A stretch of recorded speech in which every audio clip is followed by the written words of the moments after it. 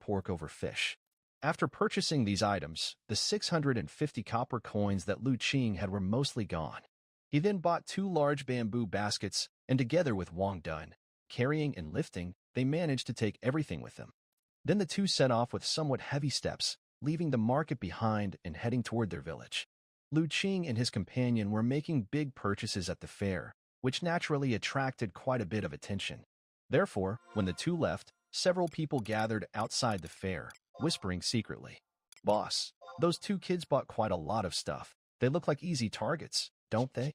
Should we go and relieve them of some silver?" A young man with shifty eyes was the first to suggest this. But as soon as he spoke up, he was met with disdain from the others, especially the man known as the boss, who looked at him as if he were an idiot. "Are you out of your mind? Didn't you see even Magu was polite to that kid, and you want me to rob them?" The shifty-eyed young man felt a bit wronged after being scolded for no reason. "I just saw that they were loaded. Look at the stuff they're carrying. It's not less than a few hundred when in value. Just snatching a little from those big fat sheep could keep us happy for days." Hearing this, the boss fell silent. How could he not be tempted? Not to mention, the meat those young men carried was enough to make him drool. Lately, they had been struggling a bit and hadn't tasted meat for several days. But the thought of Magu in the fair made him hesitate. He was not someone to mess with. Offending him would lead to trouble for all of them. Yet, the thought of the load on Lu Qing's back made the boss's heart stir again. Just as these men hesitated, inside the fair, Magu was summoning one of his men. "Xiao Tian, I remember. Old Dr. Chen lives in Jiuli Village, right?" "Yes. The elder doctor resides on a hillside near Jiuli Village, and everyone from the neighboring villages knows it." The man known as Xiao Tian replied respectfully. "Take some time to visit Jiuli Village and find out if that elder doctor has recently taken a disciple named Lu Qing." "Yes," Xiao Tian answered respectfully. Magu wanted to check on the young man who had come to the fair to buy items with silver. With this thought, Xiao Tian suddenly recalled something and hurriedly reported, "Magu, when I came in just now, I seem to have seen Chen San and his gang lurking outside. They seem to have some designs on the young man named Lu Qing." "Chen San? What are those lowlifes doing in my territory?"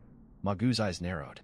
"I heard they stole some things from Dama Village a while ago, and the elders there have banned them from approaching the village, so now they hang around here. Those fools, always up to no good, just skilled at petty thefts and bullying the locals," he said. "Go out there and warn them. If they dare harass any guest from our fair, I'll break their legs." "Yes, Magu." Xiao Tian excitedly went out. He had disliked Chen San and his small-time thugs for a while, always up to no good and causing trouble. His cousin, who lived in Dama Village, had even complained about them, claiming they had stolen several chickens from her home. Previously, he had no chance to deal with them, but now with Magu's support, he could really teach them a lesson. After Xiao Tian left, loud noises and cries for mercy soon echoed from outside. Magu ignored these trivial matters and settled into his chair, deep in thought. The appearance of Lu Qing today was quite a surprise. If this young man really was old Dr. Chen's disciple, it would be big news for him. The local folk only knew the elder doctor's extraordinary medical skills and his benevolent healing, considering him a divine doctor. What they didn't know was that in the city, the elder doctor had a tremendous influence as well. Many influential people and wealthy merchants considered him an esteemed guest. Not only was his medical skill extraordinary, but he himself was a martial arts master. Even the county lord had once praised his deep cultivation, almost reaching the grandmaster realm at the postnatal peak. Such a character was someone he had wanted to connect with, but he had never found a good opportunity. But now, the appearance of Lu Qing gave him a glimpse of hope. If he could befriend Lu Qing and connect with old Dr. Chen, maybe he might even find his way back to the city. In this godforsaken marketplace, he had truly had enough. If it weren't for the trouble he had caused earlier, and the order his father had given him to stay here for 5 years, he would have left long ago. Magu was quietly making his calculations alone. Lu Qing and Brother Dun, however, had no idea what had happened at the market after they left. But Lu Qing was always vigilant. He knew their purchases at the market had attracted some attention.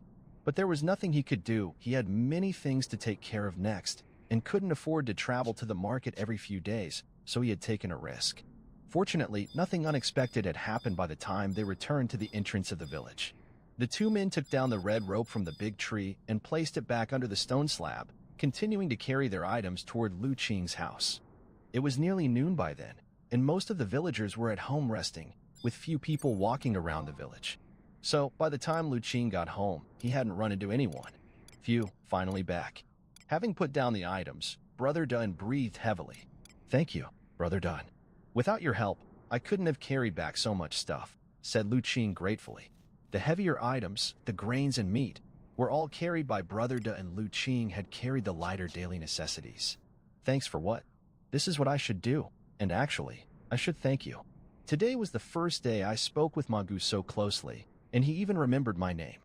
Brother Dun got excited again mentioning this. "Is Magu really that impressive?" Lu Qing asked curiously. "Of course," Brother Dun said. "You know, he manages the entire market and has a bunch of subordinates. Around here, he is the most impressive person." This made Lu Qing even more puzzled. He thought that, although the bustle of the market was beyond his expectations, at the end of the day, it was just a not-so-large market. The items sold there weren't luxury goods. Mostly, they were agricultural and sideline products. Such a market surely wouldn't make too much money.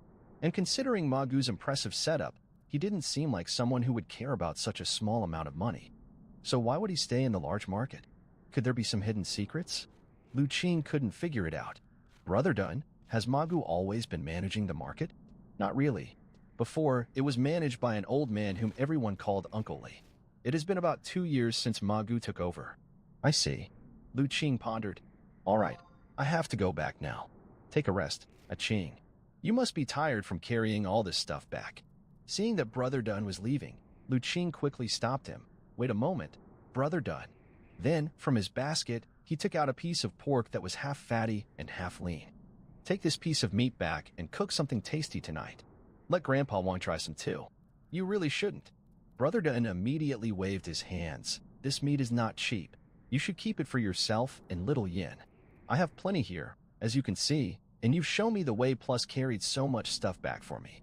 Think of this meat as a thank you gift. It's too much. It's worth more than 10 won. Just take it." Lu Qing forcibly stuffed the meat in Brother Dun's hands. "If you don't, I'll feel embarrassed to ask for your help next time." "Well, all right then." Seeing that Lu Qing insisted so, Brother Dun had no choice but to accept the meat. "All right, don't be embarrassed. Hurry back. We've been out for so long, Grandpa Wang might be getting worried. You should go back and reassure him." After Brother Dun had taken the meat and still seemed a bit reluctant, Lu Qing pushed him out. Once Brother Dun had left, Lu Qing cut another small piece of meat. Then, holding the meat, he headed next door to Grandpa Zhang's house to pick up Little Yin. In the kitchen, a rich aroma of meat was filling the air. Little Yin, who was squatting in front of the stove to help tend to the fire, couldn't help but salivate uncontrollably when she smelled the meat. "Brother, when can we eat?" The little one couldn't hold back any longer. "Just a little longer," he replied. Lu Qing also felt somewhat unsteady on his feet. In his previous life as a carnivore, he had only eaten fish since coming to this world, not any proper meat. Now, smelling the rich meaty scent, he almost let his cravings get the better of him. Lu Qing was cooking braised pork. Of course, due to the lack of seasoning, he was cooking a simplified version of braised pork, or perhaps it was more fitting to call it stewed meat. He decided to make braised pork because, at the big market, he had seen someone selling bean paste. It was sold by a farm woman, initially placed in a jar, which he almost missed noticing. After tasting a bit, he found the flavor surprisingly similar to soy sauce, only lacking a bit in saltiness, which was a pleasant surprise. He immediately bought quite a lot, making the farm woman very grateful. Lu Qing took the opportunity to inquire about the origins of the sauce and learned that the recipe had been left by the farm woman's grandfather. Her grandfather had originally been a chef in the back kitchen of a restaurant in a distant city, but had drifted here due to certain changes. After she got married, her in-laws were poor, so she thought of making some bean paste to supplement the household income. Since beans were cheap, even if the sauce was ruined, the loss wouldn't be too great. However, the local people didn't seem to have a high acceptance of bean paste. She had been selling at the big market for a long time, and Lu Qing was still her biggest customer. After hearing her story, Lu Qing, moved by sympathy, bought another jar of the sauce, leading to another round of heartfelt gratitude from the farm woman. With the unexpected gain of the bean paste, Lu Qing then thoroughly browsed through the big market. Unfortunately, there were no more surprises like the bean paste. He did see an old man selling sugar, which he bought some of. The sugar was much more expensive than the bean paste, but when it came to food, Lu Qing was always willing to spend. With these gains, Lu Qing decided to make a meal of braised pork. He cut the half-fat and half-lean pork belly into pieces, blanched them first, and then fried them until golden brown. Then he removed the meat and started to fry the sauce. After bringing out the scent of the sauce, he added the slightly fried meat pieces and stir-fried them together.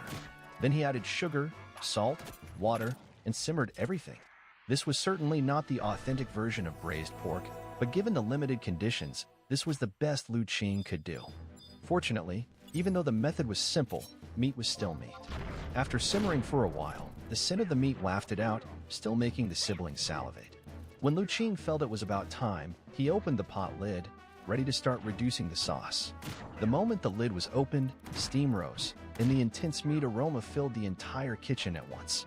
The smell of meat even drifted outside, enticing passing villagers to stop in their tracks. After sniffing for a while, they realized the scent of meat was coming from Lu Qing's house and were immediately astonished. With such a strong scent of meat, how much meat is Lu Qing cooking at home? They thought about going in to have a look but felt it might be impolite. Eventually, as their stomachs grew hungrier, they quickly headed home. If they stayed any longer, they feared they might not be able to resist going in to beg for a meal. The scent of the meat drifted further, reaching several nearby households. Confirming the fragrance came from the Lu family's home, they couldn't help but exclaim, "The Lu family's days are getting better. What kind of meat are they cooking that smells so delicious?" After Lu Ming and his wife passed away, I thought Lu Qing and little Yin would have a very hard time being orphans, but now there's no need to worry. I heard that Lu Qing and Dan went to the big market this morning and bought a lot of things back. Lu Qing even returned the grain and condiments he had borrowed from everyone. Old Dr. Chen is really good to his disciples. It's a shame my boy isn't competitive. Otherwise, I'd also want the elder doctor to take him as a disciple. Drop it. Your boy can't even recognize a single character, let alone understand a medical book. Don't just talk about my family. Your kid is just the same. Can't even count past 10. Let's not scold my kid by comparing him to yours. Lu Qing was unaware of the villagers' discussions. At the moment, he was concentrating on thickening the meat sauce and beginning to serve the meat. The perfectly stewed meat was trembling as it sat in the bowl, looking extremely tempting. Watching the color of this braised pork, Lu Qing could hardly resist. He quickly stir-fried some greens and then announced that it was time to eat. "Little Yin, this is for you. Eat slowly. Be careful. It's hot." At the dinner table, Lu Qing first picked up a piece of meat for little Yin and placed it on her rice. "I got it, brother." Little Yin obediently responded and then started blowing on the meat in her bowl, trying to cool it down. After serving little Yin, Lu Qing also picked up a piece of braised pork for himself. He slightly cooled it before taking a bite, and his eyes lit up immediately. The meat, having been stewed for a long time, was thoroughly infused with flavor. It was tender yet slightly chewy, an excellent texture. Swallowing a piece of braised pork, Lu Qing showed a satisfied expression. It was worth the time he had spent cooking it. Although due to a lack of seasonings, this braised pork was not as layered in flavor compared to what he had made in his previous life. Being able to enjoy such meat under current conditions was satisfying enough for him. "Brother, this meat is delicious." At that moment, little Yin, her mouth greasy, cheerfully told Lu Qing. "Haha, of course, your brother put a lot of effort into making this," Lu Qing said proudly. "Brother cooks so deliciously, little Yin wants to learn cooking from you. Then I can make lots and lots of yummy food." The little foodie expressed her grand ambitions. "Then little Yin needs to eat well, and when you grow a bit older, brother will teach you how to cook." "Okay." The siblings then enjoyed a lovely dinner. After dinner, after cleaning up, Lu Qing, holding a piece of fabric, went next door to Grandpa Zhang's house. Grandpa Zhang, what is it, a Qing?" Grandpa Zhang came out of the house. "Is Aunt Zhang at home?" Aunt Zhang, who was Grandpa Zhang's daughter-in-law, was well known in the village for her sewing skills. "She's inside? You looking for her?" Grandpa Zhang shouted into the house. "Wife of my second son, come out. A Qing is looking for you." "What do you need, a Qing?" A woman came out of the house. "It's like this. I bought a piece of fabric at the market this morning. I'd like to make 2 pieces of clothing for little Yin, but I can't sew, so I thought of asking Aunt Zhang for help, and I will pay for the work." Lu Qing showed the fabric he held. "You child, what are you talking about paying? We're neighbors. Helping each other is natural. Give me the fabric. I'll think it over and have little Yin come over tomorrow. I'll take her measurements and have it done in a couple of days." And Zhang took the fabric. "That's right. bringing over such a large piece of meat at noon was already too polite, Grandpa Zhang added. I can't let Aunt Zhang work for nothing, Lu Qing laughed. Well, that's settled then. I need to go back and read. Of course, studying is important. You better head back. Upon returning home, Lu Qing looked at little Yin playing in the yard and smiled. The little one's clothes were made from his old ones and were now full of patches. These days, while washing clothes, he noticed some seams were coming apart. Today, at the market, he saw fabric for sale. Although the quality was average and the price high, Lu Qing still bought some, intending to have someone help make a couple of new garments. He didn't tell little Yin about the new clothes yet, planning to surprise her tomorrow. That night, little Yin, as usual, fell asleep without the black little beast visit. The next morning, she woke up feeling gloomy, but her gloom soon vanished when she learned about the new clothes. 2 days later, when the new clothes were finished and the little one put them on, she was overjoyed and showed them off for several days. Because he had stocked up at the market, they had plenty of supplies. In the following days, Lu Qing stayed in the village and didn't go out. Every day, he went to old Dr. Chin's to study and then did some farm work, like planting vegetables in the yard, and in the afternoon, he thought about how to make tasty meals under limited conditions. Sometimes, he would go fishing to feed the Black Knight's spiritual fox.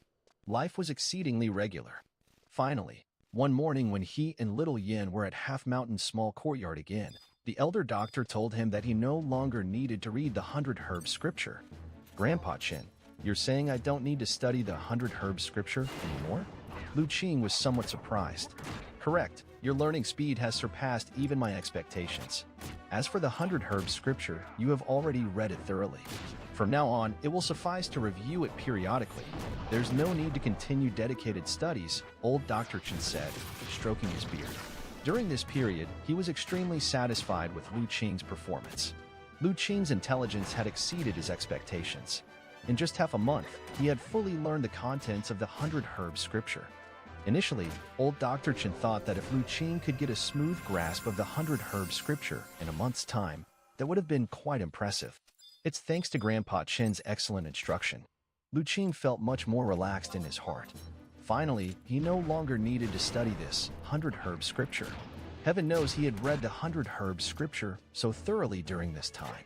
It wouldn't be an exaggeration to say that he knew it backwards and forwards. But he couldn't just suddenly reveal that he had already completely memorized the 100 Herb Scripture. Even if he wanted to showcase his intelligence, there had to be a process that people would accept. Otherwise, if he came off too strong and showed just how much of a devil he was, it could very well backfire. Now, he had finally reached this moment. Lu Qing, although your intelligence has exceeded my expectations, the assessment we agreed upon before must still be carried out, old Dr. Chen said. Lu Qing understands. Please proceed with the assessment, Grandpa Chen, Lu Qing replied respectfully. You may have memorized the 100 Herb Scripture, but the medical book is not simply about remembering. You need to connect it with practical use to truly understand it. My assessment is quite simple. It is to limit you to find 10 kinds of medicinal herbs recorded in the 100 Herb Scripture within 1 hour in the vicinity of the village and bring them to me.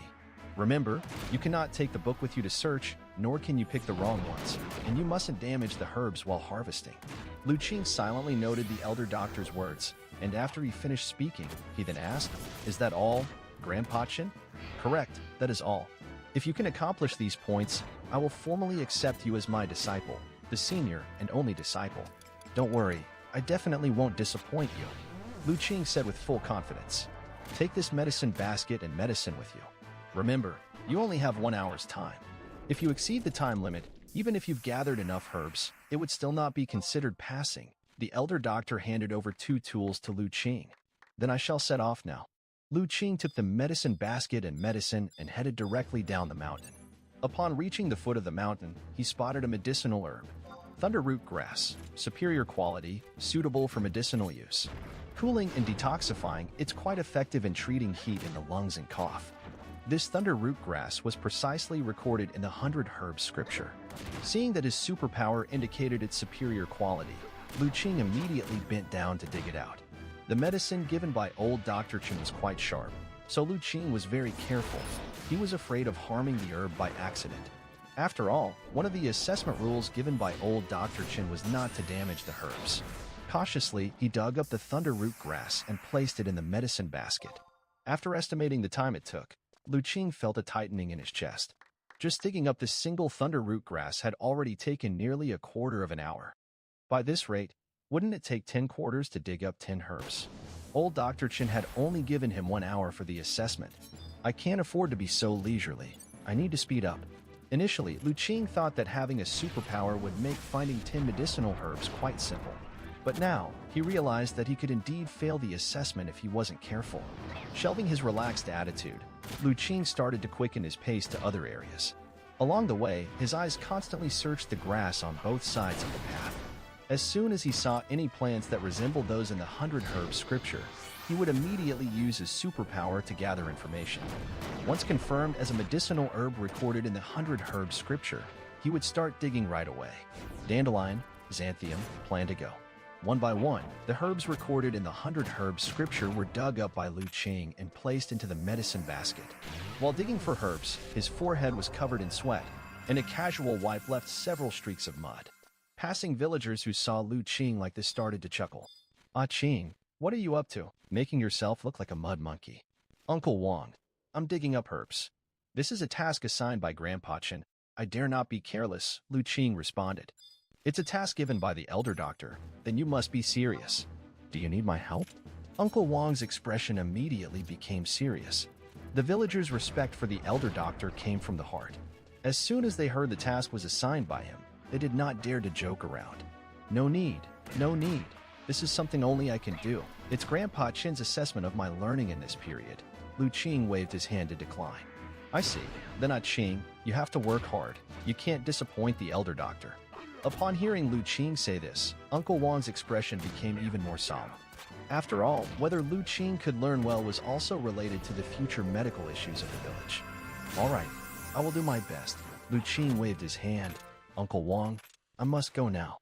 Grandpa Chen has only given me 1 hour for the assessment, and I need to go dig up herbs over there."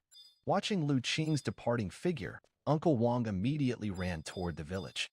Before long, almost everyone in the village knew that Lu Qing was fulfilling the assessment task assigned by the elder doctor.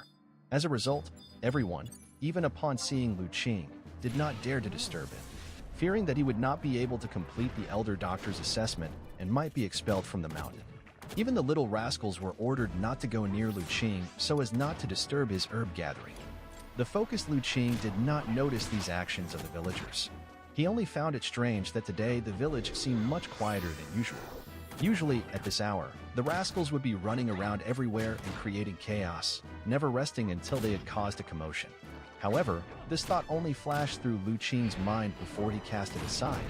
He did not have time to think about such things right now. He had already dug up 8 herbs and was still short by 2, but a large portion of the time had already passed. If he did not hurry, this assessment would indeed be in jeopardy. At this time, Lu Qing also felt a twinge of regret. During regular days, he had not paid much attention to what herbs were nearby the village. If he had, he wouldn't have made his time so tight. It seemed that relying too much on his superpower was not always a good thing. Wasn't it because he felt that, with his superpower at hand, he could always find herbs easily, that he had been negligent? Fortunately, Lu Qing was in luck and quickly found another herb recorded in the 100 Herbs scripture. Just one last herb to go. After digging up this herb completely, Lu Qing let out a breath. But he knew that time was running short. Where should I find the last herb? Lu Qing pondered for a moment, then suddenly slapped his forehead. That's it. How could I forget it? It's been right under my nose all along, and I nearly missed the most obvious place, he said before sprinting toward his own home. Some villagers saw Lu Qing running and immediately got startled. Qing, what's wrong? Is there a problem with the assessment?" "No problem. My assessment is fine." Lu Qing didn't have time to think about why the villagers knew about his assessment, and while running, he casually replied. Soon, he arrived at his home and then looked at the corner of the yard where a small patch of robust plants was growing and smiled. "It's you, cowbone grass." "Grandpa Chen, I have gathered all the herbs," Lu Qing said breathlessly as he displayed the medicine basket to old Dr. Chen in the half-mountain small courtyard. After digging up the cowbone grass, he had run all the way back, fearing he wouldn't make it in time. The elder doctor glanced at the herbs in the basket and nodded with satisfaction. Very good. It must have been hard for you to gather all these herbs." "Grandpa Chen, what do you mean by that?" Lu Qing was somewhat puzzled. It seemed the elder doctor had more to say. Do you know why I set the range of the test near the village? The elder doctor asked. I don't know. Lu Qing shook his head. It's because the herbs growing near the village are not many, barely a dozen types, the elder doctor said, stroking his beard, that you could dig up these herbs and bring them here intact within an hour. Tells me you have been quite attentive to these herbs on ordinary days. Hearing this, Lu Qing felt embarrassed. In daily life, he truly had not paid special attention to what herbs were around the village. Perhaps subconsciously, he thought the busy village surroundings wouldn't have any precious medicinal materials. So, unless he encountered them while out, he would check with his superpower. But to really say he actively searched for how many kinds of medicinal materials were near the village, he had not. It seemed his attitude had been too casual. Even the elder doctor knew what kinds of medicinal materials were around the village, and he, endowed with a superpower, had not achieved this, which was truly inappropriate. Lu Qing began to reflect on himself. Seeing that Lu Qing was silent, old Dr. Chen thought he was acknowledging it. He smiled a little and said, All right, you've passed this test. Now, go invite the village elders up here. Invite the village elders up here? Lu Qing was a bit stunned. Yes, I intend to formally take you as my disciple. There ought to be witnesses present, otherwise it would be too unserious. Yes, I'll go right now. Lu Qing was pleased and ran down the mountain again. The villagers, knowing that Lu Qing was to undergo old Dr. Chen's test today, had been paying close attention. Seeing Lu Qing running down from the mountain and learning that the elder doctor had invited the village elders to witness the ceremony of officially accepting Lu Qing as a disciple, everyone was overjoyed. Very good, very good. Our village is finally going to have a doctor. Good job, Ah Qing. Truly worthy of being the smartest child in our village. Really passed the test. Ah Qing, go tell old Dr. Chen. We'll be right there. The villagers had seen Lu Qing go to old Dr. Chen's place daily to learn, and had once thought he was already the elder doctor's disciple. But later Lu Qing told them that he could only be considered an apprentice of old Dr. Chen and was not yet qualified to formally become a disciple. Now hearing that Lu Qing had finally passed the test and was to be officially taken as a disciple, they couldn't help but be excited. Lu Qing returned to the half-mountain small courtyard, and before long, the village elders, each neatly dressed, arrived at the mountain. Some of the elders had even worn the clothes they usually saved for the new year. Besides the elders, other villagers at home also followed to watch the excitement. Some villagers brought offerings of rice, flour, eggs, and meat. Old Dr. Chen was already waiting at the gate of the small courtyard. Seeing everyone arriving, he stepped forward and performed a courtesy. Thank you, fellow villagers, for honoring me by attending this disciple acceptance ceremony, said Elder Chen. Elder Doctor, you are really flattering us, replied village leader Zhang hurriedly. It is we who should be thanking you. Ever since you arrived in Jili village, you have relieved us of many ailments. We have always kept your kindness in our hearts. Old Zhang, you overstate things. I merely fulfilled my duty as a physician. It does not warrant such gratitude. Elder Chen replied with a smile. Whether it warrants gratitude, we know in our hearts. Zhang then took a basket from a young man behind him. Elder Dr. Chen, we are poor villagers and do not have anything valuable to offer. These few eggs and pieces of cured meat, and the bags of rice and flour here, are intended as a gift for Ah Qing's apprenticeship ceremony. We hope you won't look down upon them. After he finished speaking, two young men brought up 2 bags of flour and rice.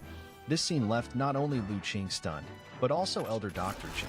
Zhang continued, It is rather shameful to say, but most of us in Jiuli village fled from other places seeking refuge from famine.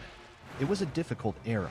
Had it not been for Ah Qing's grandfather's support and leadership, we might not have survived that disaster. We managed to make our way here, finding this place to settle and grow roots. One could say, without Ah Qing's grandfather's leadership back then, Jiuli village might not even exist today. Unfortunately, Ah Qing's grandfather fell ill during the escape, and without proper treatment, passed away early. And we also failed to protect his son and daughter-in-law, allowing them to be deceived and meet misfortune, leaving only Ah Qing and little Yan as orphans. Today, it's Ah Qing's great fortune to be chosen by you as a disciple. We ask that, considering his lonely and difficult life, you would forgive his future blunders and grant him several chances. With those words, Zhang deeply bowed to Elder Dr. Chen. The other elders and villagers followed suit, also bowing to Elder Dr. Chen. Watching the lines of villagers bowing deeply before him, even with decades of qi cultivation technique, Elder Chen couldn't help but feel moved. As for Lu Qing, he was already full of astonishment. Firstly, the stories told by Zhang were all things the original host didn't remember, and he had never anticipated that the villagers would go to such lengths for him. Elder Dr. Chen snapped out of his daze and quickly helped Zhang to his feet. "Please, fellow villagers, stand up. You're making me feel utterly ashamed," he said. Then, addressing Zhang, he added, "Old Zhang, Lu Qing is a very smart child. It is also my good fortune to take him as a disciple, so rest assured, I will instruct him well." Zhang's face lit up with excitement. "Then on behalf of his grandfather and parents, I thank you deeply, Elder Doctor." He handed the basket to Elder Dr. Chen. "These modest gifts, I hope you won't disdain to accept them." "I couldn't possibly accept, Old Zhang," replied Elder Dr. Chen. "I know life is hard for you. No need for such formalities. A gift cannot be refused. Since it's an apprenticeship, how can there be no gifts for the ceremony?" After several refusals, Elder Dr. Chen eventually accepted a few eggs and a piece of cured meat from the basket as the apprenticeship gifts prepared by the villagers. As for the rest, he couldn't accept anything more. Watching this scene, Lu Qing took a mental note, planning to repay them with money later. Honestly, he had not anticipated this aspect of the apprenticeship at all. He thought it was only about kowtowing a few times to Elder Dr. Chen in front of everyone. But he had overlooked that this was akin to an ancient ceremony in Otherworld. The formal apprenticeship ceremony was more complicated than he imagined. After this interlude, Elder Dr. Chen finally invited the villagers into the courtyard. With everyone witnessing, Lu Qing began the formal apprenticeship ceremony. Lu Qing's apprenticeship ceremony was far from complicated. Old Dr. Chen was not one for extravagance, choosing to keep everything straightforward. Hence, Lu Qing merely followed the procedure, kowtowing to the ancestors in the presence of onlookers, bowing, offering tea, and saying, "Master, please drink the tea." Old Dr. Chen, seated on a chair, took the tea, had a sip, and with that, the ceremony of taking on an apprentice was complete. "All right, get up now," Old Dr. Chen uttered to Lu Qing after finishing the tea. "Yes, Master." Lu Qing stood up and took his place at the side with his arms by his side. Old Dr. Chen also rose to his feet, addressing the villagers gathered in the courtyard with a bow. "Thank you all, my fellow villagers, for witnessing the ceremony of accepting my new disciple. Today, having acquired a beloved student brings me immense joy. Our courtyard is humble and our house small, so I could not prepare a feast for you. Just little tokens of appreciation for everyone." Ending his speech, he picked up a tray from the table behind him laden with rows of small cloth bags. "These are sachets of medicine I crafted in my spare time. Some help promote peaceful sleep and repel mosquitoes. If you don't mind, take one or two home with you. Hang them by your bed. It should protect your household from mosquitoes for a fortnight if not more." "Really? That powerful?" The villagers gazed at the medicine bags, surprised and delighted. Now was the season when mosquitoes were most bothersome. If the sachets worked as well as Old Dr. Chen claimed, it was indeed a tempting proposition. For a moment, the villagers, who initially intended to be polite, found them hard to refuse. Seeing their reaction, Old Dr. Chen chortled and directed Lu Qing, "Qing, go and hand these sachets out to our neighbors." "Yes, Master." Lu Qing took the tray and moved among the villagers, distributing sachets one by one. "Here, Grandpa Zhang." Lu Qing began by handing one to Elder Zhang. "Good lad. Remember to learn well from Old Dr. Chen." Elder Zhang, his face brimming with satisfaction, accepted the sachet. "I will, Grandpa Zhang." Lu Qing nodded earnestly. The other villagers, upon smelling the sachets, only felt a pleasant medicinal fragrance that enlivened the spirit, rich yet subtle, and immediately knew they were of excellent quality. Hastily, they tucked away the sachets safely. These were hand-prepared by the Elder Doctor himself, not something one could easily purchase elsewhere. They would indeed be well cared for. "My dear villagers, when you return home, remember to hang the sachets inside your room. After a fortnight, once the scent fades, the sachets will lose their effect." Old Dr. Chen couldn't help but remind them as he saw the villagers tucking the sachets away with great care. Hearing the old doctor thus, some villagers abandoned their idea of keeping the sachets hidden when they got home. After witnessing the apprenticeship ceremony, Elder Zhang and the others began to take their leave one by one. However, before leaving, Elder Zhang pulled Lu Qing aside to remind him to find time to pay respects to his ancestors and parents, to share the good news with them. Content with Lu Qing's sincere promise. Elder Zhang departed down the mountain. When all the villagers had left, Lu Qing remained standing in front of the courtyard, watching the retreating figures heading down the mountain.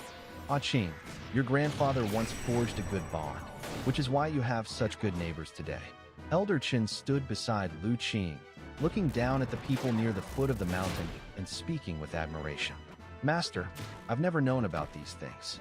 My grandfather and parents never spoke of them, said Lu Qing. This just shows that your grandfather was a man who did good without expecting anything in return, a person of noble character and integrity. It's a pity I came here too late to have the fortune of meeting such an esteemed scholar. Elder Qin expressed with some regret. He had a feeling that if he could have arrived here earlier, perhaps he and Lu Qing's grandfather could have become good friends.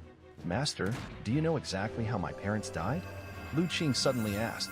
Because of Grandpa Zhang's words earlier? Yes, I had always thought that my parents died in an accident, but from what Grandpa Zhang said, it seems there might be more to it, Lu Qing nodded. In the original host's memories, it was also believed that their parents had died accidentally. Now it seemed that things might not be so simple. Old Dr. Chen fell silent for a moment, then shook his head. I do not know about this either. When your parents died, I was in the city treating a noble, and by the time I returned, I only heard that they had unfortunately drowned, but I never saw the bodies myself. I do not know if that is true. You may have to ask Grandpa Zhang and the others if you want to know the truth. Lu Qing remained silent. Indeed, in the memory of the original host, this was the information received.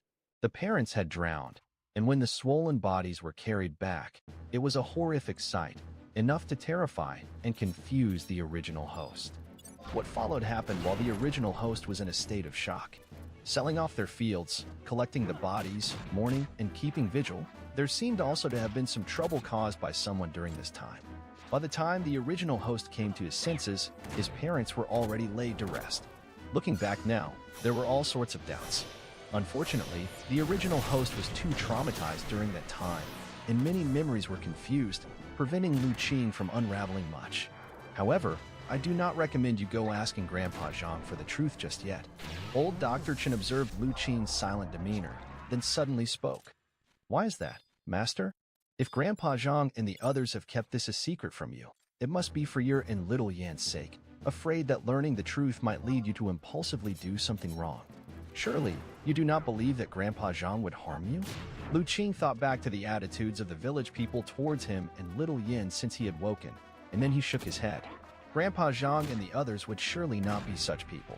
Most crucially, in his superpower-induced insights, there was never any indication that someone in the village harbored such dark intentions. If that's the case, then you should trust Grandpa Zhang. If they have not told you the truth now, it is obviously because they believe the time is not yet right. So what you should be doing now is not seeking the truth, but rather dedicating yourself to learning. Once you have enough ability, I am sure Grandpa Zhang will disclose the truth to you. Lu Qing fell silent once more. In truth, his desire to know the truth was not about acting on impulse. After all, although he had inherited the original host's memories, he did not have any deep feelings for the parents he had never met.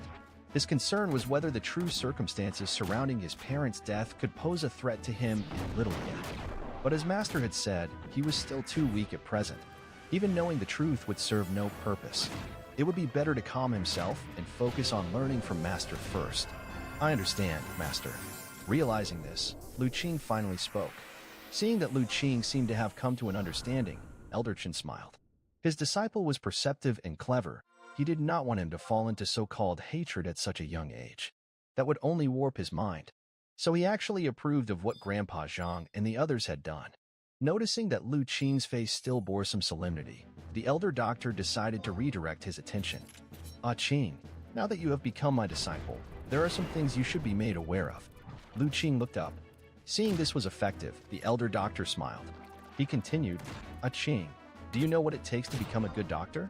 Ah Qing, do you know what one should possess to become a good doctor? Hearing his master's question, Lu Qing hesitated for a moment before answering, superior medical skills. That's only part of it, old Dr. Chen said. In addition to that, an outstanding doctor should also possess a calm demeanor in the face of change and a healthy physique. A calm demeanor in the face of change and a healthy physique? Lu Qing muttered to himself. That's right, the elder doctor nodded. As a doctor, having a calm demeanor is very important. Because as a doctor, you will inevitably encounter all kinds of patients with various conditions. These patients could be wailing in unbearable pain at death's doorstep, with conditions so frightening they would send shivers down your spine, and even those with violent tempers, ready to yell and lash out at the slightest provocation. If you come across such patients and you lack a calm and collected mindset, it will be difficult to accurately diagnose their conditions and treat them. So you must remember, when your medical skills are honed, no matter what kind of patient you face, you must maintain a calm demeanor. Only then can you help treat them more effectively. I will bear that in mind, Lu Qing said respectfully. As for having a healthy physique, old Dr. Chen paused, then continued. As I've just mentioned, being a doctor means you'll encounter some troublesome patients. Some patients, not only are they ill-tempered themselves, but their family members are also unreasonable. Sometimes, the slightest dissatisfaction triggers an outburst, and they can even vent their fury on the doctor. In such situations, as a doctor, you should no longer be thinking of treating the patient, but prioritize your own safety first. This is why having a strong and healthy body is essential.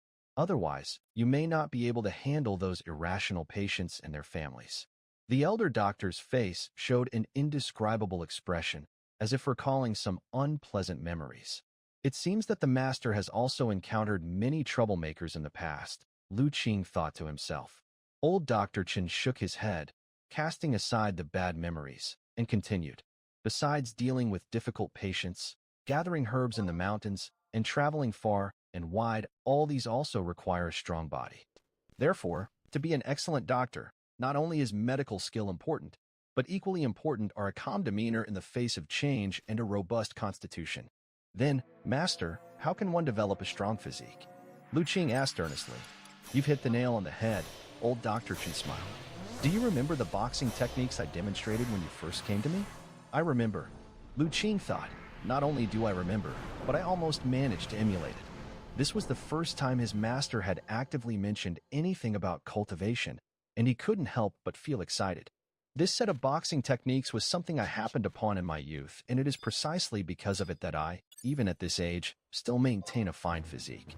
Now that you are my disciple, it is time for me to teach you this technique. Master is going to teach me martial arts? Lu Qing said with surprise and delight. So Master also understands martial arts? I have a modest understanding. You are quite frail, and whether you want to gather herbs in the mountains or travel around in the future, you need to exercise more. We doctors must not only know how to heal others, but also how to maintain and strengthen our own bodies. If even we are constantly in poor health, how can we be in good condition to diagnose and treat others? Elder Chen knew that someone as intelligent as Lu Qing would not give up pursuing the truth about his parents' death. He had no reason to stop his disciple. After all, it is a natural duty for a child to want to know the true circumstances of his birth parents' deaths. Given that, what he could do was increase his disciples' ability to protect themselves. Back in the courtyard, the master and disciple stood in the middle, while little Yin cheerfully ate pastries at a nearby stone table, watching them. Ah Qing, before I formally teach you boxing, I must first tell you about some common knowledge regarding martial arts cultivation, old Dr. Chen said with a solemn face. Yes, Master. Lu Qing suppressed the excitement in his heart. He was finally about to learn about cultivation. Martial arts cultivation, as those among the martial arts circles speak of, is divided into several realms. Old Dr. Chen began to explain leisurely. There are two major realms, the innate and the postnatal. As for the minor realms, just the postnatal realm alone is divided again into three realms, the Qi blood realm, the muscle bone realm, and the internal realm. In the Qi blood realm, those who are just beginning martial arts training mainly enliven the Qi blood and regulate the breath. With lively Qi blood and smooth breath, the body naturally becomes robust, strength increases, and one's spirit becomes vigorous. Thus, martial artists with great success in the Qi blood realm, each one sturdy and strong with astonishing strength, can easily fling away 3 or 5 big men holding onto them. The muscle bone realm is where martial artists consciously temper their own muscles and bones. Using various secret techniques and mental methods to temper muscles and bones, they achieve a strengthening and transformation akin to rebirth. Martial artists with great success in the muscle bone realm have strength far surpassing that of the Qi blood realm, able to pull wild horses and throw cows with their bare hands, which is quite frightening. As for the internal realm, The elder doctor paused before continuing. Martial artists in this realm have muscles and bones that are powerful to a peak, difficult to break through further, so they start to seek a further physical transformation from the outside in. And this transformation lies within the inner organs. The 5 viscera and 6 of a person are always frail, and even slight damage may threaten one's life. But martial artists in the internal realm can cultivate their viscera to extraordinary strength, achieving harmony inside and out, with enduring breath and great stamina.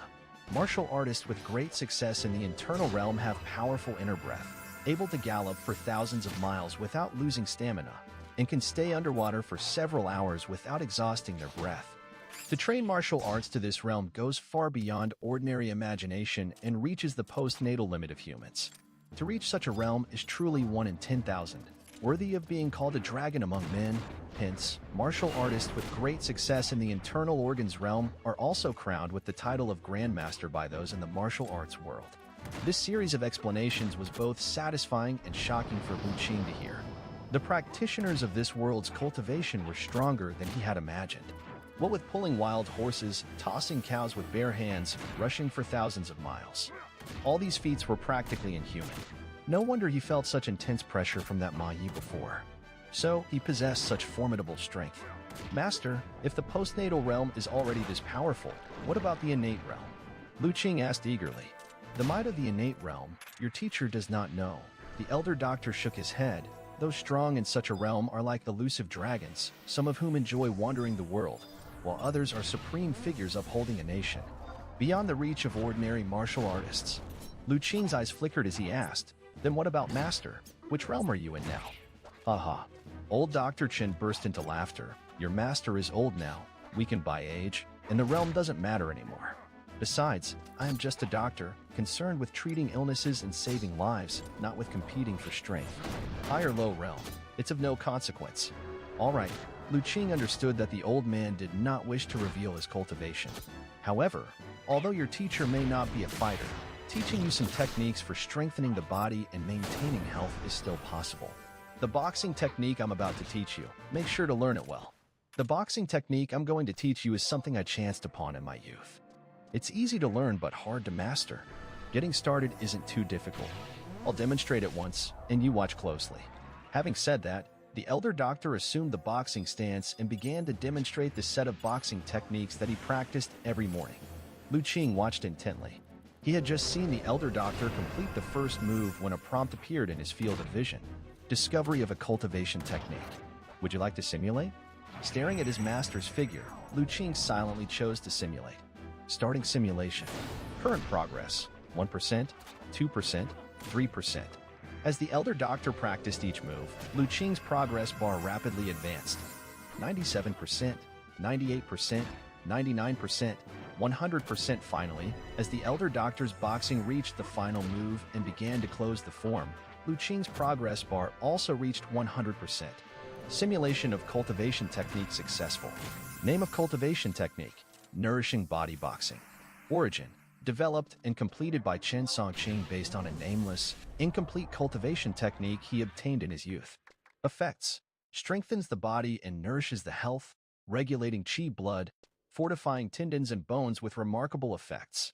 When cultivated to a profound level, there is a certain probability to break through to the internal realm. Would you like to begin cultivation? Lu Qing did not choose to cultivate immediately. Instead, he was drawn to some of the information inside. So, this boxing technique was created by his master from an incomplete cultivation technique he had obtained when he was young. Being able to independently deduce and refine a cultivation technique, his master's skill would surely earn him the title of a martial arts genius in the Jianghu. It seemed that his master's abilities were even more formidable than he had imagined. Lu Qing couldn't help but think to himself, how about it, Qing, did you clearly see the moves I just practiced? Asked the elder doctor with a smile after finishing. I didn't quite understand, Lu Qing honestly replied. Lu Qing was telling the truth. If it hadn't been for his superpower, he really wouldn't have understood the elder doctor's boxing technique at all. Aside from a particular rhythm that he could sense, everything else was murky to him. Haha, it's normal not to understand, the elder doctor laughed heartily. What I just demonstrated was merely the form of the boxing technique. The real essence lies in the mental method and mantra of moving qi blood and forging tendons and bones, which I haven't taught you yet. Come, I will now teach you the mental method for moving chi blood in this boxing technique. Following that, the elder doctor began to explain the boxing technique to Lu Qing move by move. How to regulate breathing, how to move chi blood, how to focus the mind in the dantian. He explained all the key points of training in great detail. This went on for 2 hours. That will be enough for today, said the elder doctor after he had explained up to the 9th move and saw that Lu Qing was able to assume the stance and posture quite well. This boxing technique consists of 36 moves in total. The main effect of the first 9 moves is to invigorate chi blood and regulate the breath. In the days to come, as long as you persevere and diligently practice, the day you truly master them will also be the day you officially step into the chi blood realm. As for the moves that come after, with your current constitution, you can't withstand them, so there's no need to cultivate them for now. Master, do you mean that once I've mastered these 9 moves, I'll be able to increase my strength and become robust like those martial artists you talked about? Lu Qing asked excitedly. Indeed, as long as you step into the chi blood realm, you'll naturally be comparable to them, the elder doctor nodded. He then cautioned, however, you must also remember that too much of something is just as bad as too little. In cultivating boxing, moderation is important. You must not be impatient for quick results, nor harbor any delusions of instant success. Otherwise, you might end up harming your body. Disciple understands. Lu Qing nodded earnestly. Also, martial arts training consumes a great deal of energy, so you need to keep up with your nutrition. Don't skimp on the silver you earned from selling the red moon carp. On a daily basis, eat more meat to avoid depleting your chi blood and weakening your body. Disciple understands. Lu Qing nodded again. The silver he had received from the sale of the red moon carp he had already retrieved from his master and hidden in a secret corner of his home. It seemed that it was time to use that silver. It's a pity that I'm lacking a few medicinal herbs and haven't been able to gather them. Otherwise, if I had all the ingredients, I could prepare you a few doses of chi blood nourishing soup, and that might greatly shorten the time for you to enter the chi blood realm, the elder doctor said with some regret. There's no need, master. You've already helped your disciple enough. How can I ask for more without having repaid your kindness so far? Lu Qing hurriedly said. Very well, I may go into the mountains someday if I have the time, and then see if I can find those herbs, the elder doctor responded. Seeing that his master seemed unwilling to give up, Lu Qing was incredibly moved. He didn't know what to say, and could only silently remember this kindness in his heart. All right, that's enough for today. When you go back, don't forget to practice boxing. Tomorrow when you come up, I'll check whether you've been slacking off or not. After a brief conversation, the elder doctor waved him off. Lu Qing hesitated, then said, Master, why don't I stay and serve you? No need. I'm still in good health and not at the point of needing someone to look after me. Besides, my place is cluttered with medicinal herbs, and there's no extra space for you and little Yin. It's better you go back to your own home. The elder doctor refused without hesitation. Then, I will take my leave first and come back tomorrow to greet you, Lu Qing said. Seeing his master's firm stance, Lu Qing had no choice but to give up. He picked up little Yin, who was already dozing off, and prepared to descend the mountain. Hold on a moment. Just as he was about to descend the mountain, the elder doctor suddenly came out from the courtyard and handed a book to Lu Qing. This 100 herb scripture you've already read thoroughly. Next, read this acupuncture points theory. Memorize the acupuncture points on the body first. I'll test you later. By the time Lu Qing, carrying the book and holding little Yin, reached the foot of the mountain, his face wore a look of bewilderment. He had thought that after taking the elder doctor as his master, he and little Yin would be living at the half-mountain small courtyard from now on. After all, serving one's master and managing his daily life is a disciple's bounden duty. But the elder doctor didn't seem to have any such plans and wanted him to continue living in his own home at the foot of the mountain. While this was a good thing for Lu Qing, he still felt it was somewhat strange. Shaking his head, he stopped thinking about it and carried the sleeping little Yin home. When he got home, the first thing he did was take some money and go find Elder Zhang. Then, despite the latter's protests, he made up the money that the villagers had prepared for him as a gift for his master. After all, he was not short of money now, and how could he have the heart to let the already not-so-wealthy villagers bear the cost of his tuition? After giving the money to Elder Zhang, Lu Qing returned to his own courtyard, ready to start practicing boxing. However, this time, he would be utilizing his superpower for cultivation. Begin cultivation now? Lu Qing looked at the prompt in his superpower vision, and this time, he chose yes. In the next moment, a flood of information surged into his mind. Various insights about nourishing body boxing emerged like enlightenment, surfacing in his heart. Combining the guidance he received previously at the half-mountain small courtyard from his master, Lu Qing couldn't help but start practicing nourishing body boxing. First move, second move, third move. His master apparently hadn't named each move, so Lu Qing could only refer to them in order. He practiced slowly and somewhat clumsily, and after the 9th move was complete, he thought about performing the 10th move, only to find his body aching. Even though his mind knew every point of cultivation for the 10th move, attempting to practice it physically was incredibly challenging. Lu Qing recalled his master's admonition and realized that the moves following the 9th were too much for his current body to handle. Forcing the practice might even injure him. He immediately stopped practicing the 10th move and returned to start again from the first move. Thus, Lu Qing repeatedly practiced the 1st to 9th moves of nourishing body boxing. Following the insights in his mind, his moves, initially clumsy, gradually became more fluid. If someone had been watching, they would have noticed. During Lu Qing's first iteration, his actions were very stiff, his moves skewed, hardly maintaining balance. But by the second iteration, his movements became noticeably more coherent and the moves considerably more precise. By the third iteration, he had garnered some form, no longer appearing clumsy. Fourth iteration, fifth iteration. With each iteration, Lu Qing displayed visible improvement. By the 9th iteration, his moves were incredibly fluid, each move intertwining naturally and executed precisely, offering a pleasing aesthetic. It was as if he had been immersed in this boxing technique for a long time. When the 9th iteration was complete, Lu Qing felt blessed and did not continue. Instead, he slowly concluded his practice. After finishing, Lu Qing exhaled a warm breath. He felt his breathing smooth and his spirit calm, his body warmly comfortable and exceedingly pleasant feeling.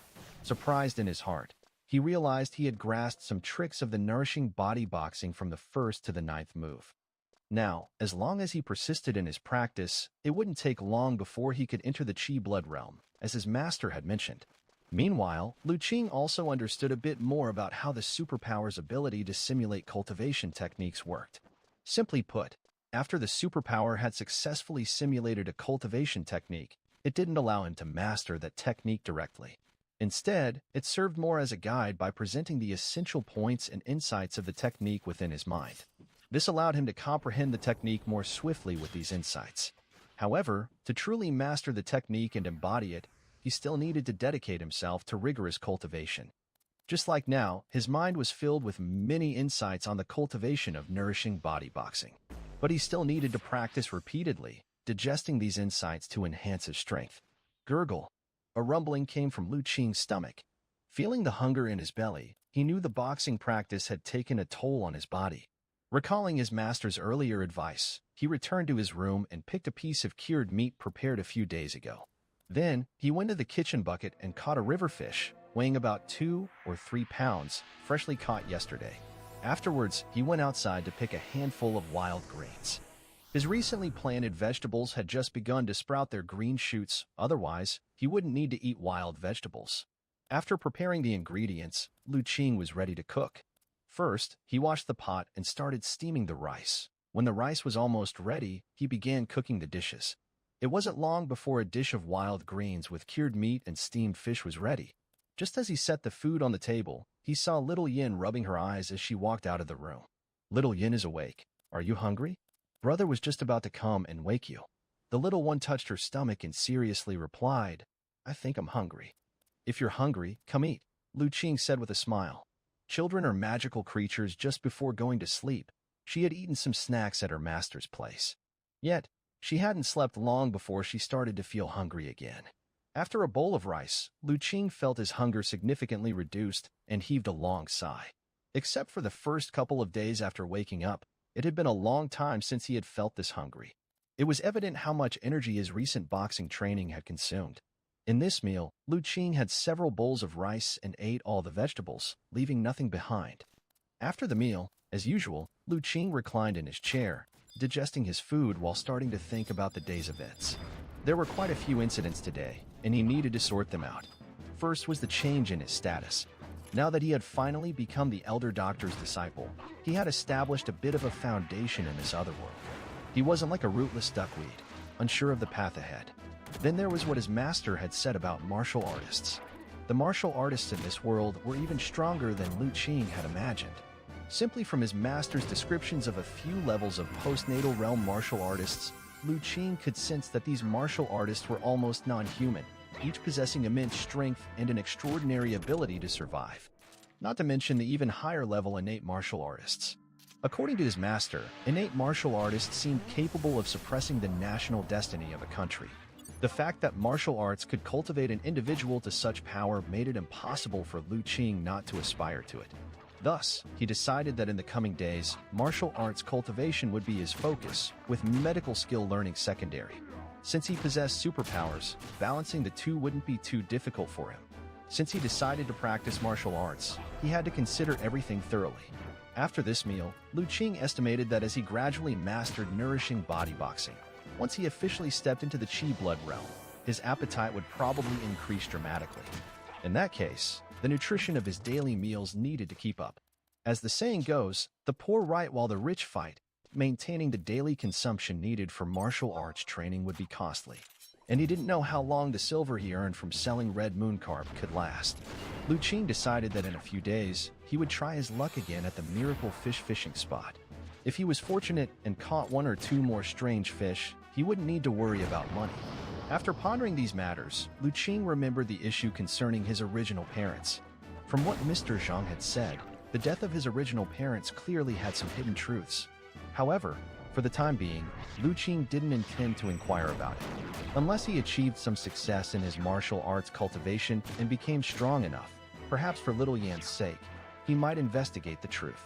For now, he better just peacefully live his own life. After contemplating in the recliner for a while, Lu Qing mulled over everything he had thought of. Feeling that his digestion was mostly complete, he finally took out the book his master had taught him before he came down the mountain. Acupuncture Points Theory, a book that records a multitude of theoretical knowledge about human acupuncture points. Thorough reading of this book may provide a clear and comprehensive understanding of many acupoints on the human body. Would you like to download? After Lu Qing had flipped through the book Acupuncture Points Theory for a while, not surprisingly, such information appeared in his view. He didn't hesitate and chose to download immediately. Downloading in progress, current progress, 1%. Lu Qing began to turn the pages from the beginning. As he flipped through the book page by page, the progress bar in his vision also jumped. 0.97%, 98%, 99%, 100% download of Acupuncture Points Theory complete. Would you like to learn? As soon as the last page was turned, the superpower indicated that the book had been downloaded. Lu Qing chose to learn without a second's delay. The next moment, a vast amount of knowledge about human acupoints surged from the depths of his mind. He tilted his head back and closed his eyes, silently receiving the knowledge. After a long while, he opened his eyes, and a look of amazement appeared in them. The acupoints of the human body are truly magical. According to the statements in this acupuncture points theory, the major acupoints around a person's body govern various orifices and are closely related to one's life condition. A capable doctor, by properly utilizing the theory and applying needles to the symptoms, can eliminate the disease and bring the dying back to life, saving one in times of peril even without relying on medicine stone. At this moment, Lu Qing had already completely memorized the whole acupuncture points theory. Of course, he had just memorized it. That didn't mean he now understood how to perform acupuncture on people. He possessed theoretical knowledge, but not a bit of practical experience. If he were really given a patient to treat, he did not know whether he could cure the disease, but he was certain he could make things worse. To thoroughly master acupuncture points theory, he still had a lot to learn. However, just the understanding he had gained made Lu Qing feel that the art of medical skill was indeed extraordinary. Whether it was medicine or acupuncture, both disciplines were profound and complex, with intricate knowledge where each was difficult to master well. If it weren't for his superpower, just masters 2 medical books alone, he didn't know how long it would have taken to understand. Gently flipping through the book, Lu Qing began to review. Although he had memorized the contents, he still preferred the feeling of browsing through pages. In the twilight sunlight, Lu Qing kept reading. He He continued to read until the sunset sank westward and the sky dimmed before he finally put the book away. That night, little Yin did not wait for the black little beast she yearned for. The little creature seemed to indeed possess some special ability, as it only showed up after little Yin had fallen asleep. And here, just as Lu Qing had tucked in the sleeping little one and covered her with a blanket, he heard the familiar scratching sound outside the door. He went to the kitchen and took out the fresh live fish he had prepared earlier, then opened the door. He then saw a black figure, nimbly hopping backward. With its front paws together, it sat down elegantly and quietly, looking at Lu Qing, waiting for him to put down the fish. "You're getting more and more casual, you." Lu Qing shook his head. After placing the fish down, he stepped back a few paces. The black little beast immediately approached and started feasting on the fish in the wooden basin. Lu Qing simply watched it eat in silence, not disturbing it. Compared to more than 10 days ago, the body of the black little beast had grown a little. Its demeanor had changed from the initial dubious and wary to the current calmness, able to face Lu Qing very peacefully. When eating fish, it no longer took one fish to hide and eat, then came out for another. Instead, it ate directly from the basin like it was doing now. Of course, even though its attitude had softened a lot, Lu Qing was still unable to approach it, let alone touch it. But Lu Qing didn't plan on touching the creature. If the little beast suddenly got excited and scratched him, his hand would probably be useless. He didn't believe that his hands and feet were as hard as iron stone. Not to mention, even the iron stone could be torn apart by this creature. So each time after putting down the fish, he would step back to avoid accidentally provoking this little ancestor. And every time after eating the fish, the black little beast would leave without any attachment. However, this time, there seemed to be a difference. After eating the fish, the black little beast turned and left the fenced courtyard. Just as Lu Qing was about to move forward to pick up the wooden basin, he saw its figure appearing in front of him again. "What's wrong? You haven't had enough?" Lu Qing couldn't help but ask. That shouldn't be the case. Today, he had added even more fish than yesterday. Even if the little one's body had grown a bit, its appetite shouldn't have increased so much all of a sudden. Hearing Lu Qing's words, the black little beast showed a hint of an inexplicable expression in its eyes. If Lu Qing had been paying attention, he would have noticed it seemed to be a disdainful look. Unfortunately, Lu Qing hadn't noticed it because his attention was caught by something else. "What are you holding in your mouth?" It turned out that the black little beast was holding something in its mouth at that moment. That object seemed to be grayish in color, but Lu Qing couldn't see it clearly. Tonight's moonlight was not bright, and the sky was only adorned with a slight crescent moon. The black little beast stepped forward, placed the object in its mouth on the ground, and then retreated a few steps. "Is this for me?" Lu Qing was surprised. The black little beast made no movement but just quietly watched Lu Qing. Lu Qing, however, understood its will. The object was indeed meant for him. "Is it really for me?" Lu Qing was truly astonished now. Feeding this little creature for so long, it was the first time he had received a gift in return. "What is this thing?" Lu Qing moved forward and gently picked up the object. Once in hand, he immediately judged it to be some plant's rhizome. It had leaves on top and many roots, with some earth still on it. Using the dim moonlight, he started to examine the object in his hand. The more he looked, the wider his eyes grew. Having memorized the entire 100 Herb scripture, the more he looked, the more certain he became that the object in his hand resembled a certain herb. This couldn't possibly be. Before the thought had fully taken shape in Lu Qing's mind, the superpower had already given him the answer. A faint superpower light floated up from the plant in his hand. And the most crucial part was that this superpower light was not simply white. But within the white, there was also a faint red light. Ginseng, a precious herb, edible, non-toxic. This ginseng plant has grown for many years and seems to have exceeded a century. Legend has it that ginseng possesses various magical effects, and that ginseng of enough age seems to also have the ability to become spiritual, giving birth to spiritual wisdom. Century-old ginseng. When he clearly saw the information provided by the superpower, Lu Qing's eyes instantly widened. Century-old ginseng. When Lu Qing finished reading the information about the plant root in his hand, he was shocked. To his astonishment, it was ginseng, a very precious medicinal herb recorded in the 100 Herb scripture. And its age had already surpassed a century. "Little thing, the gift you've given is truly a massive one." Lu Qing looked at the ginseng in his hand, then at the little black beast, and couldn't help but exclaim, "You must know, among the several 100 herbs recorded in the 100 Herb scripture, ginseng is definitely one of the most precious, and its value increases with age.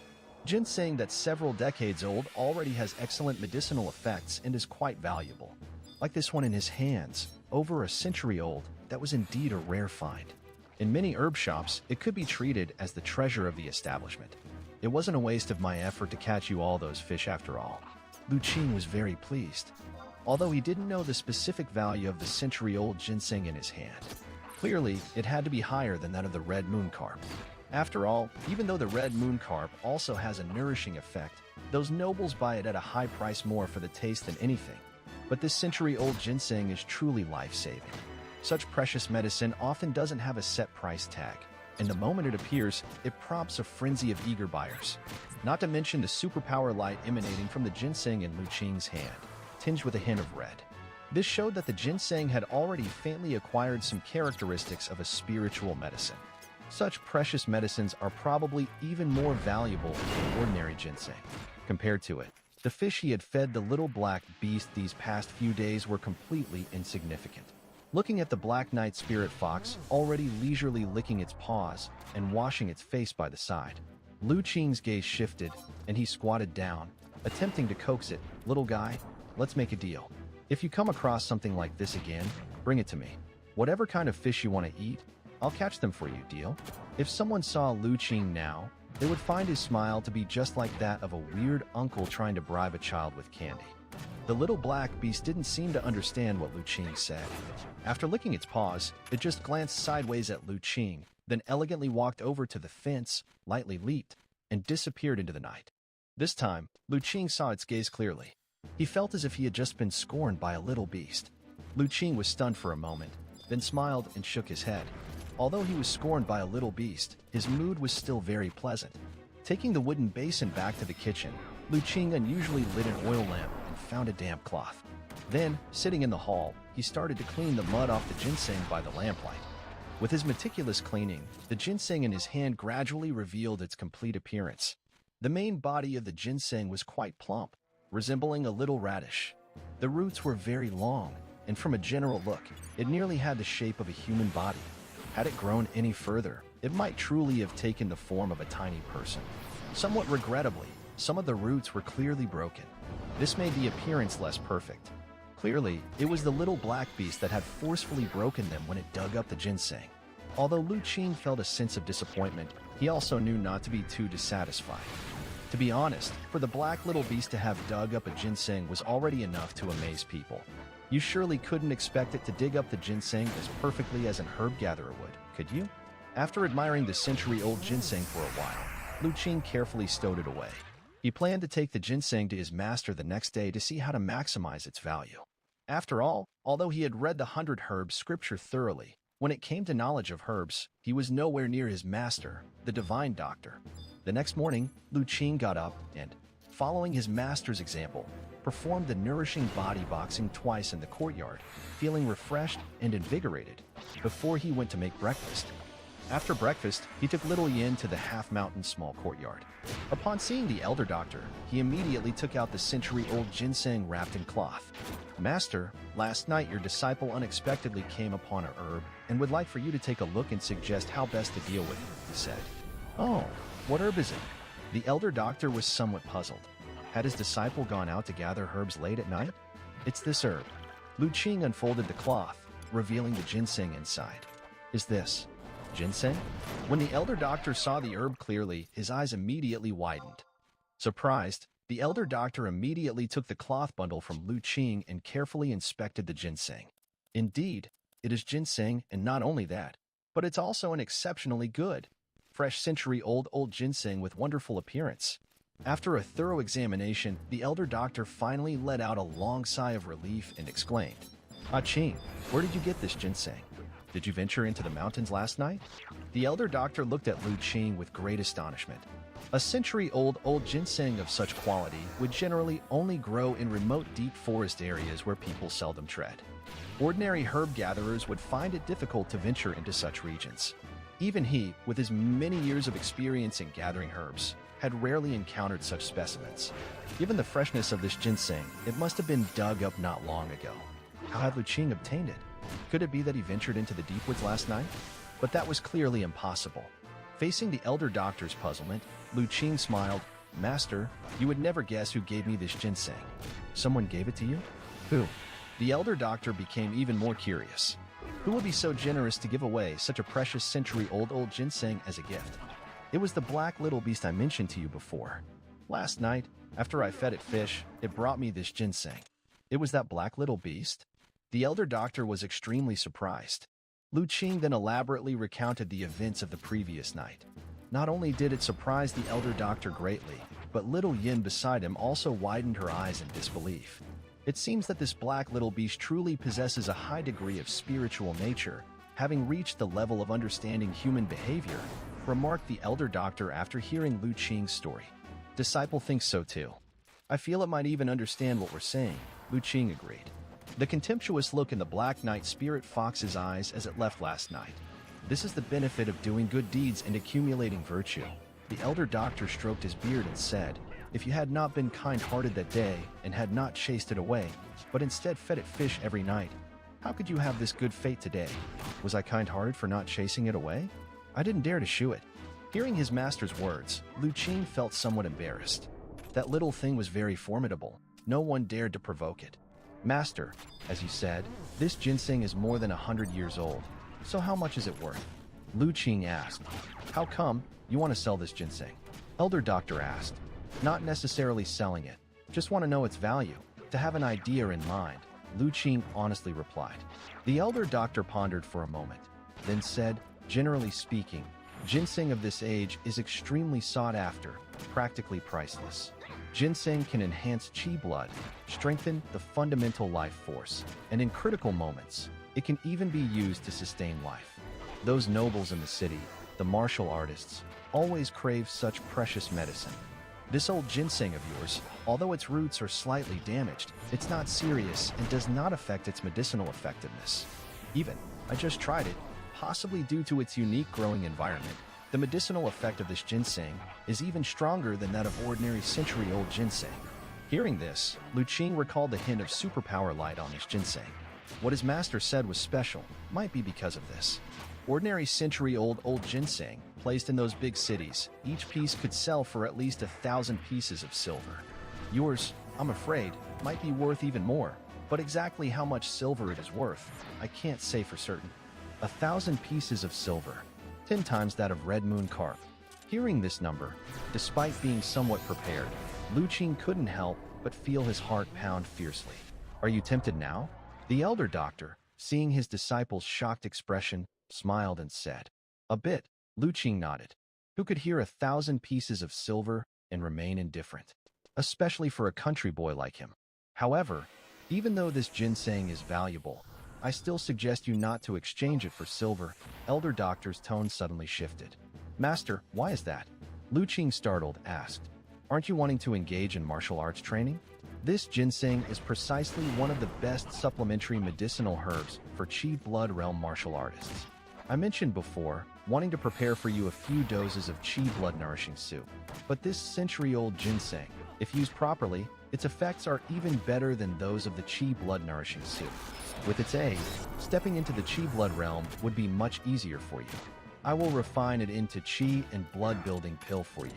After you have entered the basics of nourishing body boxing, taking one pill each day, it won't be long before you can officially step into the Qi Blood realm. Could there really be such good fortune? This truly was an unexpected delight. Lu Qing was ecstatic. He had been worried about how to quickly step into the Qi Blood realm, and the solution came so swiftly. How about it? Do you still want to sell this ginseng, or keep it and consume it yourself? Elder doctor asked. Lu Qing did not hesitate. Please help me refine it into an elixir, master. Oh, have you thought it through? Elder doctor looked at him and said, yes, silver is good, but after all, it's external. My own skill is more important, Lu Qing said. You having this realization is very good. Elder doctor stroked his beard and nodded. In times like these, nothing is more important than your own capabilities. Without skills, even if you possess much silver, it would be hard to keep it. Since you have made your decision, I happen to be free these few days. I shall refine this ginseng into qi and blood-building pills for you. Thank you, master, Lu Qing said happily. Don't be too happy yet. Elder Doctor cautioned him. Even after I have refined the pill, before you have mastered nourishing body boxing, you can't take it. Otherwise, even if you consume the pill, it would just be a waste of its power. Martial arts basics? Lu Qing's heart stirred, and he suddenly said, Master, after I returned yesterday, I pondered alone on the boxing techniques you taught me, and I seem to have grasped a trace of the knack. I'm not sure if I misunderstood, so please guide me. Oh, you've come to understand it so quickly?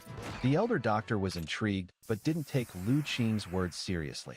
He assumed that Lu Qing had just practiced the moves thoroughly and wanted to show off. Then demonstrate it once, and let me see what you've realized. Yes, master. Lu Qing immediately assumed the stance and began to demonstrate the nourishing body boxing from the first to the 9th move. When Lu Qing began the first move, the elder doctor watched with a smile. But as he finished the first move and moved on to the second, the elder doctor's smile faded, revealing a surprised expression. He found that Lu Qing's first move was not only executed with precise and fluid motions, but also carried a unique rhythm. As the creator of nourishing body boxing, the elder doctor knew what this rhythm meant. It indicated that Lu Qing had not only mastered this move proficiently, but had also infused his understanding into it. In other words, he had truly grasped the first move and had begun to embody the skills. But how was this possible? It had only been one night since he taught Lu Qing the boxing techniques. How could he have reached such a level with nourishing body boxing? The elder doctor was shocked. However, what shocked him even more was yet to come. Lu Qing continued to perform nourishing body boxing, move after move fluently and adeptly. After completing the 9th move, he started again from the first move, continuously practicing. Time and again, Lu Qing practiced the moves from 1 to 9 of the nourishing body boxing, losing himself in the motions. After practicing 9 times, he finally slowed down, breathed out a breath of stagnant air, his complexion rosy and his eyes sparkling as he stood there. As for the elder doctor, he was already standing there with a shocked face, staring agape. Master, how was it? Did I practice anything incorrectly? Lu Qing asked energetically. 9 cycles returning to the origin, vital chi blood, vibrant spirit. This is full mastery of nourishing body boxing. The elder doctor seemed not to hear Lu Qing's question, simply muttering to himself. Master, what's wrong? Seeing the elder doctor like this, Lu Qing couldn't help but ask. At the same time, he was also a bit worried had he inadvertently frightened his master with his display. Ah Qing, tell me honestly. The elder doctor's face suddenly became very serious, startling Lu Qing. What did you encounter when you practiced boxing yesterday? What did I encounter? Lu Qing thought for a moment and replied, Yesterday, when I went back and practiced boxing in the courtyard, I suddenly felt many insights flooding my mind. Unintentionally, my body followed the key points the master taught and I practiced. After I came to my senses, I felt refreshed and spirited. The methods of the 1st to the 9th moves of nourishing body boxing suddenly became clear to me, no longer obscure as before. What Lu Qing described was actually the state after using his superpower for cultivation, except he hid the existence of the superpower. However, these words, to the elder doctor's ears, were like a thunderbolt. Sudden enlightenment. It's actually sudden enlightenment, the elder doctor murmured. His gaze towards Lu Qing was like looking at an incredibly rare treasure. The disciple I impulsively decided to take, to think he could enter sudden enlightenment on his first martial arts training? The elder doctor looked at Lu Qing as if he were some rare treasure, both excited and shocked. Master? Lu Qing, perplexed by his somewhat fervent gaze, could not help but call out. The elder doctor came to his senses. After all, he was a martial arts expert in the internal realm, and he managed to contain the astonishment on his face. However, the excitement in his heart was still hard to hide. I hadn't expected, Ah Qing, that you would have such a talent in martial arts cultivation. I really misjudged you, the elder doctor sighed. The state you encountered while practicing boxing yesterday, if I'm not mistaken, should be the sudden enlightenment that all martial artists dream of. Only sudden enlightenment could explain how Lu Qing had mastered nourishing body boxing to such a degree overnight. Sudden enlightenment? Lu Qing thought for a moment and realized that cultivating with his superpower was indeed quite similar to sudden enlightenment. The difference was that his sudden enlightenment state could be entered multiple times at will. Exactly, sudden enlightenment, the elder doctor said. Legend has it that sudden enlightenment is an incredibly magical state of enlightenment. Once one enters this state, it's as if bestowed by heaven. The person's mind becomes extremely sharp and agile, capable of learning anything quickly and grasping concepts rapidly. But for ordinary people, achieving sudden enlightenment is extremely difficult. Taking martial arts cultivation as an example, generally only those with unique martial arts talent or deeply accumulated martial arts experts, under the culmination of extensive preparation, get a glimpse into this mysterious state. That you could master the first to the ninth forms of nourishing body boxing overnight clearly shows you inadvertently entered the realm of sudden enlightenment yesterday. Master, are you saying that I do have quite a talent in martial arts cultivation? Lu Qing asked. An excellent talent, the elder doctor affirmed solemnly. To enter sudden enlightenment on your first cultivation, a martial arts talent like you is something I've never encountered in all my years as a master. It seemed his practice had had a significant effect. Feeling his master's excitement, Lu Qing silently nodded. He had indeed intentionally displayed his martial arts talent in front of his master. After all, with the help of his superpower, his advancement in martial arts cultivation was bound to be rapid. Now was the perfect time to establish a persona, letting his master believe he was a rare martial arts genius. This way, in the days to come, he could freely enhance his martial arts abilities. Since you have mastered the first 9 forms of nourishing body boxing, the making of the blood and chi replenishing pills must not be delayed. Knowing his disciple was a rare martial arts genius, the elder doctor was constantly excited. He immediately decided to go into seclusion to help Lu Qing turn that 100-year-old ginseng into an elixir. So much so that Lu Qing, who wanted to consult him about the acupuncture points theory, didn't even have a chance. Watching his master hastily enter the medicine room for alchemy, declaring it would take at least a day and a night to properly prepare the elixir, Lu Qing couldn't help but had nothing else to do. So he simply took little Yin back home, fetched his fishing rod, and prepared to go fishing by the river. The little black beast had given him such a generous gift, he had to show some gratitude. With little Yin by his side, Lu Qing set down the fishing gear he was carrying on his back. Over this period, Lu Qing's fishing equipment had become much more complete. Fishing rods, nets, fish guards, everything necessary. Of course, his fish guard wasn't like those from his previous life, but one made by an elder in the village skilled in weaving a large, long fish basket. It was not only useful for carrying fish, but also for carrying fishing gear. It was extremely convenient to carry on his back. This time, Lu Qing chose to fish at the Miracle Fish fishing spot. Looking at the dense white ripples on the water's surface, Lu Qing nodded in satisfaction. This was his first visit here since he had caught the Red Moon carp. It seemed the fishing conditions were good, and the white light in the fishing spot was still dense. Unlike that small fishing spot, which had been scavenged multiple times by villagers and had long since lost its luster, it was uncertain when it would recover. This was why the villagers' enthusiasm for fishing had waned significantly. After all, they didn't possess the skills Lu Qing had to easily find fishing spots. Trying to fish on their own, they often didn't catch much. As a result, apart from those who truly enjoyed the activity, the majority of the villagers no longer came to the riverside to fish. Everything ready, Lu Qing picked a few fruits from the blood apricot tree, hung one on the hook, and then quietly waited.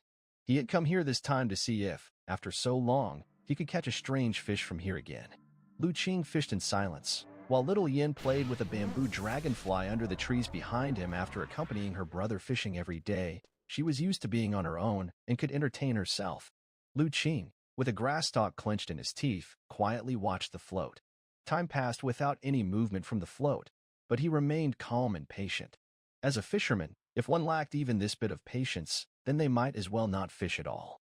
After a while, a ripple appeared where the float lay. Seeing the gently quivering float, Lu Qing smiled. Finally, there was movement. His hand gently rested on the fishing rod, ready at any moment.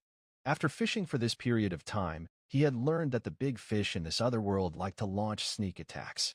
Sure enough, no sooner had his hand touched the fishing rod than he saw the float suddenly sink into the water. Lu Qing sharply lifted the rod. A great force transmitted from the rod. He had a bite. Feeling the strength from the rod, Lu Qing's face showed surprised delight. Such a strong pull, this fish was surely either a big one or a strange fish. What followed was a tussle between Lu Qing and the fish. With his vast fishing experience, Lu Qing continually relieved the tension. After a while, Lu Qing deduced that this was neither a green-armored fish nor a red moon carp. The fish below moved in a completely different way from those two, continually drilling towards a fixed direction at the bottom, determined to fight until it escaped. However, since it had already bitten, Lu Qing was not about to let it get away so easily. He had performed another round of upgrades on his fishing rod recently. Aside from the fishing line, which was still made of snow silkworm silk, everything else from the hook to the rod had been replaced with new, sturdier materials. Not to mention, his physical condition was now much stronger than before. He had caught the red moon carp and the green armored fish even when he was physically weak. And now, after practicing nourishing body boxing, it was no surprise that after a spirited struggle, the fish below eventually exhausted all its energy against Lu Qing. The moment the fish surfaced, Lu Qing scooped it up with a net. Then, upon clearly seeing the newly caught fish's true appearance, he paused for a moment. It was a creature about 2 feet long, resembling a loach, with a girth of 2 to 3 fingers and an entirely golden body. Golden loach, strange fish, completely golden, adept at burrowing. Contains spiritual charm, with delicious and nourishing flesh, capable of nourishing both yin and yang, truly a great supplement. It is rumored that golden loaches always appear as a pair, male and female together, never wandering alone. Watching the creature in the bucket, which gleamed with a white and red light and resembled a loach, Lu Qing was pleasantly surprised. Indeed, this creature was a strange fish, and it was on the same level as the red moon carp. What surprised Lu Qing even more was the information on the third slip of paper. This golden loach always appeared in pairs, never alone. This meant there must be another golden loach under the water. Although he didn't know if the other golden loach had been frightened away by his earlier antics, Lu Qing still wanted to try. He hung another blood apricot on the hook and lowered it into the water. He had expected to wait a long time, perhaps in vain. However, to Lu Qing's surprise, it wasn't long before he saw the float suddenly sink into the water. So soon? Lu Qing was caught off guard, but he quickly reacted and immediately grabbed the fishing rod. After that, there wasn't any suspense.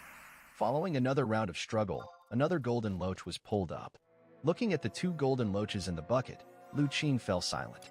It seemed he had underestimated the attraction of blood apricots to strange fish. Indeed, what was labeled as a mutant fruit by superpower truly was extraordinary. He didn't know what was so peculiar about it, but it could attract these strange fish to continuously swallow it. Lu Qing put a few blood apricots away, planning to find a time to ask his master if he knew about this mutant fruit. After hanging another blood apricot, Lu Qing continued to fish. However, this time, his luck wasn't as good. He waited a long time and didn't get another bite. Not to mention strange fish, he didn't even see any ordinary fish. Strange, could it be that these strange fish have a sense of territory, only allowing one type to appear each time? Lu Qing wondered. Enjoy exclusive content from Empire, he thought about it, pulled up the hook, and switched to an earthworm. Once again, he lowered the hook into the water, and soon there was a bite. With a swift flick of the rod, a small white fish fluttered in the air, constantly wagging its tail. Looking at the small white fish on the hook, Lu Qing fell silent. It really is everywhere, isn't it? Feeling that there were probably no more strange fish below, Lu Qing didn't switch back to a blood apricot. Instead, he continued fishing with earthworms. After a while and several pulls, dozens of small white fish were caught by him. With so many small white fish, plus those remaining at home, there should be enough to give the little beast a hearty meal. After he had caught enough food for the little beast, Lu Qing prepared to pack up. It was a pity. He had initially hoped to catch a couple of big fish for the little beast to feast on. But perhaps because of the presence of the golden loach, the big fish were nowhere to be found today. Even when he switched to corn in the middle, there was no movement. Unable to catch them, he could only slightly disappoint the little beast and continue feeding it small fish, which were also tasty. Little Yin, let's go, we're heading home. After packing up, Lu Qing, holding the bucket, called out to little Yin, who was lying on the grass not far away apparently playing with something. Coming, big brother. The little one scampered back, holding a small bunch of wildflowers. So, she had been picking wildflowers just now. Big brother, look, these are the flowers I just picked. Do they look nice? Little Yin held up the bouquet of flowers to show off to Lu Qing. They look nice. Lu Qing nodded, noticing some grass and leaves in the little one's hair, and gently picked them out. Hee hee, I knew it. Brother would definitely like it. Little Yin was immediately thrilled to receive the praise. Seeing the little one so happy, Lu Qing's heart suddenly stirred. "Little Yin, do you get bored accompanying brother to fish every day?" "What's bored?" The little one tilted her head, confused. Do you ever feel unhappy?" Lu Qing rephrased. "Not at all. As long as I'm with brother, little Yin will never feel unhappy," the little one earnestly replied. "There are flowers to pick here and butterflies too. It's really fun." All right then. Lu Qing had nothing more to say. Initially, he had thought, if little Yin felt bored, next time he went fishing, maybe he should leave her in the village to play with other children. After all, she often ran out to play with her friends in the village after meals. Now that she didn't feel that way, he would reconsider another time. When he got home, he poured out the fish, leaving only 2 golden loaches in the bucket, and Lu Qing fell into deep thought. He considered what to do with the 2 golden loaches, whether to sell them or keep them for himself to eat. Actually, Lu Qing was more inclined to eat them. Firstly, if he were to sell them, his master had not had time to go into town recently, and he didn't know how long the golden loaches could live out of the river. If they died in a couple of days, that would be a big loss. Secondly, he was not as short on money as he had been before. Strange fish like this, encountered by chance and not by searching, felt somewhat wasteful to sell. The final reason was the effects of the golden loach greatly appealed to him. According to the description of the superpower, golden loaches were extremely nourishing. Now, his nourishing body boxing had reached the entry level, and stepping into the Qi blood realm was almost a certainty. The only thing lacking was that after a serious illness he had earlier, his body was relatively weak, and he didn't have a strong foundation. These 2 golden loaches might just help him overcome this shortcoming. After mulling it over for a while, Lu Qing eventually decided to keep both golden loaches for himself to eat. However, although he decided to eat them, Lu Qing didn't plan to enjoy them alone. Instead, he planned to take them to the half-mountain small courtyard tomorrow and share them with his master. The last time he caught the red moon carp, he had intended to give it to his master, but ended up selling it for money instead. Since becoming a disciple, Lu Qing had never really been able to offer anything in return, merely accepting favors. This time, fortunate enough to catch another strange fish, it would be good to let his master taste it. Lu Qing's plan was very good. However, an unexpected event occurred that evening. After little Yin went to sleep, the black little beast came again to scratch at the door. As usual, Lu Qing brought out a basin of fish and placed it on the ground. What he hadn't expected was that the black little beast, which normally would have pounced on the fish the moment he set them down, didn't approach this time. Instead, it sniffed a few times, then its eyes lit up as if it had discovered something and began circling around Lu Qing. After a few rounds, it sat quietly, watching him. "What's the matter? Not eating?" "I even added more fish for you today," Lu Qing said, puzzled. Had this little thing changed its habits, suddenly turning up its nose at fish? Oh. The black little beast suddenly made a soft noise, startling Lu Qing. It was the first time he had heard it make a sound. Previously, in its initial nights, he had heard its voice. But back then, it was a low growl with a warning tone, quite different from the sound now. This sound was more like a kitten's meow, young and cute, and quite pleasant to hear. However, Lu Qing couldn't focus on whether the black little beast's voice was pleasant or not right now, because he noticed, after it made the noise, it was staring straight behind him toward the house. To be precise, toward the direction of the kitchen. Remembering how the black little beast had reacted to the smell on him earlier, an idea suddenly dawned on Lu Qing. Could this little thing possibly? Little thing, you wouldn't happen to fancy those 2 golden loaches of mine, would you? Lu Qing saw the little black beast staring continuously in the direction of the kitchen and couldn't help but facepalm. He guessed it must be the case. After all, those 2 golden loaches were placed in the kitchen. He remembered how the little black beast had kept circling him, sniffing. It must have caught the scent of the golden loaches on him. In the evening, he had just transferred the 2 golden loaches to the water tank, pressing them down with a wooden board to prevent them from jumping out and slipping away at night. Once the fishy smell clings, it's very hard to get rid of in a short time. He hadn't expected this little creature to have such a sensitive nose among so many fishy smells mixed together. It could still distinguish the scent of the golden loaches. The little black beast didn't answer, just quietly watching Lu Qing. But through the time they had spent together, Lu Qing understood its intentions. It really wanted to eat those 2 golden loaches. Lu Qing couldn't help but feel a headache. "Little thing, let's make a deal. You can eat any other fish here, and if that's not enough, I'll get you more. But those 2 golden loaches, I need to keep them. Is that okay?" Lu Qing didn't care whether the little black beast understood his long speech and just began to negotiate. However, whether the beast was playing dumb or truly didn't understand, it just blinked and continued to gaze steadily towards the kitchen behind Lu Qing. It seemed Lu Qing now understood this little creature had set its heart on the golden loaches. Explore stories on Empire. Realizing there was no room for negotiation, Lu Qing could only step back. I can only give you one. The other one I need to keep for a purpose. I can't give it to you. Lu Qing held out one finger, speaking earnestly. The little black beast quietly looked at Lu Qing for a moment and finally nodded. So you really do understand what I'm saying. Seeing the action of the little black beast, Lu Qing could not be mistaken. He had suspected it before, but had never been sure. Now, seeing how it acted, he could finally confirm. This guy had always understood him. All this time, it had been playing dumb. Upon hearing Lu Qing's words, the little black beast resumed its somewhat dazed and calm expression, looking as if it didn't get what he was saying. But Lu Qing would not be fooled again. Thinking that he had been played by a little beast for so long, he couldn't help but feel a mix of laughter and tears. Turning back to the kitchen, he lifted the wooden board on the water tank, scooped up a golden loach, and returned to the yard. You can only have one. Do you want it? Seeing the golden loach in Lu Qing's hand struggling and wriggling, the little black beast's eyes had already brightened. As soon as Lu Qing finished speaking, he felt a blur in front of him, a brief loosening of his grip, and the golden loach had already flown from his hand. When he regained his focus, the little black beast was already chomping down on the golden loach. Lu Qing watched as it bit off the head of the golden loach, his heart aching. That was worth quite a lot of silver.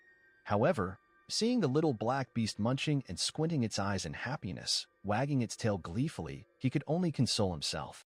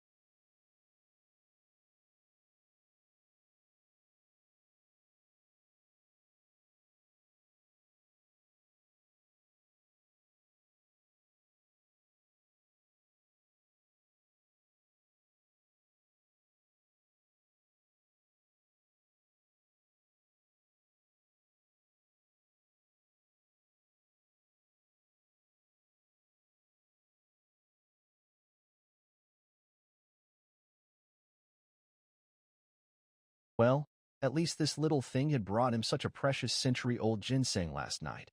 Giving it something good to eat was only fair, considered a return gesture.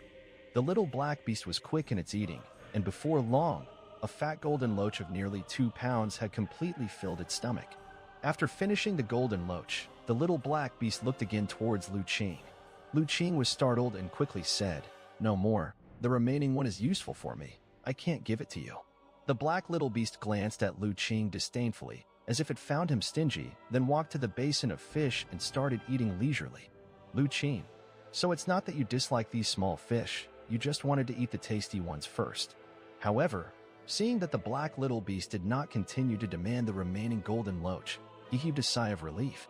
Fortunately, this little thing was still reasonable. Otherwise, if it had really wanted to forcefully take the other golden loach, Lu Qing would have been powerless to stop it. Watching the black little beast eat happily, Lu Qing thought for a moment and then squatted down. "Little thing, do you really like eating those strange fish like the one before?"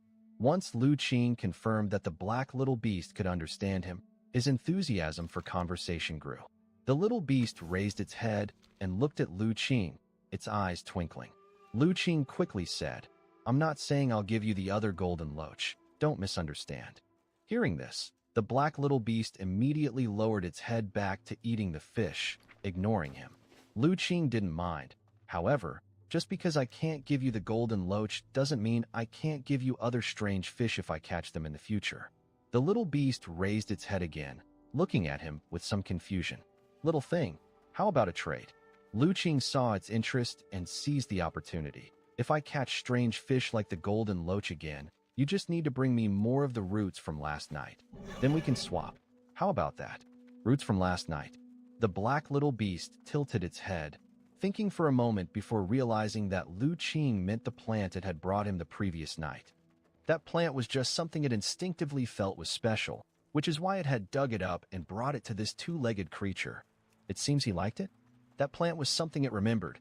There were still some growing in its usual roaming area in the mountain.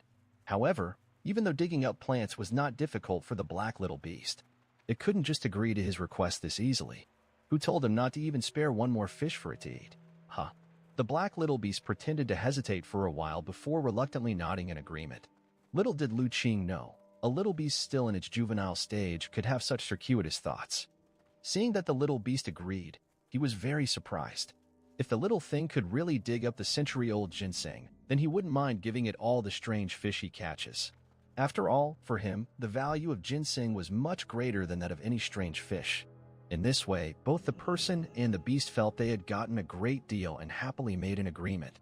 Although it had eaten a golden loach, the black little beast still finished all the fish in the basin, leaving with its belly slightly bulging. Watching the black little beast clumsily hop over the hedge, Lu Qing shook his head with a smile. It truly lived for fish, preferring to overeat rather than leave any fish behind. Once the figure of the little beast disappeared, Lu Qing took the wooden basin back to the kitchen to clean it, then went back to his room to sleep. A night passed without incident. The next morning, Lu Qing got up and practiced nourishing body boxing several times, immediately feeling refreshed and invigorated. Nourishing body boxing, as its name suggested, had an excellent effect on conditioning and nurturing the body. Having practiced for just 2 or 3 days, Lu Qing already felt his physique had greatly improved, and his spirit had become much more vigorous. After a simple yet nutritious breakfast, Lu Qing, together with Little Yin, carried the bucket with the golden loach and headed to the half-mountain small courtyard. As he ascended the mountain, Lu Qing was filled with anticipation. According to what his master had said before going into seclusion the day before, the qi and blood-building pill would be ready today. With the aid of the elixir, he believed that entering the qi blood realm was within reach. Arriving at half-mountain small courtyard, Lu Qing rarely failed to see his master practicing boxing in the open space in front of the door. He looked inside the house and found that the medicine room's door was still tightly closed, with a faint scent of medicine coming out. Knowing that his master was still engaged in alchemy, he didn't make a sound to disturb him. Instead, he placed the bucket in the corner and began to sweep the courtyard with a broom conscientiously. Little Yin, seeing her brother cleaning, also dragged out a small broom from the corner to help. When the siblings had nearly finished cleaning the entire courtyard, Lu Qing finally heard a door opening from inside the house. Following that was the elder doctor's hearty laughter. "You too, have you been here for long?" he asked upon seeing Lu Qing and his sister cleaning the courtyard. "Not for very long, less than half an hour," Lu Qing replied truthfully. Grandpa Chun, Little Yin also helped brother clean. The little one brandished her broom, seeking praise. "Grandpa knows, Little Yin is always the most obedient," the elder doctor praised immediately. Hee, the little one beamed with joy upon receiving the compliment. "Master, did you stay up all night?" Lu Qing asked, observing the elder doctor's attire, which was the same as the previous day. Indeed, one cannot afford to be negligent in the path of alchemy, especially when concocting these blood-tonifying qi-enhancing elixirs. It's best done in one go, directly producing the elixir, to fully preserve the medicinal efficacy of the ginseng, the elder doctor nodded. "Then, Master, should you not rest a while?" Lu Qing asked with some concern. "There's no need for that. It was just staying up for one night. This old man's body isn't so frail yet." The elder doctor waved his hand. "Besides, the elderly don't need much sleep. Losing a little sleep isn't an issue." Lu Qing observed and saw that his master's complexion was still ruddy, and his spirit was bright. He didn't show a trace of fatigue. He knew his words were true. Naturally, his master was a martial arts expert of the internal realm. How could staying up all night possibly affect him? From master's words, could it be that the blood-tonifying qi-enhancing elixir, Lu Qing's eyes sparkled, has already been successfully concocted, The elder doctor took out a snow-white porcelain bottle from that old ginseng root. A total of 20 blood-tonifying chi-enhancing elixirs were produced. With the aid of these 20 elixirs, not only will you have a much easier time stepping into the chi blood realm, but once you've entered, your cultivation will also progress swiftly. Lu Qing took the porcelain bottle, feeling its significant weight. He suddenly asked, "Master, is it true that the blood-tonifying chi-enhancing elixir is most effective after entering the chi blood realm?" The elder doctor paused, then replied, "Indeed, this elixir is one of the best supportive medicines for those in the chi blood realm. Refining just one pill can bring about no small progress. Countless chi blood realm martial artists would pay a hefty price to get their hands on a few. In that case, wouldn't it be a bit wasteful for me to take this elixir before entering the chi blood realm? Although some medicinal efficacy would be wasted, your constitution is somewhat weak. Without the assistance of elixirs, even if your nourishing body boxing has reached entry level, entering the chi blood realm would still take quite some time." Hearing his master's words, Lu Qing smiled lightly, not pursuing the topic further, and instead changed the subject. "Master, yesterday I went fishing and caught 2 fish with unusual appearances.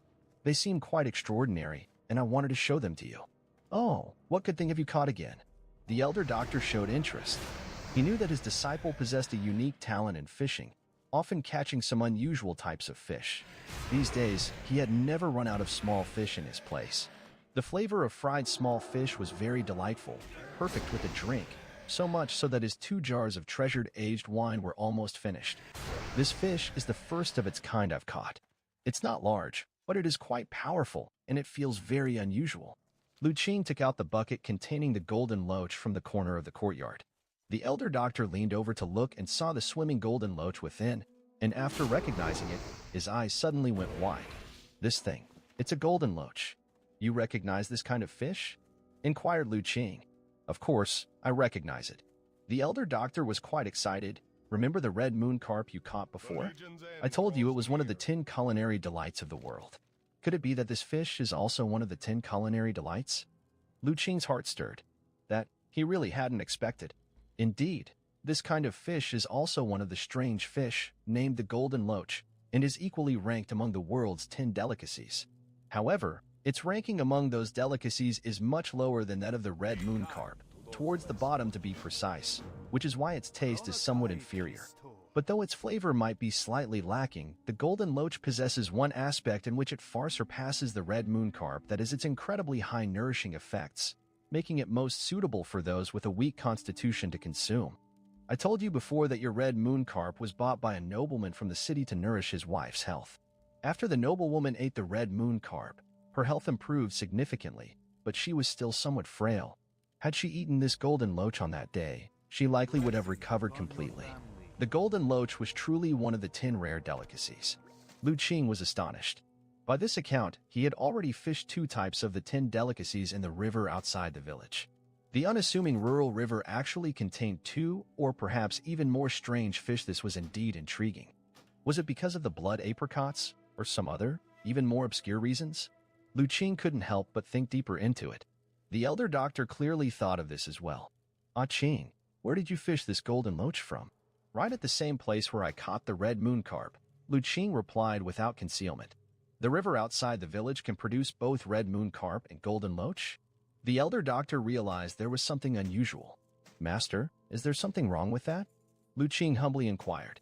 "Indeed, it's quite extraordinary," the elder doctor said. "But what exactly the reason is, this old man cannot say, although what?" Seeing the elder doctor's solemn expression, Lu Qing quickly asked. "The matter of the river outside the village hiding strange fish should not be mentioned to others from now on," the elder doctor said earnestly. "Strange fish are rare, their value is extremely high, and if the news gets out, it might not be good for our village." "Disciple understands," Lu Qing said, grasping his master's intent. "There's a crime in owning a jade. As the saying goes, the value of the strange fish was too high. If others learned that there were strange fish in the river outside the village, it was possible that someone would want to take over the river and displace the villagers. He saw such examples in the news in his previous life. It would be a disaster for the villagers of Jili village. It appeared that if he caught any more strange fish in the future, he would not be able to reveal it to anyone. Understanding this, Lu Qing made up his mind on the spot. Even if he caught more strange fish in the future, he wouldn't sell them. Your adventure continues at Empire after all. He and the little beast had reached an agreement.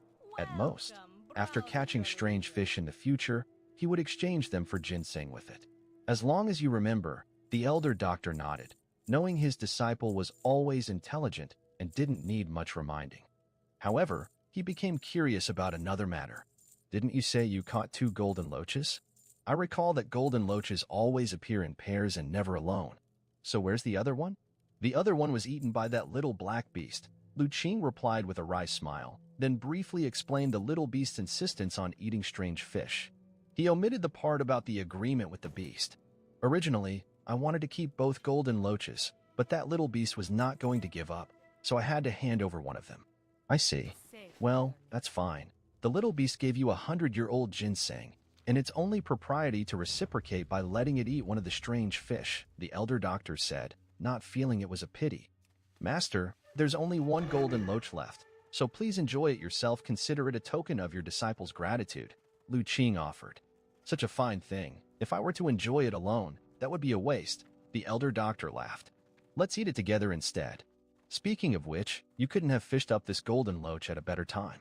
If you're lucky, maybe today you could step into the Qi blood realm, the elder doctor remarked. Upon hearing this, Lu Qing couldn't help but be startled. Master, what do you mean? Lu Qing asked. Your physique has always been somewhat weak.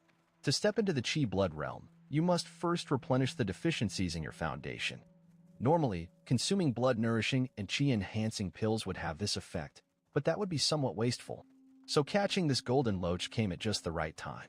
With it, I can brew a pot of medicinal cuisine soup for you, which will perfectly replenish your deficiencies. But Master, I wanted to share this golden loach with you, Lu Qing said hesitantly.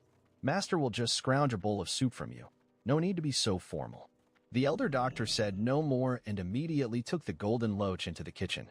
Lu Qing followed him inside and saw the elder doctor skillfully processing the golden loach. Aside from removing the innards, even the blood was kept, all of it put into a clay pot. Then the elder doctor added some medicinal herbs and started to simmer them. This simmering lasted an hour. During this time, as the aroma of the soup filled the house, both Lu Qing and Little Yin couldn't help but swallow saliva continuously. It's ready. The elder doctor extinguished the fire, let the clay pot cool a bit, then brought it out and placed it on the table. As the lid was opened, a rich fragrance assailed their senses, making Lu Qing and his sister salivate even more. Even the elder doctor, upon smelling it, couldn't help but exclaim, indeed worthy of being one of the 10 great delicacies, a strange fish. The elder doctor took out 2 large bowls and 1 small bowl. First, he ladled out 2 bowls of soup. Then he pushed the remaining contents of the clay pot in front of Lu Qing. Little Yin is still young. She can't handle too much medicinal potency. 1 small bowl is enough for her. As for me, a taste of the flavor will suffice. The rest, you eat it all. Master, Lu Qing hesitated. Stop dawdling. Remember to eat everything. Don't leave even the dregs. Seeing his master put on a stern face, Lu Qing could only embrace the clay pot and pour himself a bowl of soup. The elder and the 2 youngsters began to drink their soup. With the first sip, Lu Qing felt an indescribable savory taste spreading from the tip of his tongue, so delicious that every pore in his body seemed ready to open. On the other side, he saw Little Yin drinking happily, her eyes almost squinting with joy. The elder doctor sipped some soup, savored it carefully, then swallowed. With a sigh, he said, worthy of being one of the world's 10 great delicacies. No wonder those nobles and tycoons spare no expense to acquire these strange fish. Brother, this fish soup is so delicious. Little Yin was utterly delighted. Lu Qing, following his master's words, drank bowl after bowl of soup, and soon, half a clay pot of soup was finished. He ate everything, including the dregs. After finishing the soup and sitting for a while, Lu Qing began to feel warmth all over his body. In his dantian, there seemed to be a stream of heat moving around.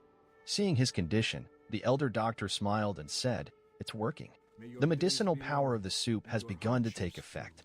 Now go outside and practice nourishing body boxing to fully absorb this medicinal power." Upon hearing this, Lu Qing hurried outside. The medicinal power within him was making it difficult for him to sit still. Once in the courtyard, he concentrated and collected his heart and spirit, pulled up his stance, and began to practice the 1st to the 9th forms of nourishing body boxing. The elder doctor followed outside and saw how quickly Lu Qing had immersed himself in practicing the boxing forms, and he couldn't help but nod repeatedly. His disciple truly had exceptional martial arts talent, who could quickly enter into a state of cultivation even with the medicinal power burning within his body. In the courtyard, Lu Qing, who had initially felt somewhat uncomfortable from the medicinal power of the soup, found his thoughts becoming serene as soon as he started practicing the boxing forms. Various realizations about nourishing body boxing flowed through his mind, and a sense of enlightenment rose in his heart. Discover more content at Empire. Subconsciously, he began to use nourishing body boxing to guide that medicinal power within his body. Nourishing body boxing was the result of the elder doctor's lifetime of efforts, extrapolated and perfected from an incomplete cultivation technique he had chanced upon in his youth.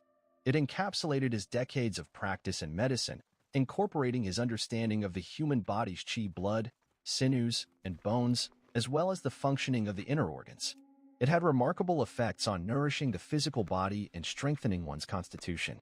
Nourishing body boxing consisted of 36 forms, with the first 9 forming a self-contained system, interlocking and complementing each other. Performing it in succession could nurture chi blood and regulate one's breath, and it was an excellent cultivation method for chi blood. Lu Qing immersed himself in the practice of boxing, repeatedly performing the first 9 forms of nourishing body boxing. As he practiced, the medicinal power generated from the great replenishing soup, like birds returning to their nest, was swiftly gathered by him.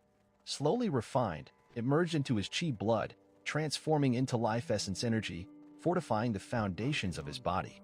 Lu Qing practiced the boxing forms in a state of self-forgetfulness, unaware of the passing of time outside. He did not know how much time had passed when he suddenly felt a jolt throughout his body. The chi blood in his body seemed to break through a certain node, instantaneously connecting into one whole, circulating wherever his will directed, achieving absolute harmony. Lu Qing was blessed with a sudden insight and began to slowly conclude his movements, closing his eyes to quietly feel the changes within his body. Good. The chi blood is connected and circulating throughout the body. This chi blood realm is finally achieved. The elder doctor exclaimed in admiration upon witnessing this scene. After a while, Lu Qing opened his eyes. At this moment, he felt relaxed and as if he had inexhaustible strength in his body. His control over his own body had also greatly improved. He extended his palm and, focusing his thoughts, a concentration of blood energy instantly formed on his hand. His palm turned rosy, almost dripping blood. As his thoughts dispersed, so did the chi blood, and his hand promptly returned to its normal appearance. The so-called chi blood realm is when a martial artist can control the chi blood throughout the body, cleanse the physical body, and enhance their vitality. With the will at the helm, the whole body's chi blood connects, not only unleashing powerful strength but also significantly boosting the body's defensive power. That's why even several strong, ordinary great Han would stand no chance against a martial artist who has stepped into the chi blood realm. Whether it's explosive power or defensive power, they are too far behind and simply have no chance of winning. Having entered the chi blood realm and feeling the various changes within his body, a sense of enlightenment arose in Lu Qing's heart. No wonder his master said that a chi blood realm martial artist could easily throw off several great Han if they tried to hold on to him. Compared to ordinary people, the explosive power of a chi blood realm martial artist was indeed extraordinary. How do you feel after stepping into the chi blood realm? At this time, the elder doctor approached. I feel great, Lu Qing said joyfully, Master. No wonder you said martial artists are powerful. I just entered the chi blood realm and already feel much stronger. I can't imagine how powerful those higher-level martial artists are. With your talent, reaching that level is just a matter of time. The elder doctor had great confidence in Lu Qing's martial arts talent. After all, how many people could, within a few short days, progress from a feeble youth to stepping into the chi blood realm? The martial arts talent that Lu Qing exhibited was not inferior to those young prodigies he had heard about during his travels across the world. Ah Qing, now that you have stepped into the chi blood realm and become a true martial artist, there are some things you need to understand. The elder doctor's expression suddenly turned solemn. Please tell me, Master, Lu Qing said with a steely heart, respectfully. You must know, in the cultivation techniques of martial artists, there is usually a distinction between cultivation method and fighting skill. Training methods and fighting skills? Lu Qing was surprised. Exactly, said the elder doctor. The so-called training method, also known as a nourishing skill, as the name suggests, involves nurturing the body, tempering the physical body, and enhancing one's physical strength, he explained. The nourishing body boxing I taught you is actually a boxing method for cultivating the physical body that I developed myself. As for fighting skills, the elder doctor organized his thoughts before continuing. Martial artists who cultivate martial arts have vigorous chi blood, are full of spirit, and generally have dominant personalities. It's inevitable for them to be competitive and strive for strength. Thus, in the prolonged battles, in order to win, martial artists gradually created many highly aggressive cultivation techniques, which are the fighting skills. Fighting skills are also known as killing skills. These cultivation techniques are generally not aimed at nurturing the body or tempering the physical body, but focus more on how to unleash the strongest destructive and lethal power in the shortest time, with the least cost, to defeat the opponent. Therefore, in terms of lethality, the martial arts of fighting skills are much stronger than those of training methods. Nourishing skills and killing skills. Lu Qing carefully pondered these two terms. From these two names alone, he could feel the unevenness on the path of martial arts, which probably was a brutal path where life and death were frequently at stake. Master, you said nourishing body boxing is a training method, so what is our fighting skill? Lu Qing couldn't help but ask. Our lineage doesn't have fighting skills. The elder doctor's next words directly astonished Lu Qing.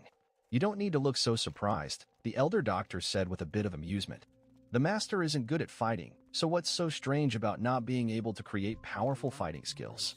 Lu Qing then remembered that his master was a doctor, and a very kind-hearted one, who disliked conflicts. Perhaps a lack of a competitive spirit was why he hadn't created powerful fighting skills. However, although I'm not good at combat, I do have a few good martial arts techniques. Would you like to learn them? Eh? Lu Qing was surprised again. Master, didn't you just say that our lineage doesn't have outstanding fighting skills? Indeed, our lineage does not have outstanding fighting skills, the elder doctor said. Your ancestor, who was my master, was just an ordinary Jianghu traveling doctor in the past who knew several basic defensive boxing skills. Afterward, when I was young, I had some adventures and was fortunate enough to create the nourishing body boxing. So when I say our lineage doesn't have outstanding fighting skills, I'm not deceiving you. Lu Qing, then what you said earlier. The fighting techniques I possess mostly came from my travels in the past. Some were given as payment by some Jianghu heroes when I treated them. Some I bought in markets of the big cities, and others I happened to find while picking herbs in the mountains. In just a few words, the elder doctor let Lu Qing hear of his master's extraordinary experiences. But, Master, can these cultivation methods actually be bought? Lu Qing felt somewhat incredulous. In his view, secret manuals of cultivation methods should be the most cherished possessions of martial artists. Who would sell them? Hiki, the world is vast and full of wonders. Once you have a chance to go out, you'll see that not only do people sell secret manuals of cultivation methods, but some even carve their lifetime of learning into stones for everyone to learn from, the elder doctor chuckled. Who would be so generous? Lu Qing was astonished. That is a great martial artist, revered and admired by all martial artists across the world. The elder doctor seemed to recall something, his expression turned contemplative, and he fell silent for a long while before snapping back to the present. Enough of that, let's not talk about this. Ah Qing, although we, as doctors, should take treating diseases and saving people as our duty. But sometimes when venturing outside, one inevitably encounters unforeseen events. Hence it's necessary to have some martial skills for defense. Nourishing body boxing is suitable for handling ordinary people, but against other martial artists who also practice martial arts, it is insufficient. Lu Qing nodded. Nourishing body boxing could be used against opponents, but facing those who could unleash powerful killing skills in martial arts, obviously, it would be at a disadvantage. Now that you have entered the Chi blood realm and become a true martial artist, it is time for you to choose a fighting skill in martial arts to cultivate. Then, Master, what kind of fighting skill in martial arts can I learn? Lu Qing asked with some anticipation. Although I have many martial arts fighting skills here, most of them are quite ordinary, suitable only up to the Chi blood realm. Only 3 are truly considered exquisite martial arts. Let me fetch them for you. With that, the elder doctor walked into the house and soon emerged with 3 books. These 3 martial arts, one is a stick technique, one is a saber technique, and there's also a swordsmanship. Each one is a muscle bone realm martial arts. Which one would you like to learn? Lu Qing's gaze lingered on the 3 secret manuals. He did not say anything as foolish as "I want them all." Although endowed with superpowers, he understood the principle that greed did not lead to mastery. Currently, as a mere Qi Blood Realm martial artist, focusing on cultivating one martial arts was the best choice. After pondering for a while, Lu Qing finally said, "I choose the saber technique." "Are you sure?" "Once chosen, it might influence your martial arts path later on." The elder doctor solemnly stated, "Disciple has considered it well. I choose the saber technique." Lu Qing said firmly. He had little interest in stick techniques and swordsmanship was just average for him. Rather, it was the saber technique that really intrigued him. After all, sabers had a more domineering aura, fitting his taste. "Since you have decided, take this secret manual." The elder doctor handed over one of the secret manuals to Lu Qing. Lu Qing received the secret manual and opened the first page, his brows leaping up. "For direction saber? Read new chapters at Empire Yes. This saber technique is called 4-Direction Saber. I discovered this secret manual unintentionally in a cave during a mountainous herb collecting trip. In that cave, there was a corpse, already reduced to a skeleton, in front of whom lay a bundle wrapped in oiled cloth, encasing this 4-Direction Saber secret manual. After I buried the skeleton, I took the secret manual." Lu Qing was quite astonished. He realized his master seemed to have quite a few serendipitous encounters. He could discover a nameless skill such as nourishing body boxing in his youth, going into the mountains for herbs, and finding a martial arts secret manual. Such luck was indeed beyond belief. "Ah Qing, I have only read this 4-Direction Saber technique, never cultivated it myself. Since you chose this technique, I can offer you some cultivation suggestions at most, but cannot teach you hands-on. So, reaching what level depends entirely on you." Disciple understands. Lu Qing nodded. However, although the 4-Direction Saber technique is intricate and reaching profound mastery could even challenge muscle-bone realm martial artists, it might not be too difficult for you to master, given your martial arts talent. The elder doctor's confidence in Lu Qing made him feel somewhat embarrassed. If it weren't for his superpowers, he feared he might indeed disappoint his teacher. That night, after little Yin had fallen asleep and he had fed the black little beast, Lu Qing lit an oil lamp and took out the 4-Direction Saber secret manual. It's worth mentioning that the black little beast really did bring another old ginseng that evening. Moreover, its quality was no less than the previous one. Unfortunately, Lu Qing had no strange fish to trade with it, which noticeably dampened the little beast's spirits when it was time to eat fish. It wasn't until Lu Qing promised to catch a strange fish for it, when he had time, that the little beast's mood improved. However, before it left, the little beast didn't take the ginseng with it, but left it behind. So now, Lu Qing owed the black little beast one strange fish. With the oil lamp aglow, Lu Qing turned to the first page of 4-Direction Saber and began to read. Soon, his vision was filled with a dense white light emanating from the manual, which even contained strands of red light. 4-Direction Saber, a secret manual that records exquisite saber techniques. Muscle-bone realm saber moves, emphasize momentum, and are steeped in slaughter. It is said that this saber technique was created by a martial arts expert who had reached the perfect bone marrow realm, using his life's work. With this technique, he once rivaled an inner realm expert without perishing. Do you want to download for simulation? Is this a manual with a red light? Lu Qing was quite surprised to see the red light on the manual. Having awakened his superpower for quite some time, he had gained some judgment about the superpower light that items displayed. Anything related to the red light was often out of the ordinary and could be considered a treasure. Whether it was the strange fish or the 100-year-old ginseng, it was no exception. The red light emanating from this 4-Direction Saber, even more intense than that of the strange fish and the ginseng, could not help but surprise Lu Qing. To receive such a high evaluation from his superpower, Lu Qing's curiosity about the 4-Direction Saber technique grew even stronger. He chose yes and then started flipping through the 4-Direction Saber. Download in progress, current progress, 1%, 2%, 3%. As Lu Qing read through the manual, the download progress bar steadily increased. 0.97%, 98%, 99%, 100% download complete, beginning simulation, current progress, 1%, 2%, 3%. By the time Lu Qing had finished reading 4-Direction Saber, the progress bar had just reached 100%. Then another progress bar appeared. I see. So if you find someone else cultivating a technique, you can simulate it directly. For a manual, you need to download first, then simulate, Lu Qing muttered thoughtfully. He waited quietly, and before long, he saw the progress bar reach 100%. Simulation complete. Would you like to commence training? Without hesitation, Lu Qing immediately selected yes. The next moment, countless key points and insights on the four-direction saber technique surged from the depths of his mind. With his eyes slightly closed, Lu Qing quietly received this information. After some time, he opened his eyes, his gaze carrying a trace of shock. This four-direction saber technique really is extraordinary. At this moment, Lu Qing had fully absorbed the insightful information in his mind. He now had a comprehensive understanding of the four-direction saber technique.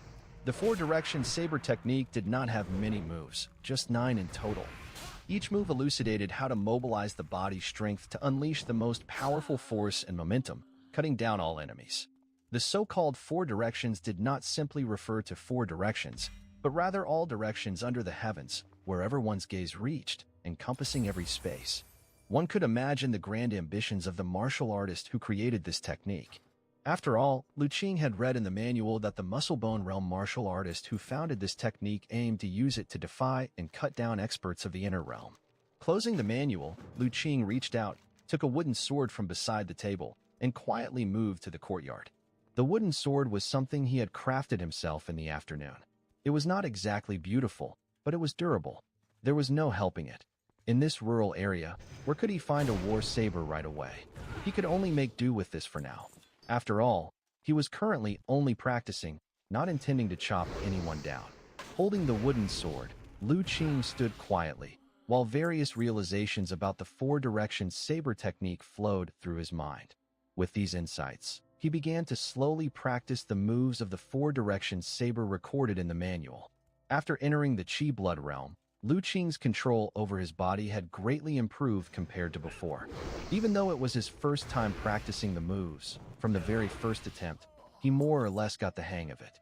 Of course, this also had to do with the simplicity of the four-direction saber's moves. The four-direction saber technique consisted of 9 styles, each plain and unsophisticated, focusing more on momentum than complicated moves, making it not too difficult to practice. Explore more adventures at Empire. The Real challenge was how to mobilize one's full strength while executing a cut, ensuring that each strike unleashed the most powerful force possible. This involved quite complex methods of generating force. Movement technique, footwork, the angle and method of striking with the saber, the explosive connection of Qi blood and bones, timing, and so on, all needed to be coordinated perfectly. The demands on a cultivator's control over their own body were extremely high. After practicing several times, aided by the insights in his mind, Lu Qing soon basically mastered the sword styles of the four-direction saber. However, he still couldn't grasp that special method of generating force with the saber techniques. He wasn't in a rush and continued to practice the moves over and over. As they say, practice makes perfect. He believed that with the help of the realizations in his mind, once he had practiced the sword styles until they were sufficiently refined, everything would naturally fall into place. Indeed, it turned out just that way. As Lu Qing repeatedly practiced, he became more and more skilled at the moves of the four-direction saber technique. The connections between the sword styles also gradually became smooth and seamless, operating without hindrance. Though plain, the 9 styles of the four-direction saber were interconnected, forming an integrated whole. Linked together, they could protect the whole body, leaving no openings. Lu Qing kept practicing, reducing the flaws between the connections of the sword styles. Finally, after he eradicated the last flaw, a sense of enlightenment rose within him. In the next moment, he stepped forward, his whole body's Qi blood connected, and with an explosive burst, he ferociously brought the wooden sword down through the air. Whoosh! Under the force of the powerful energy, the wind from his saber pressed the grass under Lu Qing's feet flat to the ground. After this strike, Lu Qing stood motionless. A look of joy appeared on his face. So that's it. The feeling of connecting Qi blood and bursting forth instantly is like this. Just now, Lu Qing had finally figured out how to coordinate the explosion of Qi blood with the execution of the cut, pushing the power of the sword style to its strongest. According to the description in the secret manual of the four-direction saber, only by achieving this could Lu Qing truly be considered to have entered the threshold of this saber technique. Once he could do so, Performing a set of saber techniques where each style worked in conjunction with the explosion of chi blood, he would be considered to have achieved small success with the saber technique. It's really not easy. If I didn't have the help of my superpower, I doubt I'd be able to enter the threshold of this four-direction saber even with another month's time. Although it seemed effortless, Lu Qing had only taken a couple of hours to grasp the essentials of the four-direction saber. In reality, only he knew how difficult the technique actually was. Bear in mind that he was in a state similar to sudden enlightenment due to the use of his superpower. Even so, it still took so much time to grasp the basics of the four-direction saber. Of course, this was also because he had never practiced saber techniques before. But how often does an ordinary martial artist experience sudden enlightenment in their lifetime? If they were to practice the four-direction saber, those with lesser talent might find it difficult to enter the threshold even after a year and a half. Picking up the wooden sword, Lu Qing was thinking about striking while the iron was hot, continuing to practice with this newfound realization. Suddenly, he heard from the wooden sword in his hand. It turned out that he had used too much force in practicing the final sword style and had split the wooden sword. It looks like I'll need to find a way to get a real saber. Lu Qing had originally wanted to push through in one go, hoping to achieve small success in the four-direction saber technique. Unfortunately, the wooden saber broke, leaving him somewhat regretful. As for achieving great success and perfection in the saber technique thereafter, he dared not think about it for the time being. That realm was something only powerful warriors above the muscle-bone realm could touch, not something a mere chi-blood realm like him could aspire to. Although he understood the key points and insights of the saber techniques in his mind, he dared not try them. The extremely violent way of exerting force was simply not something his current body could withstand. Probably only those strong warriors above the muscle-bone realm could treat their bodies so recklessly. In fact, with Lu Qing's recent entry into the chi-blood realm, achieving small success in the four-direction saber was unlikely. His chi blood was not enough to support so many consecutive bursts. Realizing this, Lu Qing's mind, previously heated up by his progress in the saber technique, cooled down. He glanced at the wooden saber in his hand, shook his head, tossed it into the pile of firewood under the eaves, and turned back to his room. The next morning, Lu Qing prepared breakfast and practiced several rounds of nourishing body boxing, smoothing his breath and fully enlivening his chi blood. Then he took out a snow-white porcelain bottle, poured out a medicine pill from it, swallowed it, and continued practicing boxing to absorb the medicinal power. Following his master's instructions, taking one chi blood replenishing pill per day was best. Taking more would not allow his body to immediately digest the medicinal power, causing unnecessary waste. The Black Little Beast's 100-year-old ginseng had yielded 20 chi blood replenishing pills, enough for Lu Qing's use for half a month. Once the 20 chi blood replenishing pills were consumed, he would have made significant progress in the chi blood realm. As for the ginseng brought by the Black Little Beast last night, Lu Qing planned to take it out after finishing this bottle of chi blood replenishing pills. The medicinal power of these chi blood replenishing pills was much gentler compared to yesterday's golden loach soup. Lu Qing practiced nourishing body boxing for a while, slowly refining and absorbing the medicinal power before stopping. Feeling the chi blood surge within his body, Lu Qing felt joyful. Then he went to wake Little Yan, who was still in bed, for breakfast. "Little Yan, have you grown a bit taller?" While helping the little one wash up and brush her teeth, Lu Qing suddenly noticed her sleeves seemed shorter and couldn't help but ask, "Really, brother?" Initially a bit groggy, Little Yan instantly became alert. "Let me measure you." Lu Qing wiped her face and had her stand in front of the doorway, measuring her height. After measuring, he indeed found that she had grown a bit. "You have grown taller. Look, this is where we measured last time, and this is where it is now." Lu Qing pointed at the marks on the door. Every time he measured Little Yan's height, he made a new mark on the door, and this time's mark was a bit higher than before. "Really taller, wow?" Little Yan looked up at the marks, her face bright with happiness. Lu Qing ruffled the little one's head. Not only had she grown taller, but her body had also improved a lot. Her hair was no longer dry and yellow. Her complexion was rosy, much better than the time he first saw her after waking up. "All right, let's go inside and eat. As long as you eat your meals well, you'll soon grow even taller." Seeing Little Yin still giggling at the marks on the door, Lu Qing smiled and urged her. So, the little one ate half a bowl more during breakfast. After breakfast, Lu Qing took little Yin to the half-mountain small courtyard to greet their master and learn. Lu Qing did not tell the elder doctor that he had just begun his cultivation in the four-direction saber technique. Everything should be done in moderation, and becoming proficient in nourishing body boxing overnight was already shocking enough for his master.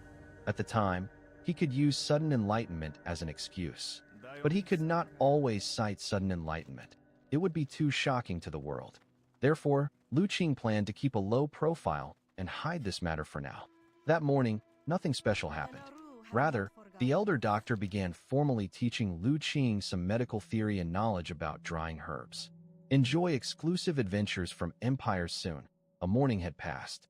After finishing his studies, Lu Qing left little Yan at the half-mountain small courtyard, claiming he wanted to go out to the big market to buy some things. Now that Lu Qing was a Qi blood realm martial artist and very intelligent, the elder doctor naturally had no worries about him. Upon hearing that he wanted to buy things, he immediately agreed.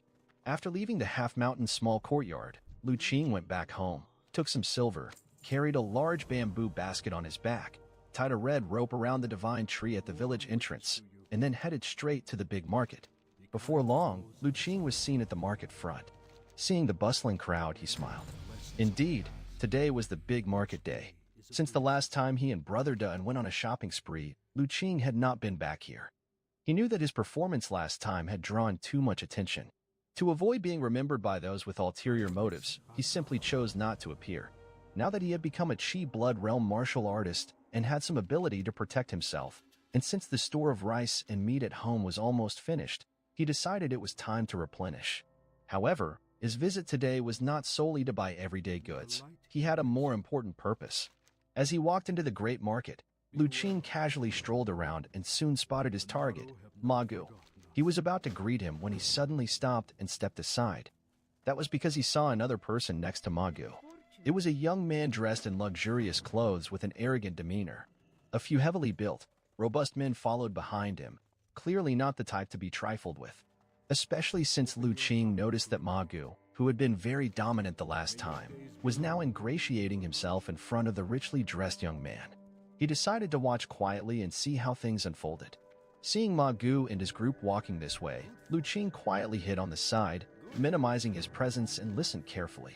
He did not use his superpower to gather information about these people. After entering the Qi blood realm, he knew that martial artists were very sensitive to others' prying eyes. If he used his superpower and alerted them, it might bring trouble. So he decided just to listen, trying to pick up any useful information. Fortunately, the richly dressed young man was very arrogant and did not bother to conceal his voice. Ma Gu, this place is really dilapidated, just like the filthy alleys where beggars sleep in the city west, reeking and unbearable. As they walked through the market, the young man's face was full of disdain. Mr. Wei's body is worth 1,000 gold, and naturally, he is not accustomed to my rustic place. I hope for your understanding. Ma Gu's body was half bent, his face full of humility. If it weren't for my desire to go into the mountains this time to find a decent birthday gift for my father, I would absolutely not come here. It's truly suffocating. The sight of pork being sold in the market, especially the heap of pig organs, immediately made the young man turn pale, and he almost threw up. People here actually sell such lowly meat. Ma Gu, what is that? Such lowly meat? Should it even be eaten by people? The finely dressed youth turned pale, pointing at the meat stall and shouting with a somewhat sharp voice. Especially those pig innards at the stall, a faint, almost imperceptible smell wafted over, making him nearly want to. Ma Gu followed his pointing finger and saw the pig meat stall, feeling somewhat helpless. At this time, the entire marketplace fell silent. As for the meat stall owner, he had become as quiet as a cicada in winter, his robust body trembling slightly, almost unable to resist the urge to crawl under his stall. That finely dressed youth was clearly some noble from who knows where. Even Mr. Ma had to accompany him humbly, let alone a commoner selling pork who could provoke him. Mr. Wait, this is a rural area. These poor people naturally can't afford anything too good, Ma Gu replied with an ingratiating smile. Your body is worth its weight in gold. Naturally, you can't stand to see such filthy items. Let's move to that side to avoid dirtying your eyes with these things. I have already ordered the house to be cleaned. You can move in any time. Then let's hurry and leave. If we stay any longer, I'm afraid I'll faint. The finely dressed youth covered his mouth and nose, full of disgust, and hurriedly walked forward. Ma Gu quickly followed him. As for the finely dressed youth's several guards, they hadn't said a word from beginning to end, their expressions barely changing. After the finely dressed youth and his party left, it took a while before the people in the marketplace dared to slowly resume their activities. Lu Qing also stepped out from among the crowd. He watched the direction in which the finely dressed youth and others had left, deep in thought. This finely dressed youth was clearly a noble from the city. This was his first time encountering a city noble, indeed with much pomp and circumstance. Just the few guards following him were not to be trifled with. Although Lu Qing had not used his superpower to investigate their origins, he could still feel that each of the guards was much stronger than him. He estimated that not one of them was below the muscle bone realm. It was just unknown what kind of background this young man had that he had so many muscle bone realm strong men as guards when he went out.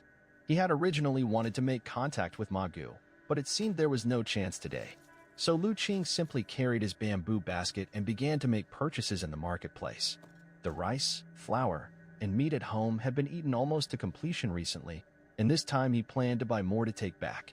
As for salt, there was still no shortage. The last time his master went into the city, he had brought him back a big bag of salt, enough to last until the next year, just as Lu Qing was making his purchases in good spirits. On the other side, Ma Gu, who had just arranged for the accommodations of the finely dressed youth in his party, walked out of the house with a bitter expression on his face. He had never imagined that the young master of the Wei family would suddenly appear in his small area. The key point was that he had to meet him with a smile on his face. Otherwise, if his clan found out that he did not treat the young master of the Wei family well, he would really be in big trouble. But this young master of the Wei family was notoriously arrogant and difficult to serve in the city. If it was not absolutely necessary, he really did not want to get involved with such an ancestor. Serving well, no credit. Serving badly, even more trouble. The most important thing was that, should anything happen to this little ancestor while at his place, even his clan would not be able to protect him. Although reluctant, Ma Gu could do nothing about it. Now, he could only pray that this little ancestor would quickly find what he wanted and leave quickly. Otherwise, for every additional day he stayed, Ma Gu would have to spend another day in fear. With a heart full of gloom, Ma Gu headed toward the market. He needed to quickly take care of some matters at the market, like those selling chickens, ducks, and pork, which should temporarily disappear from the market. Stay connected through Empire otherwise. If they were to clash with that particular youngster who was extremely keen on cleanliness again, there was no guarantee what might happen. Upon arriving at the market, Ma Gu immediately made his way to the pork stall. The fat vendor at the pork stall ordinarily treated him with great respect, so perhaps it was time for him to take a break for a while. Young master, take a look. Today's fatty and lean meat is exceptionally fine. Whichever piece you'd like to buy, I'll give you a discount. Ma Gu hadn't reached the meat stall yet when he heard this line. He was somewhat puzzled. That fat vendor was usually quite stingy when selling meat. While he never short-weighed anyone, if a person asked for a pound of meat, he would never cut even a mite more. How come he had changed his nature today, even willing to offer a discount? Then he saw a young man with a bamboo basket on his back standing in front of the pork stall, bending over to select meat. The figure seemed vaguely familiar, yet he couldn't recall who it was. As Ma Gu was still pondering, he saw the young man with the basket straighten up and point to the meat on the stall. "Boss, I want that piece, the biggest one." This time, Ma Gu finally saw the young man's side face and finally remembered who he was. It was that young man from last month who claimed to be a disciple of old Dr. Chen. Seeing Lu Qing, Ma Gu remembered some things. About half a month ago, Lu Qing came to the market and bought a lot of things, claiming to be a disciple of Elder Chen. Afterward, Ma Gu had sent someone to investigate in Jiuli village. They found out that the young man hadn't lied. He indeed was learning from Elder Chen. This tickled Ma Gu's curiosity, and he occasionally pondered how he might get closer to Lu Qing. However, what he didn't expect was that after that one time, Lu Qing had not appeared at the market again. This made all his preparations come to nothing. And with his status, it wasn't possible for him to proactively go to Jiuli village to seek Lu Qing's company. Otherwise, even a fool would know he was up to something. He thought he would miss this opportunity, but unexpectedly, Lu Qing now appeared again. A wave of joy filled Ma Gu's heart, and for the moment, he even forgot the trouble brought by Mr. Wei's young master. He walked up and said, "Young Master Lu, it's been a long time since I last saw you. Lu Qing, who had just chosen a big piece of streaky pork and was watching the vendor cut it, turned around upon hearing this and saw Ma Gu, looking somewhat surprised. Wasn't this person accompanying that distinguished gentleman from the city? Why was he here again? However, Lu Qing quickly gathered his thoughts and smiled. Ah, Master Ma, it has been a long time. Only then did Ma Gu clearly see what Lu Qing looked like now. He was stunned for a moment, because compared to half a month ago, the changes in Lu Qing were simply too significant. When Lu Qing had last visited the market, he was thin and pallid, with his clothes bearing patches. He was the epitome of an inconspicuous and poor country youth. That was one of the reasons Ma Gu had sent someone to investigate in Jiuli village. In his view, if Lu Qing truly were a disciple of Qin, he shouldn't have appeared so impoverished. But now, although there were no changes to Lu Qing's attire, the changes in his body were tremendous. He was no longer gaunt, stood tall and straight, his complexion was healthy, and his eyes were bright and clear. More importantly, he sensed an indistinct yet overwhelming qi blood emanating from within Lu Qing. A qi blood realm martial artist? In Ma Gu's heart, a storm of astonishment churned. Felt the qi and blood power faintly radiating from within Lu Qing's body. Ma Gu's heart stirred with shock and disbelief. The last time he saw Lu Qing at the big market, he had been just a frail young man with a slender body, sickly complexion, and no knowledge of cultivation. How could it be that upon meeting again, he had already become a Qi blood realm martial artist? How much time had passed since then? Not even a full month, right? Less than a month to go from an uninitiated youth to a Qi blood realm martial artist? How is that possible? Ma Gu felt his own cultivation concepts greatly shaken. He was stunned by Lu Qing's speed of cultivation. When Lu Qing last came to the big market, there was not a trace of martial arts cultivation to be detected on him. As a warrior in the muscle-bone realm, this much he could be sure of. But it was precisely because of this that the shock in his heart was even more intense. He simply could not imagine how Lu Qing managed to transform from a frail young man into a true warrior in less than a month. Back in the day, he himself started formally training in the martial arts at the age of 13. In total, it took him a whole 5 years to barely step into the Qi blood realm at the age of 18. And even that was only achieved with his family's support. Even so, in his family, his speed of cultivation was considered quite good. He had even been praised by the elders of his clan, saying he was diligent in his cultivation and advanced quickly. Because of this, Ma Gu had once been proud. After all, being born to a collateral branch, the resources available for his cultivation were never as abundant as those of the main family. Being able to become a warrior by the age of 18, such a speed of cultivation, was enough to demonstrate he had some talent for cultivation. However, now Ma Gu found that the cultivation speed he had always taken pride in within his clan was completely overshadowed by Lu Qing, obliterated in an instant. Less than a month's time, from unknowing of cultivation to stepping into the Qi blood realm. Such a speed of cultivation, even those city-born talents deemed to have the qualities of a grandmaster, painstakingly nurtured by the major families, might feel inferior. Ma Gu was so stunned by Lu Qing's change that he became somewhat dazed. Seeing him with a gape-stricken expression, Lu Qing couldn't help but feel curious. "Mr. Ma, are you all right?" Ma Gu came back to his senses, trying hard to calm his mind before finally managing a strained smile. "I am fine, it's just that. After not seeing young Master Lu for several days, I am a bit surprised at the transformation." "Oh, recently I've been following my master's guidance in tempering the body and nurturing my nature, training for quite a while before seeing some minor progress, which seems to have amused Mr. Ma," Lu Qing said modestly. But his words left Ma Gu speechless. If this was just some minor progress, then what about his own struggle of 20 years to barely step into the muscle-bone realm?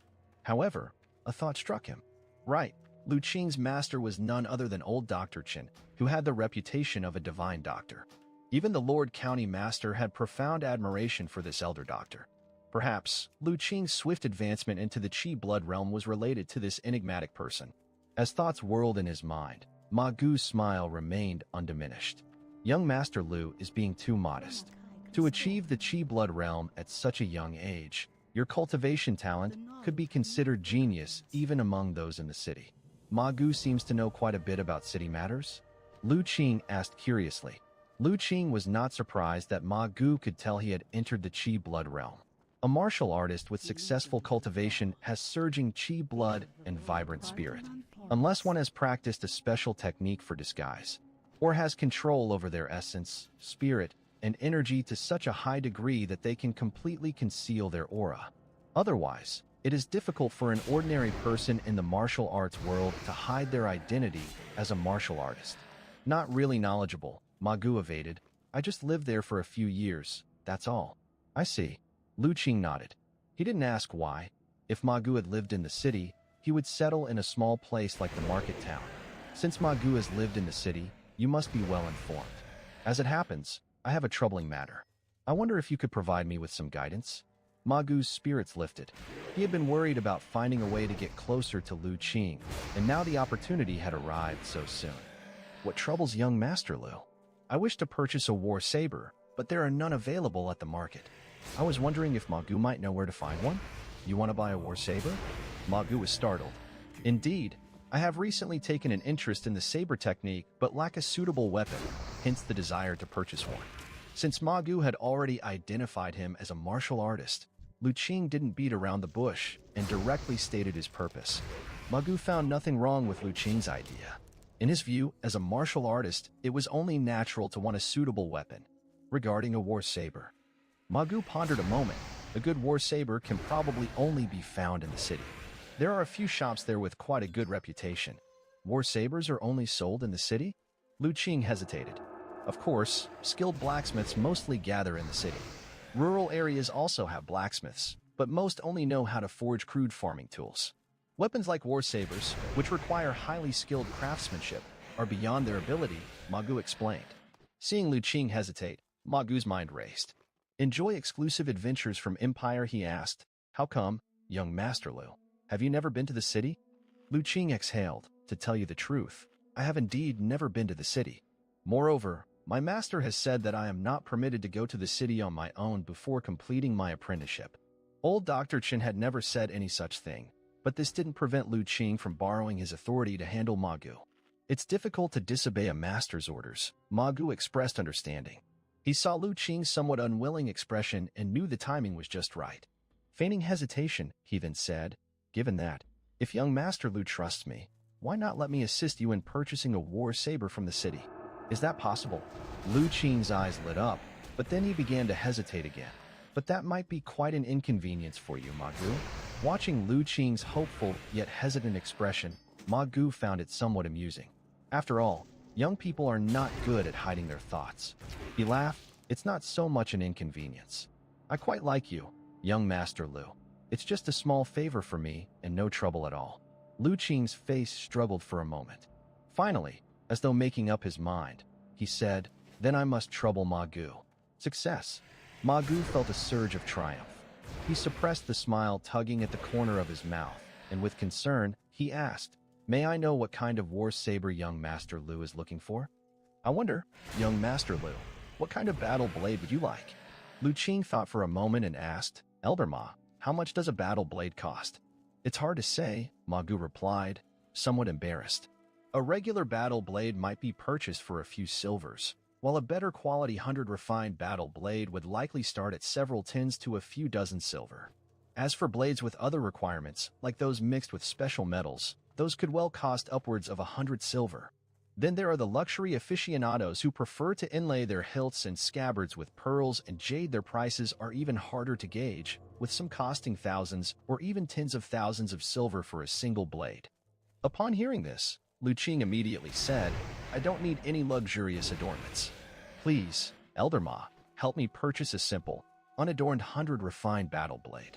As long as it's durable and sharp, there's no need for anything excessive. As for the price, I can accept anything up to 50 silver. After he spoke, Lu Qing pulled out a silver ingot. Here are 10 silver. Consider it a deposit I'm putting down in advance. Elder Ma looked at the snow-white silver ingot, thinking to himself that the elder doctor really did dote on Lu Qing, casually giving him so much silver to carry. Even when he was young and the clan provided for his food and clothing, he seldom had 10 silver on him. But then he thought about it and deemed it only natural.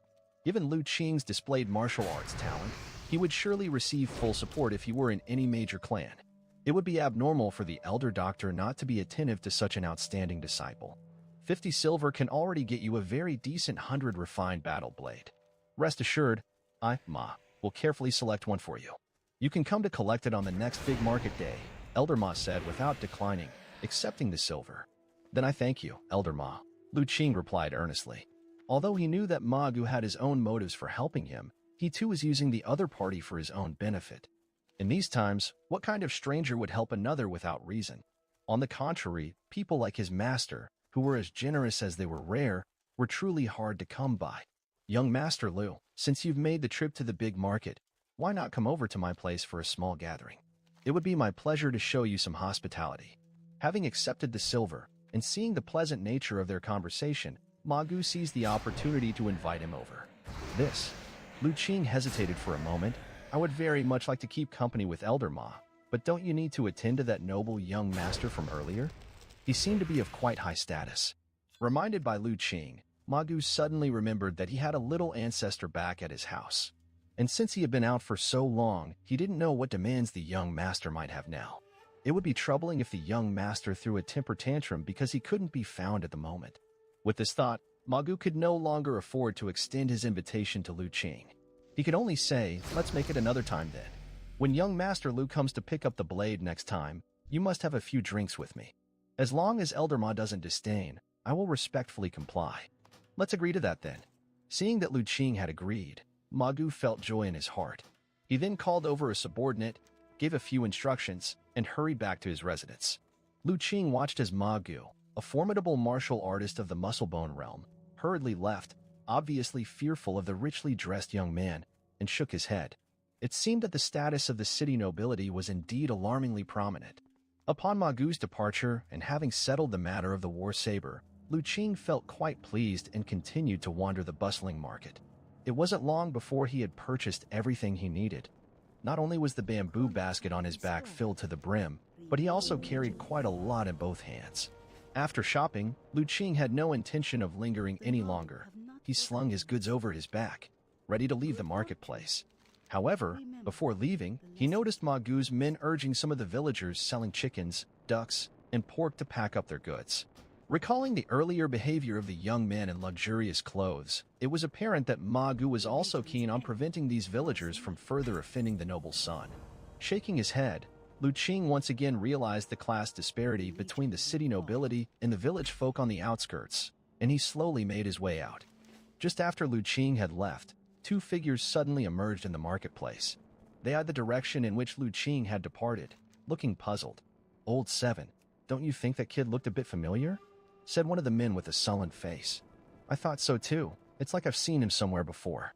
The other man, with a large black mole on his face, also found it strange. "Don't you think he looks a bit like Lu Ming's son?" suggested the man with a sullen face. "Lu Ming?" The mole-faced man was initially stunned, then suddenly realized, he looks a lot like him, but wasn't that little frail before? Now he seems much stronger, probably from eating and drinking well. The sullen-faced man sneered coldly. The old folks from Jili village claimed that the Lu family's fields were all sold, and they had no money left to pay us. But now it seems we've been deceived. Those old men must have pocketed a good sum of money and deliberately not paid off Lu Ming's debt in full. Big Brother 5, are you saying the villagers of Jili village deceived us? The mole-faced man's eyes widened in shock. Of course, otherwise where do you think this little gets the money to buy so much from the market? Do those old fools from Jili village have a death wish to dare deceive even us? The mole-faced man felt a surge of anger. I'm going to grab that little right now. He was about to head in the direction Lu Qing left. Hold on, the man with sullen eyes stopped him. What's the point in just seizing this brat? If we're to do this, we need to make a big move to show that deceiving us comes with a price. Otherwise, how are we supposed to carry on around here? Big Brother 5, what do you mean? The eyes of the mole-faced man lit up. Let's go. Head back first. There are too many people here and too many prying ears, and this is Ma Gu's territory, not a place for loose talk. Explore stories on Empire. They glanced at the marketplace one more time, a trace of wariness in their eyes. Ma Gu of the market wasn't someone to be trifled with. Even their boss had said to avoid provoking him if possible. Otherwise, if Ma Gu were to truly get angry, even their boss might not be able to withstand his fury. After all, their own boss was a high and mighty martial artist. If he held such apprehension towards Ma Gu, then Ma Gu was certainly not someone they could afford to offend. The two men hurriedly left the marketplace. Meanwhile, Lu Qing had no idea that he was being secretly targeted. At that moment, he was being stopped by another group of people. So, you were saying you wanted to rob me? Did you just say you want to rob me? Lu Qing carried a sack on his back, brimming with goods, and looked ahead calmly. In front of him, there were 5 or 6 men blocking the road, wielding clubs and looking at him with malice. If Magoo had been there, he would have recognized these men. They were the ruffians Chen San led, whom he had warned and dealt with before. At the moment, Chen San and his comrades were looking greedily at Lu Qing and his possessions. Especially at the sight of the pork in the bamboo basket, they almost drooled. A fortnight ago, they had been beaten up by some folks at the big market and had spent days nursing their injuries. They had even spent every last dime they had. Now, they had not tasted meat for over 10 days. They had initially thought to extort money from 1 or 2 unlucky souls they might encounter on the road. But they hadn't expected such a big fat sheep to show up. Looking at the meat in Lu Qing's basket, and also at the rice and flour, Chen San's eyes nearly emitted a green light. How much might all these goods be worth? Perhaps due to the great changes Lu Qing had undergone recently, Chen San and his gang did not recognize him as the lad they had wanted to rob half a month ago. He was also the very reason why they had been brutally beaten up at the big market. Kid, since you heard us clearly, just hand over your possessions and all your money obediently, Chen San said fiercely. Right, if you don't want to suffer, put down the goods immediately and scram. Otherwise, watch out, we'll beat you up. The other minions shouted similarly. What if I refuse to hand them over? Would you kill me, throw my body in the wilderness, and then rob everything? Lu Qing suddenly asked. What did you say? Chen San and his men were all stunned. Had this kid gone mad from fear? They had just said they wanted to rough him up, but when had they said they would kill him? Come on, answer me. If I don't want to give you the money, are you going to kill me? Lu Qing asked calmly. Seeing the calm on Lu Qing's face, Chen San suddenly felt a chill crawl up his spine. He felt that there was something eerie about this lad. Who reacts to a robbery by calmly asking whether they would be killed? Shouldn't he be panicking and pleading for mercy? Could this kid be a madman? This question couldn't help but surface in Chen San and his group's minds. But even if he were mad, he was a madman with money. Chen San's group ogled the goods on Lu Qing, their eyes filled with greed. If they managed to steal his goods, they could squander it for several days.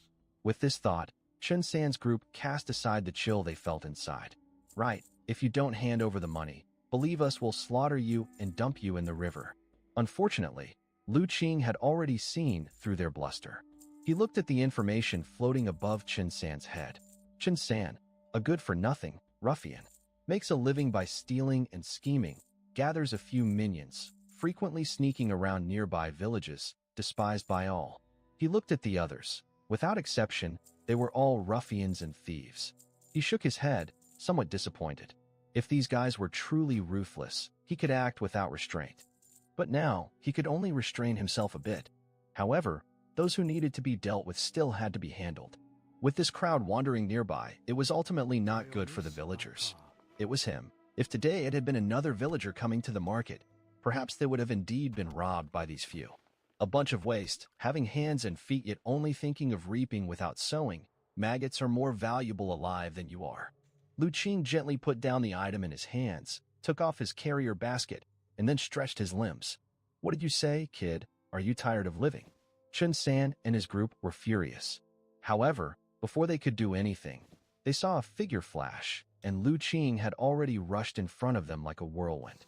Chen San, standing at the forefront, was startled and instinctively raised the wooden stick in his hand to smash at Lu Qing. But just as he lifted the stick, he felt a severe pain in his wrist, and he could no longer grip the stick, which then fell. Then, with a huge pain struck his chest, a bloody taste rose in his mouth, his vision darkened, and he could no longer stand, collapsing on the ground. By the time Chen San barely regained his senses from the severe pain and opened his eyes, what he saw was all his underlings lying on the ground, either clutching their hands or covering their feet, painfully howling. Chen San, is it? You should feel lucky. Chen San was terrified in his heart, still unclear about what exactly had happened, when a dark shadow suddenly covered him. He looked up, only to see Lu Qing standing right in front of him. His face against the sunlight was somewhat indistinct. He only heard the voice, carrying a hint of indifference. You should feel lucky that I didn't sense that you had done anything extremely evil. Otherwise, you would already be several corpses floating in the river by now. Now, disabling a hand and foot from each of you is simply a slight punishment, but if I ever find out that you're still involving in petty theft or harming nearby villages, then it won't be as simple as breaking hands and feet. Find Adventures on Empire. Chen Sen looked at Lu Qing with full-hearted fear. At this moment, he was fully aware that Lu Qing was not the easy target they had thought, but an existence they absolutely couldn't afford to provoke. The other underlings also dared not shout anymore, looking at Lu Qing with eyes also filled with fear, because they all could hear that Lu Qing was not merely boasting. If they didn't do as he said, he would indeed slaughter them. Lu Qing returned to where he had put down his carrier basket and picked up his belongings. Then he continued towards the village, from start to finish, without glancing back at Chun San and the others. As if such trash wasn't worth a second glance. Remember, don't let me run into you again, or else I'll break your other limbs too. Watching Lu Qing's slowly receding figure, only when he had completely disappeared did Chin San and the others dared to continue crying out in pain. Boss, what should we do? One underling cried with a mournful face. What else can we do? Hurry up and leave. Didn't you hear what that devil said? If he sees us again, he'll break our other limbs too.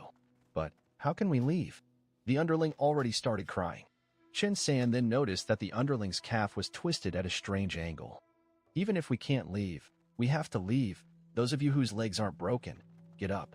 Under Chin San's scolding, the underlings whose legs weren't broken struggled to their feet. Lu Qing also seemed to have done this deliberately. Of the 6 people, broken hands and broken legs were distributed equally, giving them the capability to leave. In the end, the group supported each other, constantly crying out in pain, and left miserably. Lu Qing walked slowly down the road, but inside, he was not as calm as he appeared on the surface. Those local thugs, after being crippled by him, would probably find it difficult to commit evil in the future. Even if they wanted to live a normal life, it wouldn't be easy. As for why he didn't just kill them outright, find more to read at Empire. It was because Lu Qing was not one to kill indiscriminately. Speaking truthfully, in his past life, apart from killing fish, he had hardly ever killed chickens or ducks, let alone people. Although since his transmigration, Lu Qing had been mentally preparing himself, telling himself that this world was different, much more brutal and with a law of the jungle. Yet, killing people was still not an easy decision for Lu Qing to make, because he didn't know what kind of changes would occur to him once he crossed that line. After becoming a martial artist, killing people was not difficult for him. What was difficult was that he wasn't sure if he could remain unchanged after taking that step. If those thugs were irredeemably evil, Lu Qing might have been able to go through with it. But the information from his superpower told him they were not. So, in the end, Lu Qing decided to give them a chance. Indeed, he didn't have the same disposition as those novel protagonists from his previous life, who could start killing decisively without any hesitation right after transmigration. He was, after all, just an ordinary person. Lu Qing thought, somewhat self-mockingly. However, after this incident, Lu Qing had at least begun to appreciate the power of a martial artist. Even the weakest Qi blood realm was an invincible existence to ordinary people. In terms of strength, reaction, or defense, the two were simply not on the same level. When Lu Qing taught those thugs a lesson earlier, he could clearly feel it. Their movements and reactions seemed almost like slow motion to him, posing virtually no threat. That's why he could easily break their limbs without suffering a scratch himself. It's also fortunate that martial arts cultivation is not easy and breaking through the Qi blood realm is extremely difficult. Otherwise, I can't even imagine what this world would become, Lu Qing thought to himself. It hadn't taken him long to step into the Qi blood realm, but that was because he had the help of his superpower, the selfless guidance from his master, and the golden loach as a major tonic to make up for his deficiencies in his foundation. Ordinary people practicing martial arts didn't have the conditions he did. Even after 10 or 8 years of practice, they might not even touch the edge of the Qi blood realm. So, as his master said, in this world, anyone who can become a martial artist is extraordinary, at least 1 in 100. Those without talent, who can't grasp the secret of connecting Qi blood, no matter how long they train, will only be slightly more agile and stronger and can only be ordinary martial artists.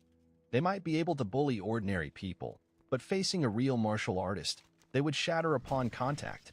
While pondering over these things, Lu Qing arrived home. After setting down his things, he felt a sense of relief. Despite some hiccups at the big market, his mood was overall quite good.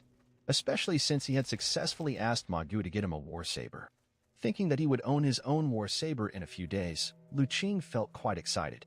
Lu Qing had thought it would be another 4 or 5 days before he saw Magu again. However, to his surprise, they met again only a day later. In a back house of a residence at the big market, Magu had a worried look on his face as he called over a subordinate. "Has young Master Wei from the Wei family not come back yet?" "Master Ma, I've been waiting outside, and I haven't seen young Master Wei and his group return yet," the subordinate replied respectfully. "Why are they returning so late today?" Magu felt uneasy. Based on yesterday, they should have been back by now. After waiting for a while longer and still not seeing anyone return, Magu grew increasingly anxious. He paced back and forth, constantly reassuring himself. Nothing would have happened. The Wei family's guards are all experts in the muscle-bone realm, and they just went into the mountains. What could have happened? However, as time went by, Magu's heart finally started to panic. He couldn't help but curse. What is going on in young Master Wei's head? Why did he have to go into the mountains himself looking for a birthday gift? Couldn't he have just sent a subordinate to do it? Doesn't he know, if something happens to him, how many people will suffer the consequences? Just as Magu was frantic, wondering whether to organize a search party into the mountain. Finally, the attendant who had been waiting outside came running in. Magu, young Master Wei and his party have returned." "Returned? Where are they?" Magu was overjoyed and immediately asked. However, his subordinate's face was filled with panic. "They're back, but young Master Wei. He. Magu's heart instantly sank with a bad feeling. He immediately seized his subordinate's collar. "What happened to young Master Wei?" He seems to be dead." The words struck Magu like a bolt from the blue, stupefying him completely. The next moment, an overwhelming fear surged from his heart. He grabbed his subordinate's collar again, his face twisted with fury. How could he die? Who did this to him? I don't know, sir. When I saw the guards return carrying a stretcher, young Master Wei was lying on it, and the stretcher was covered in blood. Young Master Wei's eyes were closed, and I couldn't even see him breathing. So I thought, perhaps young Master Wei is .is. The subordinate was terrified by Magu's ferociousness and stammered out his words. "Go to." Magu now understood the situation. It was not yet certain whether young Master Wei was truly dead, but the subordinate's words just now were clearly his own conjecture. "Wait until I come back to deal with you." He kicked the subordinate aside, cursed sharply, and then hurried out. The fear in his heart, however, did not diminish much. Although the fool had speculated wildly, it was clear that young Master Wei's current situation was indeed dire. Whether he was dead or severely injured, the consequences were more than he could bear. When Magu arrived at the front courtyard, he saw several Wei family guards gathered around a blood-stained stretcher with somber expressions. And on that stretcher, young Master Wei lay pale and with tightly closed eyes, his fate unknown. "Guard Li, what happened?" Seeing this scene, Magu's mind went blank, and he quickly called out to the lead guard. "Young Master fell into a valley while we were in the mountains, and his stomach was slashed open by a sharp rock." Guard Li's face was very grim, and fear also lingered in his heart. Failing to protect the young master, he couldn't imagine the punishment they would face upon their return. What about young Master Wei now? Hearing this, Magu's heart clenched, his voice trembling, but he dared not ask the dreadful question. Fortunately, Guard Li understood his meaning and answered directly, "The young master is still breathing. We pushed his intestines back in and applied an antiseptic medicine, which has barely managed to stop the bleeding for now." Magu's heart twitched at the words. "And what are you doing now?" "We had intended to take the young master directly back to the city, but his wound was too severe, and with the jostling, the blood kept seeping out, washing away the powder from the antiseptic medicine. Unfortunately, we've run out of the medicine we brought. Going on like this, we're afraid that before we make it back to the city, the young master might bleed profusely again. So we could only come back here to ask if you have any spare medicine." "Antiseptic medicine?" "Yes, I have some. I'll go get it now." Magu promptly fetched his stash of antiseptic medicine at top speed and handed it to Guard Li. Although antiseptic medicine was expensive at that moment, he couldn't care less about the cost. Watching Guard Li lift young Master Wei's clothes to apply the antiseptic medicine, the sight of the horrific wound made Magu's eyes twitch. He couldn't begin to imagine just how young Master Wei had fallen to slice such a large in his stomach. "Guard Li, what do you plan to do next?" After Guard Li had applied the medicine, Magu asked. "We're planning to take the young master back to the city immediately," Gardley answered without hesitation. But didn't you say young Master Wei might not withstand the bumpy ride? Ma Gu quickly said. Taking the young master back gives him a chance at survival. If we delay any further, he might not even have that chance. There was another unspoken reality that Gardley did not mention. This was their chance for survival too. But Ma Gu was in a panic. If he allowed Gardley and the others to return like this, and young Master Wei was rescued, perhaps it wouldn't be a big deal for him. But if young Master Wei died en route, who knew whether these guards would simply flee? And then, he would be the one to suffer. No, he must think of a plan. Ma Gu's mind raced, racking his brains for a way to save himself. Suddenly, an idea flashed across his mind, and his eyes lit up. Wait, I have a plan that might just save young Master Wei. What method? What method? Gardley's reaction was first one of confusion, but then he quickly asked. The other guards also looked over. In a nearby village, there is a famous doctor. As Ma Gu described, the eyes of Gardley and the others gradually lit up. They had also heard of the old Dr. Chen that Ma Gu spoke of. Rumors had it that the elder doctor was highly skilled in medicine and had earned the appreciation of many nobles. Even the county lord had praised him. It was said that the elder doctor did not live in the city, and unexpectedly, he resided in a nearby village. With such an impressive doctor nearby, Gardley and the others instantly decided to abandon the risky option of taking the young master back to the city. Brother Ma, where's Jioli village? Gardley asked anxiously. It's just 3 or 4 miles away from here. I have a subordinate who is very familiar with that area and can lead you there, Ma Gu said. Previously, he had sent his subordinate Xiao Tian to Jioli village to investigate matters regarding Lu Qing, never expecting that it would come in handy here. Ma Gu immediately called for Xiao Tian and, under his guidance, the group set off for Jioli village. On the way, Ma Gu finally learned how exactly young Master Wei had fallen into the valley. It turned out that he had been chasing a peculiar little beast and refused to give up even at the cliff's edge, which resulted in a misstep and his fall. Luckily, the valley was not very deep, and there were some trees in the middle to break his fall. Moreover, with the great efforts of the Wei family's cultivation and resources poured into him, young Master Wei himself had reached the Qi blood realm in martial arts, boasting quite a strong physique. That's the only reason he didn't immediately die. Otherwise, even with 10 lives, one fall like that, and he would have lost them all. After listening to Gardley's account, Ma Gu was speechlessly incredulous.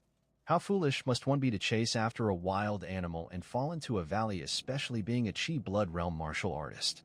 The group hurried towards Jioli village, and under Xiao Tian's lead, they headed straight for old Dr. Chen's half-mountain small courtyard.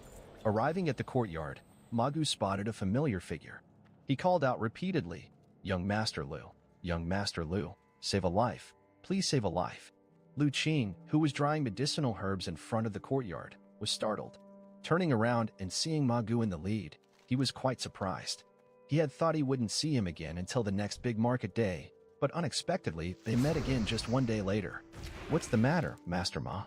Lu Qing asked. "Young Master Lu, is old Dr. Chen at home? We have a severely injured patient who urgently needs his treatment." Ma Gu spoke with urgency. Lu Qing then noticed the stretcher behind them. Although he was shocked to see that the one lying on it was the well-dressed young noble, he knew the situation was urgent and quickly stepped aside. "Please come in. My master is just resting inside. I'll go call him right away." Having said that, he ran into the courtyard. Ma Gu and the others swiftly followed. The elder doctor was merely napping lightly inside and had already been awakened by the noise outside. By the time Ma Gu and the others entered the courtyard, he had also come out of the house. Seeing the pale face of young Master Wei on the stretcher, he immediately realized the severity of the situation. He felt the pulse and his expression grew solemn.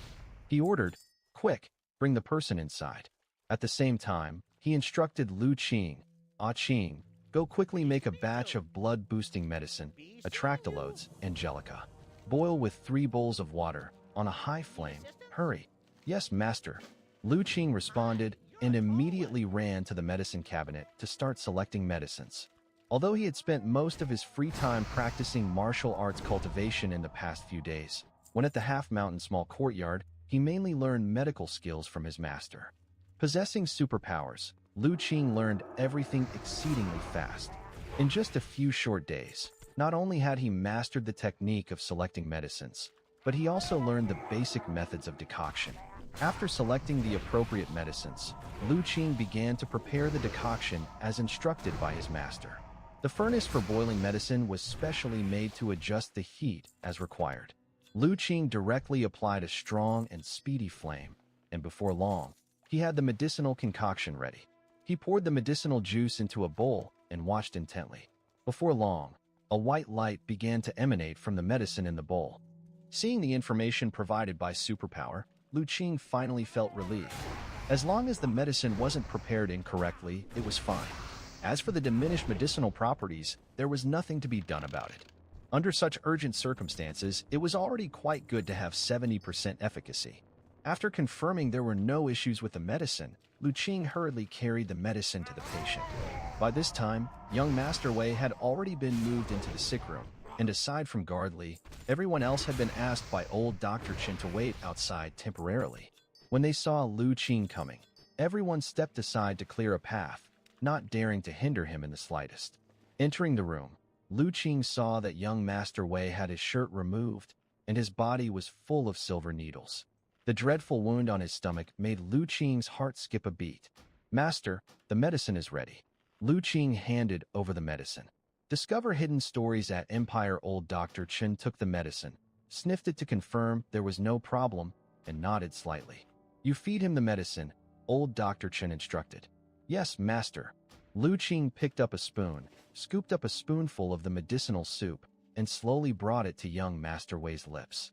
However, by this time, young Master Wei was barely conscious and unable to swallow the medicine.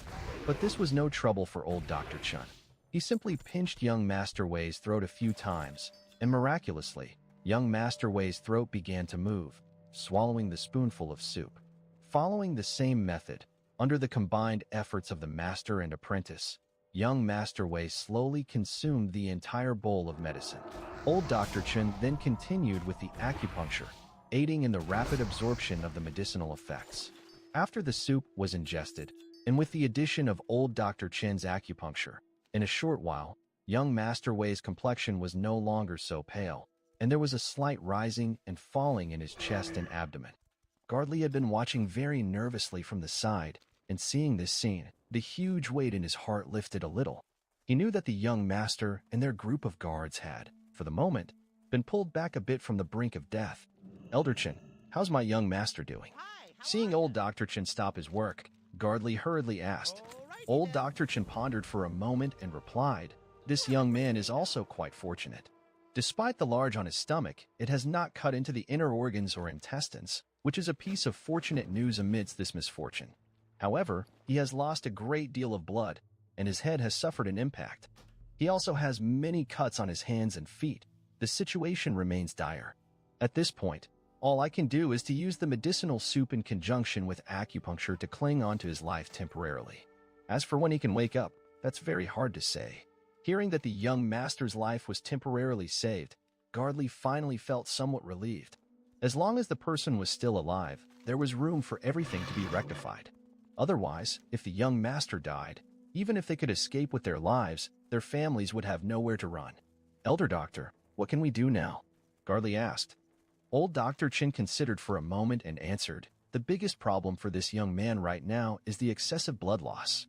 The injury on his abdomen is merely an external wound and has not harmed the intestines. If we could get our hands on some sufficiently old ginseng, fleeceflower root, and nodo ginseng herbs that are vital for replenishing blood and stopping bleeding, I would have much more confidence in preserving his life." At this point, old Dr. Chen seemed somewhat regretful. If they still had the ginseng Lu Qing had brought a few days ago, he would have been able to maximize the preservation of this young man's primordial qi. Under the current circumstances, even if this young man could be saved, he feared that there would be a severe loss of his primordial qi. Ginseng, fleeceflower root, and nodo ginseng, right?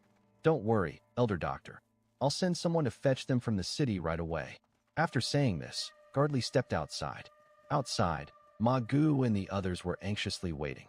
Seeing Guard Li come out, they immediately gathered around him. "How is it? How's the young master doing?" "The young master is temporarily out of danger." This declaration by Guard Li let everyone sigh in relief, especially the guards, who showed an expression of surviving a disaster. However, the young master's condition is still rather serious. Old Zhao, you and Xiaogu head back now. Report the situation here to the family head's lady and ask the lady to go to the medicine storehouse to fetch some blood-boosting herbs like ginseng, fleeceflower root, and noto ginseng. Elder Doctor said that with these herbs, there's a better chance for the young master to pull through. Under Guard Li's command, the two named guards accepted the order with solemn expressions and quickly departed. Ma Gu, who was standing by, shifted his eyes upon hearing this. Then he pulled his subordinate, Xiao Tian, aside and gave instructions in a low voice. You go back and retrieve the war saber hanging in my study for me. Master, please eat something first. Lu Qing brought in some food. Due to young Master Wei's dire condition, the elder doctor had to stand by at all times, barely able to leave the sick room. Lu Qing went to the kitchen to prepare some food and brought it over. Just set it here. I'll eat it later. Old Dr. Chen was taking young Master Wei's pulse, his brow slightly furrowed. At that moment, Guard Li was arranging things outside. Only the master and apprentice and the unconscious young Master Wei were in the sick room. Lu Qing pondered for a moment and asked, Master, can we save this young master? It's hard to say. Old Dr. Chen sighed. He's lost too much blood. When he was brought in, there was hardly any blood left in his body. If not for his strong constitution and the life-saving medicine Guard Li and the others administered, he probably wouldn't have survived the journey here. Master, considering this young master's background, it seems quite extraordinary. If he doesn't wake up, will the Wei family take their anger out on us? Lu Qing asked. The elder doctor paused for a moment. Then he turned to Lu Qing and said, Qing, remember, as doctors, when treating diseases and healing people, the most taboo thing is to hesitate and second-guess oneself. If you decide to save someone, then you must concentrate all your efforts on the treatment, as this is the medical ethics. If you don't want to treat someone, then you should leave and ignore the matter right from the start. But once you start treatment, you should do your best not to give up halfway, lest you feel guilty. Disciple remembers, Lu Qing earnestly replied. As for what you're worried about, Old Dr. Chen paused for a moment before saying, Rest assured, the Wei family is a major clan, and the Wei family master is not an unreasonable person. We are merely treating and saving people. Even if young Master Wei really meets with misfortune, they cannot justly blame us. Lu Qing contemplated thoughtfully. Leaving the sick room, Lu Qing continued to think about his master's words. Of course, he didn't completely agree with his master. His master was kind-hearted and couldn't bear to see others suffer, so he treated all patients almost equally, regardless unless they were extremely vile. But Lu Qing didn't have such noble sentiments. He preferred to help people according to his own likes and dislikes. However, there was one thing his master said that he did agree with. That was, if you decided to provide treatment, then you should do your utmost to heal, so you could be true to your conscience. Young Master Lu. As Lu Qing mulled this over, he suddenly heard someone calling him. Looking up, he saw Ma Gu outside the courtyard, waving to him. Ma Gu, what's the matter? Lu Qing walked over. As for the several guards from the Wei family in the courtyard, they only glanced over and paid him no further attention. For them, at this moment, nothing was more important than the safety of their own young master. Following Ma Gu, Lu Qing arrived at a secluded place. There was another person waiting there, whom Lu Qing recognized as one of Ma Gu's subordinates. Ma Gu, what's the matter? Lu Qing asked. Young Master Lu, we owe you and Old Dr. Chen a great debt this time. Otherwise, young Master Wei's life would have likely been lost, Ma Gu said with residual fear.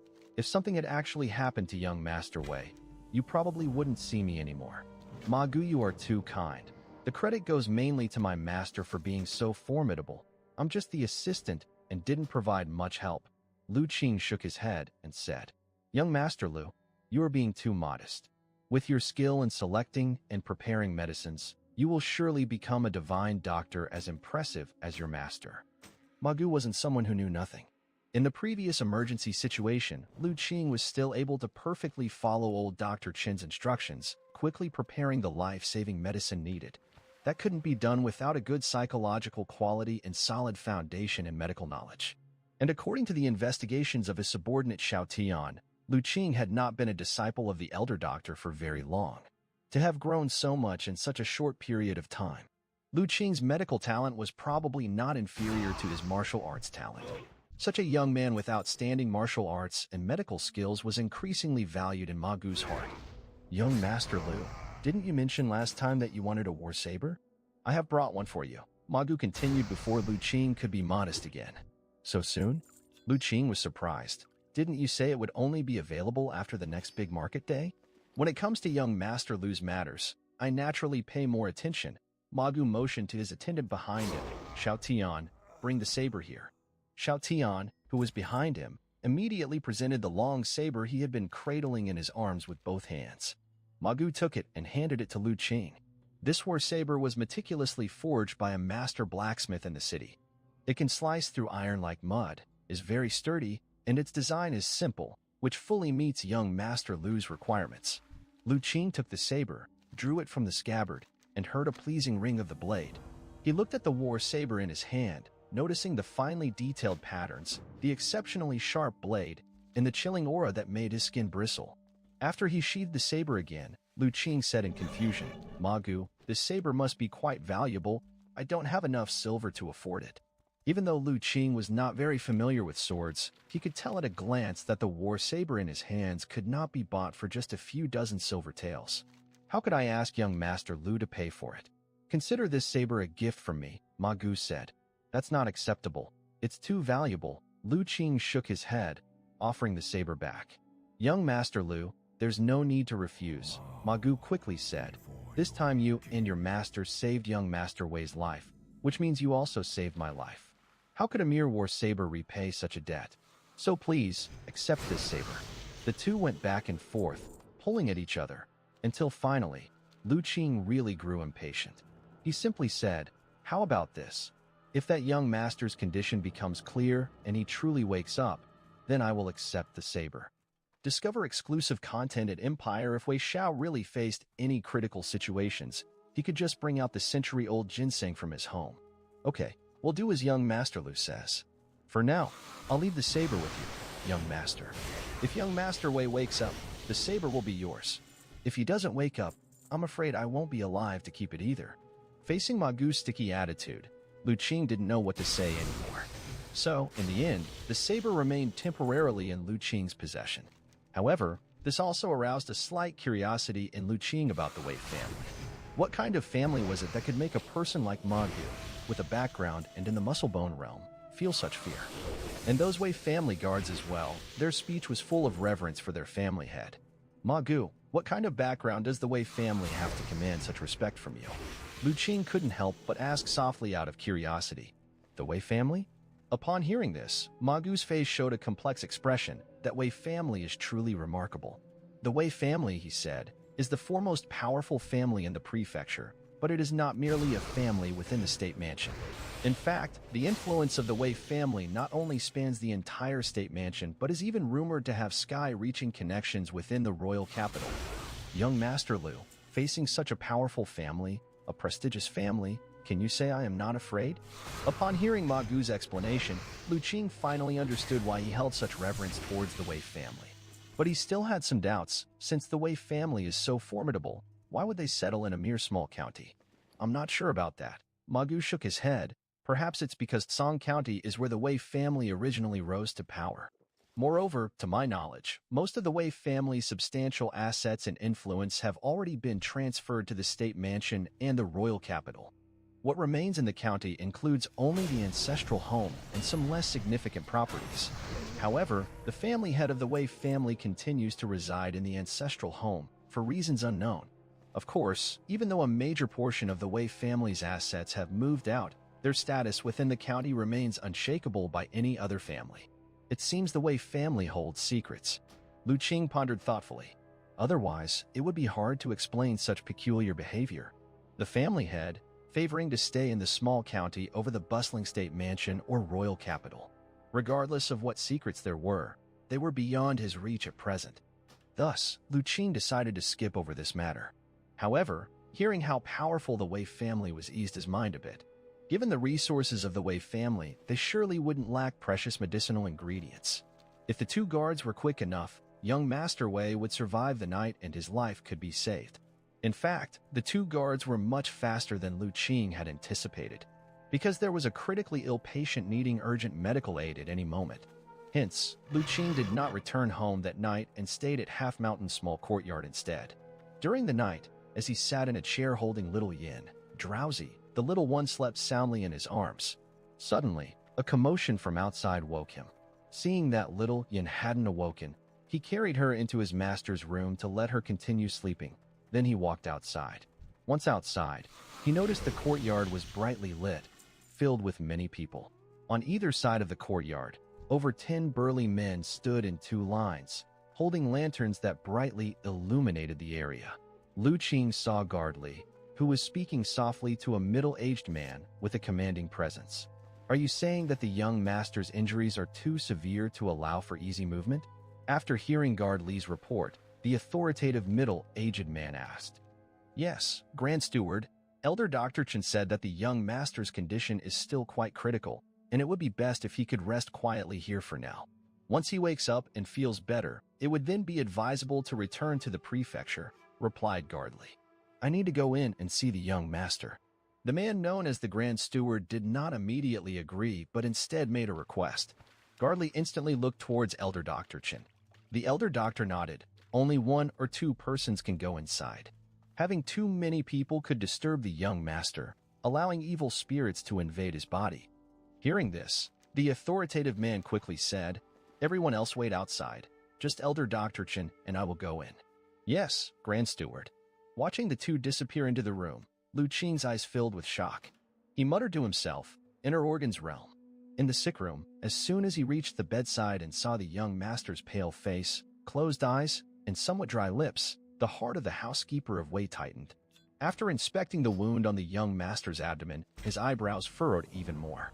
Before coming, he had thought that those 2 scoundrels exaggerated the severity of the young master's injuries to shirk responsibility. Now it seems that those 2 rascals not only didn't lie, they even understated the severity of the injuries. What life is already saved, the injuries stable. The Grand Steward, who also knew some of the principles of medicine, could clearly see that the current state of the young master was indeed hanging by a thread and he could die at any moment. And this was after the doctor's treatment. One daren't imagine what state the young master was in before this. Recalling the previous instructions of the family head, the housekeeper of Wei turned around and deeply bowed to old Dr. Chen. "Many thanks to old Dr. Chen for saving our young master's life. This grace and kindness, the Wei family will definitely keep in mind. It's not necessary to be so formal. I just did my duty as a doctor." Old Dr. Chen waved his hand.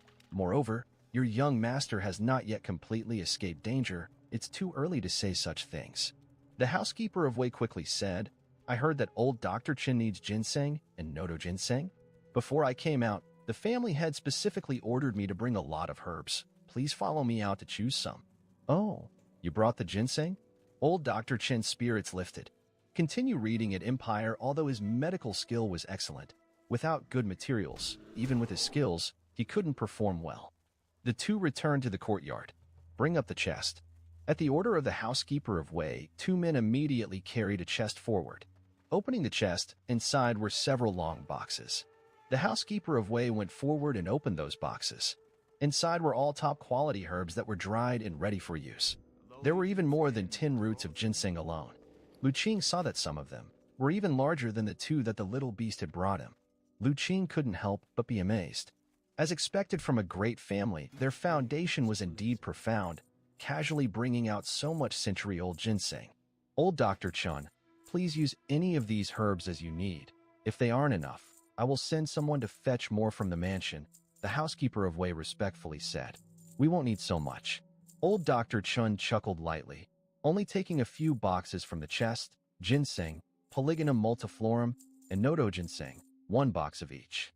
"I will go now to the pharmacy to prepare the medicine. You all also rest a bit from your journey. If there is anything, just instruct my disciple here." Old Dr. Chen pointed towards Lu Qing. The housekeeper of Wei immediately bowed again towards Lu Qing. "Thank you, young master." "It's no trouble. Just call me if you need anything." Lu Qing hurriedly returned the bow. At the same time, he once again marveled inwardly. As expected from someone from a great family, this steward clearly held a high and powerful position within the Wei family, a real authority figure with stern authority. You could tell by the way Guard Li and the others regarded him. It was a respect that came from deep within their bones. Moreover, it had previously been revealed by his superpower that this steward was a martial arts master of the internal realm. Yet, such a figure, when in need, was still able to give and take respectfully, fully giving face to others without any arrogance or bullying by power.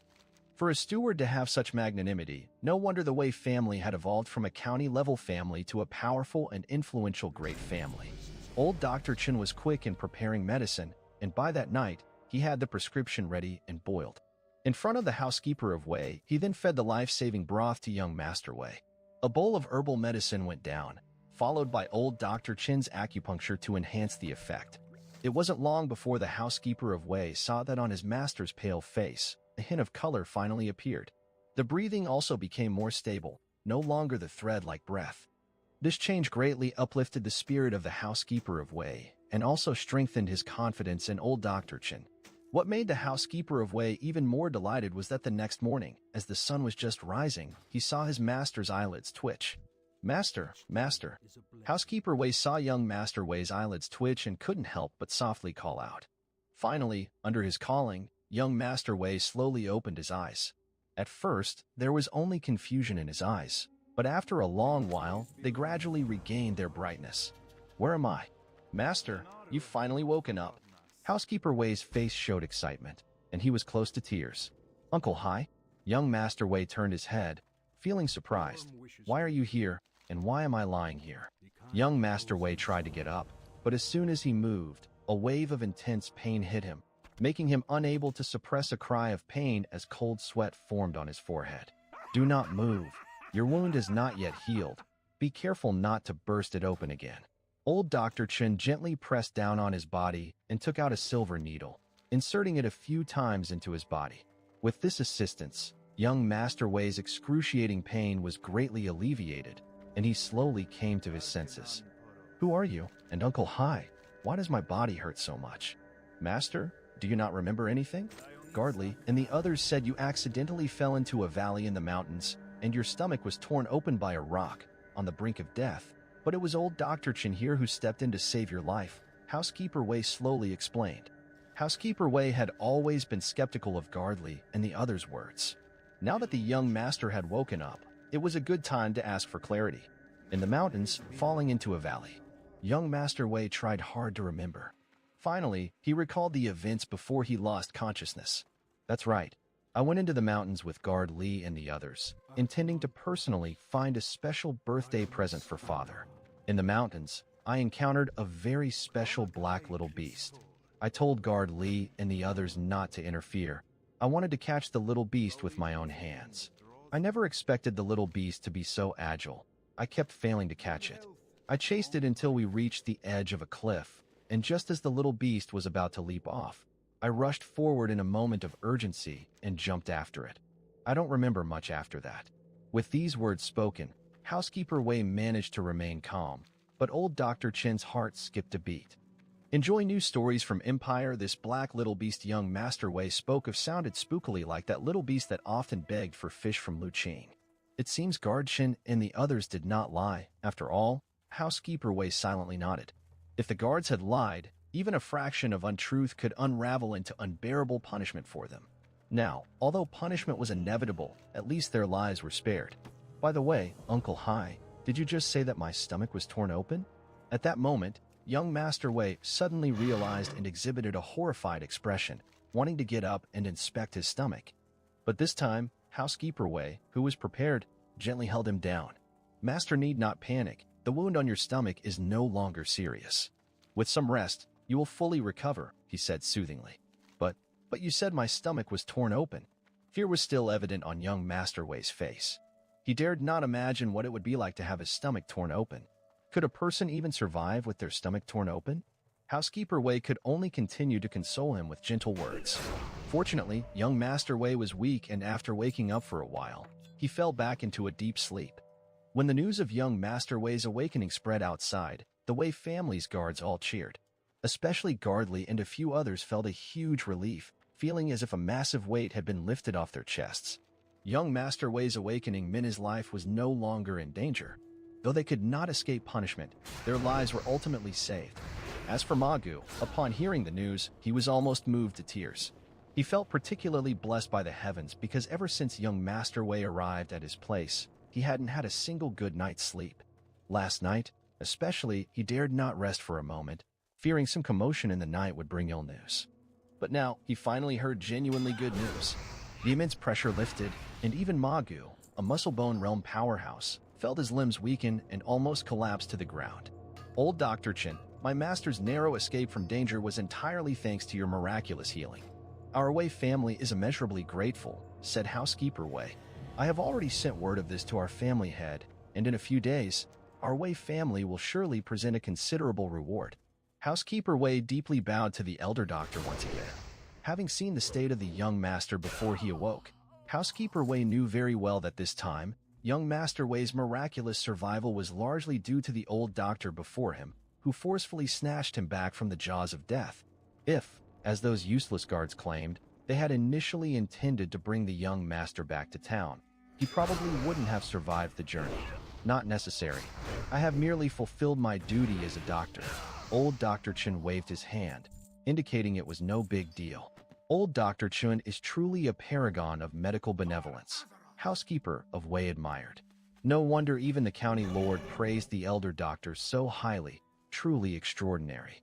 This medical demeanor even surpasses many of the famous physicians in the state mansion and the royal capital. Old Dr. Chen, now that my young master has awakened, when might he be able to return home? Elder Dr. Chen thought for a moment and said, he cannot yet. The young master is still frail, and the wound on his belly has not yet healed. Any jostling could risk the wound tearing open and causing severe bleeding. He will need more rest to regain some primordial qi, and for the wound to scab over before it's advisable to travel back home. Naturally, Housekeeper Wei trusted Elder Dr. Chen's judgment. He immediately said, then we will have to impose on you for a few more days, Elder Doctor. That's not a problem at all. It's just that my old place is a bit cramped. I'm afraid I can't make enough rooms available for all of you to stay over. Far be it for us to trouble you so, Elder Doctor. I will have the people outside disperse and find their own accommodations, leaving only myself behind. Housekeeper Wei promptly responded, that would be best. I can manage to make 1 or 2 guest rooms available. It's just that my humble abode is quite modest. Grand Steward mustn't mind. Far be it from me. Far be it. Then I'll have my disciple prepare a room for you. In the time that followed, Housekeeper Wei went outside to instruct the guards that the young master needed a few more days of quiet recovery. Some of the guards returned to the Wei estate to inform the family, while others stayed at Ma Gu's place, ready to be called upon at any moment. As for him, he stayed at Half Mountain's small courtyard to care for the young master. No one dared to question Housekeeper Wei's orders, so Wei family's guards began to disperse quickly, and peace slowly returned to Half Mountain's small courtyard. Only Ma Gu was distressed. Having a group of Wei family guards moving into his home raised his anxieties once again. However, he dared not refuse and could only pinch his nose and go arrange things. Master, the guest room has been cleaned up, Lu Qing announced after preparing a guest room as his master had instructed. Thank you, young master, Housekeeper Wei said, looking at Lu Qing with a bit of surprise. Previously, he was too preoccupied with the young master's predicament to pay attention to anything else. Only now did he notice that Elder Dr. Chen's young disciple was a Qi Blood Realm martial artist despite his tender years. Such talent, even in the state mansion, would be considered a prodigy. Grand Steward? Elder Dr. Chen noticed Housekeeper Wei's gaze and called out. Housekeeper Wei came back to his senses and praised, indeed, a great teacher fosters a talented student. Elder Doctor, your disciple is no ordinary person. At such a young age, he has already achieved so much in martial arts. My disciple has just been a bit more fortunate, stumbling upon some rare opportunities to make a breakthrough. It is his good fortune to receive such praise from the Grand Steward, said Elder Dr. Chen humbly, yet the satisfaction on his face was undeniable. Elder Doctor, you are too modest, Housekeeper Wei laughed, but inwardly he was considering including Elder Dr. Chen's disciple when preparing a thank you gift for the estate. Lu Qing remained silent throughout, staying within his role as a disciple. Only after their conversation finished did he respectfully say, Master, the early meal has been prepared and is in the kitchen. Also, I would like to go home for a bit. He had been busy all day and night at Half Mountain's small courtyard and was unaware of his family's situation. More importantly, he hadn't returned home last night to feed the black little beast, and he wondered how the creature was faring. If it threw a tantrum and destroyed the house, it would be a huge injustice. Go ahead, you've been busy for a long time. Go back and rest well. The young master's condition has stabilized. There's no need for constant vigilance, Elder Dr. Chen nodded. So, Lu Qing excused himself, then went to Elder Dr. Chen's room and picked up the still sleeping little Yin. Once again, the magic of the green armor fish stone had to be mentioned. Despite the chaos in the courtyard last night, little Yin had not woken up, sleeping soundly in the room, in an "I won't wake until it's time" fashion. Lu Qing did not wake her, but carried her straight down the mountain. When he arrived home, Lu Qing's first move was to check the front door of the house. Relieved to find no damage, he let out a sigh of relief. It seemed the black little beast had not thrown a tantrum and destroyed his home. With eased mind, Lu Qing opened the door, intent on entering. Suddenly, he sensed something amiss. Instinctively, he looked up. There, in the corner of the roof's beam, a pair of bright, big eyes looked down at him. Filled with grievance, one man and one beast sat facing each other, their 4 eyes locked in a silent exchange. Lu Qing fell silent as he looked into the little beast's aggrieved eyes. He hadn't expected the little thing to actually hide up here, and by the looks of it, it seemed to have been guarding this spot all night. "Little guy, have you been waiting here all night?" After a long silence, Lu Qing asked. The little black beast didn't move, but the look of distress in its eyes only grew more intense. "Sorry, I had something to do last night and wasn't home." The little black beast still didn't move, but a glimmer of moisture appeared in its eyes. Seeing the little black beast looking like it was about to cry, Lu Qing felt a surge of guilt for reasons he couldn't explain. If he wasn't mistaken, this little thing was still just a cub, wasn't it? And besides, it could be considered his creditor. After all, he had taken a century-old ginseng from it without giving anything in return. "How about, you come inside with me?" Lu Qing tentatively asked. "I still have some fish left in the kitchen." Seeing the moisture in the little beast's eyes seem to recede a bit, Lu Qing opened the door and went inside.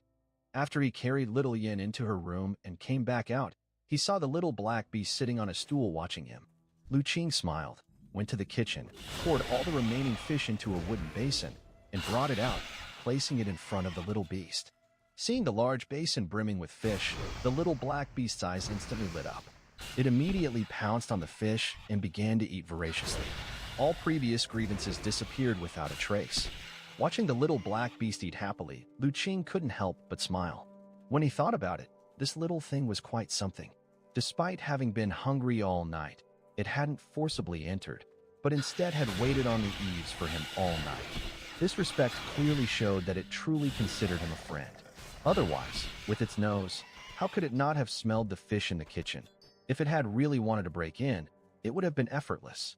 Seeing the little beast so engrossed in its meal, Lu Qing didn't disturb it, but went to the kitchen to prepare breakfast.